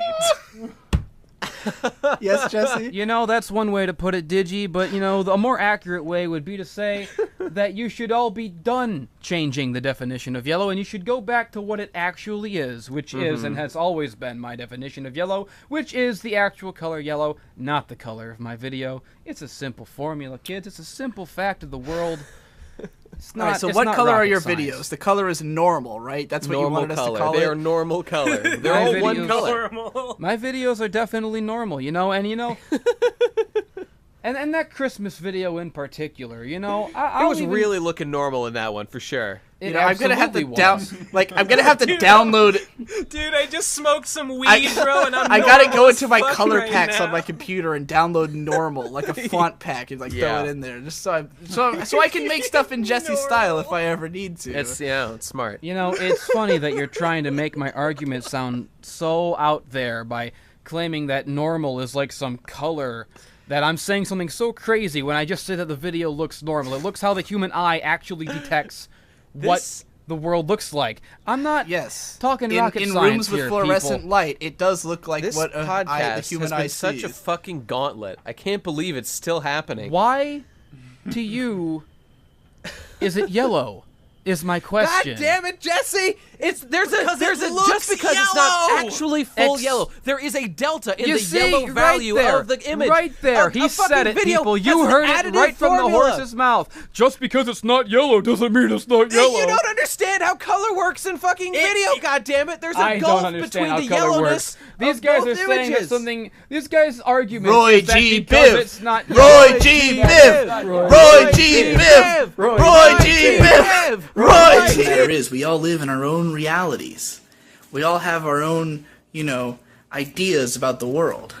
And if one of us thinks that one thing is yellow, and everyone else thinks it's something else, we can't tell that person they're wrong, really. I mean, we can say that they don't agree with the general consensus, but it's no different than saying that something is good, you know? Good is in the eye of the beholder. Yellow is in the eye of the beholder of yellow. We can't tell a man what is or isn't yellow. We can only tell him what we perceive. And just as some people might say, well, there is a God, and therefore morality is determined by what my God says, the next guy who doesn't believe in that God will say, you're wrong. And neither one you can really, like, say is right. I mean, you can have scientific observations to back your claims, but who's to say that science is correct, right? So there's really no way of disproving what is or isn't yellow by each individual person's standards. Biv! Roy G. Biv! You need to G. introduce Biv. yourself to my buddy Roy G. Biv, Jesse. you see- He's going to teach you a thing or two. You ever played think Smash that Bros. they're- when they you're think winning that with they're Roy going and the to end crowd this starts by chanting devolving Roy it G. into Biv? chaos. But what they don't realize is that I am prepared to do this all day. Jesse, I will, okay. I will make a 10-hour podcast. The Endless Podcast.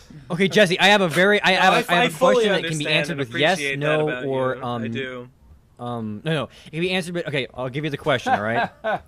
Okay. In that visualization that I showed you, where I compared the colors of like your face and your beard and your eye from a natural lighting shot to a fluorescent lighting shot, and you see the individual colors, and there's the color on the left is the color in your basement.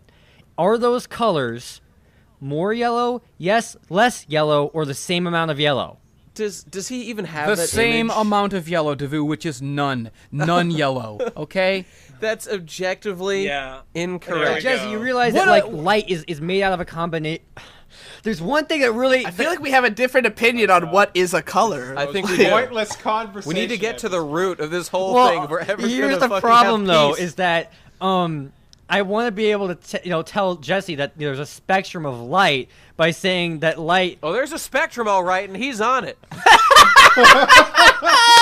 Bam! But the only Damn! problem, the reason why that argument We're isn't all on going the to work spectrum. is that the That's light true. spectrum is red, green, and blue, so it doesn't involve yellow. So he's gonna not even accept that as an argument. So there's just Don't hopeless. computer monitors use like blue, Roy G. Biv. purple, and monitors only use. Monitors Yeah, use RGB. blue and purple. It's cyan, Yeah, yellow, real and Real light whatever. is the magenta. entire spectrum. Devu. We've everyone- experienced the entire spectrum in this podcast for sure. There's no doubt about it at Obviously- this point. That's what happens when we all come Ah, together. God, clearly. It's true. people. Maybe all of our different perceptions of colors is determined by our different levels of autism. Maybe that's Maybe. why we don't all see it the Maybe. same We've way. cracked the Yeah, code. exactly. I have no Hey, have we autism, and mentioned so what video this even is? I don't see any yellow because I'm not autistic, unlike the rest of you. That's exactly right, Digi. You see, Devu, that picture That's one way that to you interpret made, that. yes, obviously the colors in the two pictures were different, but neither of them were yellow in So- any way. Jesse, my so are God. you saying that the other one looks blue to you? No, what the fuck? Because if something is less yellow, it's more blue. What the Yeah, that's fuck? That's I had a thing. feeling we were going to get to this at some point, and it was going to make it even worse. That's how color Light works, comes in dude. two forms, yellow and blue light. Those are the two kinds of light. That's Well, that's, No, that's you a idiot! simplistic- That's a Light simplistic. comes in one form, light, or else it's dark. Oh my god. No, there's a rainbow of color. There's a rainbow, but the thing is, when light is normal, light is really shy. The colors are really shy. You need a prism which excites them and makes them feel emboldened in their actions. It's like alcohol for people. It makes them Is this all how you learned they this come or out from the. something? This is like teaching kindergartners. You know, You how guys light are works, you know? trying. You Jesse, are do you- Teaching do you think kindergartners that- by using alcohol as an example. Well, Jesse, I mean, maybe not do you alcohol. think that just because that image captured by your camera is what it looked like in real life, does that to you mean that it isn't yellow? No, Ben. What makes it not look like yellow is the fact that it does not look like yellow. I So mean, it's like I'm looking orange, at my right? room It's right like I don't now. know orangey. why My this whole is room so looks yellow, complicated and for outside you looks people blue. to grasp. I don't know how Why did we anyone can start be this this again? I thought we retarded were done. that you people just 'Cause can't Jesse understand couldn't fucking that leave it it. simply God. does not look like yellow. This is not rocket science. This is not open heart surgery. It does not, I repeat, does not look like yellow. I just don't believe in this idea that there is a normal look. Like, everything is affected by the light source that is on Okay, it. forget the word normal. Jesse, forget it completely I'm gonna fucking then. take this picture. Jesse, I'm gonna print this picture out and take it around fucking Steve Harvey game show Then style, that's whatever it's pointless called. because we're Go all in around agreement, to 100 and people that's on the not street and be helping. like, hey, what fucking color does this look like? And like 99 out of 100 Jesse, 99% of them will look Jesse won't at you care. like you're Jesse a won't crazy care. person because it doesn't look like a color. It looks like a fucking picture of a guy. Well, what the You're hell, so man? There's god- pictures Oh yeah, are fucking pictures, made of colors. pictures don't have colors, dude. What? You see, I think that most people believe there in are some kind of colors in the objective picture. reality. I'm wearing a that red everyone sweater, is I'm kind wearing of a red biased hat, towards wearing reality a that they background. themselves perceive. Obviously, I've got frosting on my the face. video itself is I'm not eating having yellow these. tint. You guys are out of your fucking minds. You guys are. There's no way to prove or disprove someone else's reality as being less real than your own. So it's always an argument. Everyone's perception of reality is a fight. And there's no victory. I'm sorry, there's no way I to can't convince hear you someone over else the that retardation, they're the seeing cacophony something of wrong, retardation or that that's you're surrounding seeing me at something this right. moment. Yeah. Not that it's that much perceive. different from the ever. So I don't think there's such thing as an objective truth about what's yellow. Retarded cacophony Like to I a said, retarded yellow symphony. is And it's one or the other, but really up neither to is the better. individual, Neither so- is helping your That's case. A No one's cacophony. right It's a cacophony. or wrong. Cacophony of sound. That's true. Yeah. When we do it, it's a cacophony. Yeah.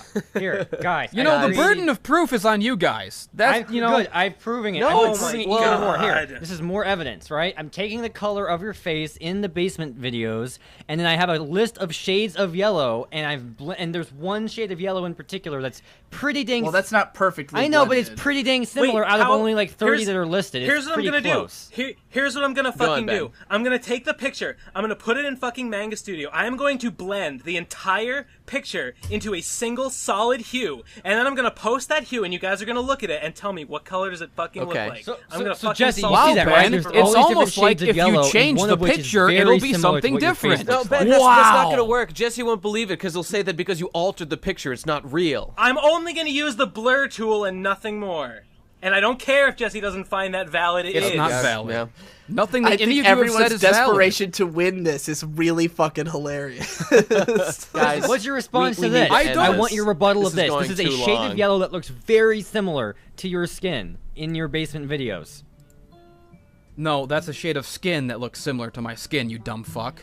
Skin is not. Hey, guess what, Jesse? You're promoting racism because skin used to be a name of a color for Crayola crayons. Skin, and That's it just true. was just white people's skin. That was racist, so they got rid of it. You're saying that yellow looks normal because your skin Listen is to tinted these- yellow. Your logic is getting Listen pretty to these out there. people Divi. trying to Digi, how convolute else am I society. supposed to You're- rebut You're Jesse? trying- We're all completely. You're not supposed to rebut it because there is no rebuttal. It's not gonna Jesse work. doesn't think it's yellow. Nothing is gonna change that. We're all insane for arguing with him, but I find it so funny that I can't stop. And I'm also wasted, and I just love this podcast. I'm shocked. I'm shocked and appalled by your guys' insistence on trying to rationalize your insane belief that this fucking picture of me is yellow. Jesse, It's Yellow not. in comparison.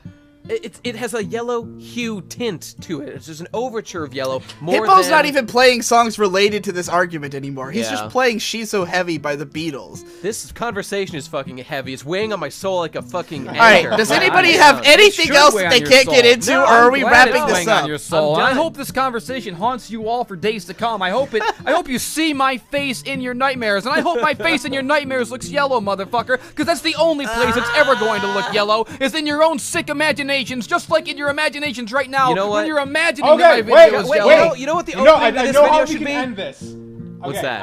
I was just talking with Idol Yokai about Yeah. this argument, and she says that Jesse's videos look yellow.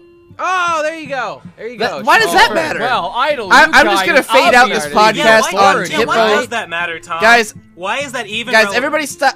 We have to sync with Hey, Tom. you know what? It's a funny thing that you mentioned Idol Yukai, and I'll tell you exactly why. And I want everyone to gather around and listen to this little okay. tidbit, okay? Because Idol Yukai is currently drawing a picture for me, okay? She's doing a commission. And I said to her, and this is a true story, you can ask shit. her. I said, I want my sunglasses to be yellow. And guess what? Oh boy, I'm on board. She gave me Guys, her picture, and the sunglasses were wrong. The sunglasses were black, so she doesn't know what yellow is. Okay? So I win. That's it. Thank you. Guys, Thank you for proving the my opening point. for this Grumpy. podcast. The opening for this podcast I'm should getting be grumpy that as fuck. I yellow win.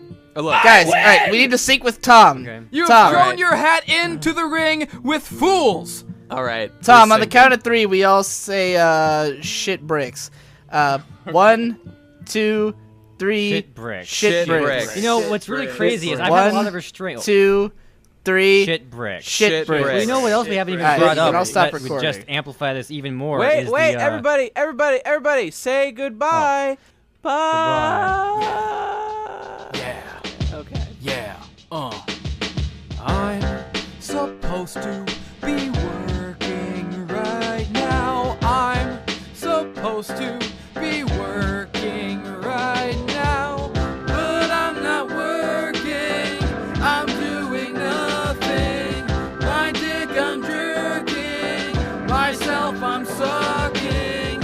I am an asshole. I am a stupid.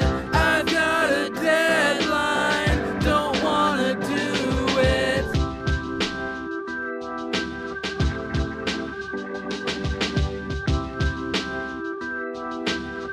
What the hell is wrong with me? I'm supposed to be making money. I'm supposed to be creating funny things that the people gladly will pay for. Artistic genius, that's what they came for. Instead, I'm tweeting, hashtag repeating. That's why there's no heat and holes in the ceiling. Yeah, it's quite the burden. It's a hard knock life, being a genius.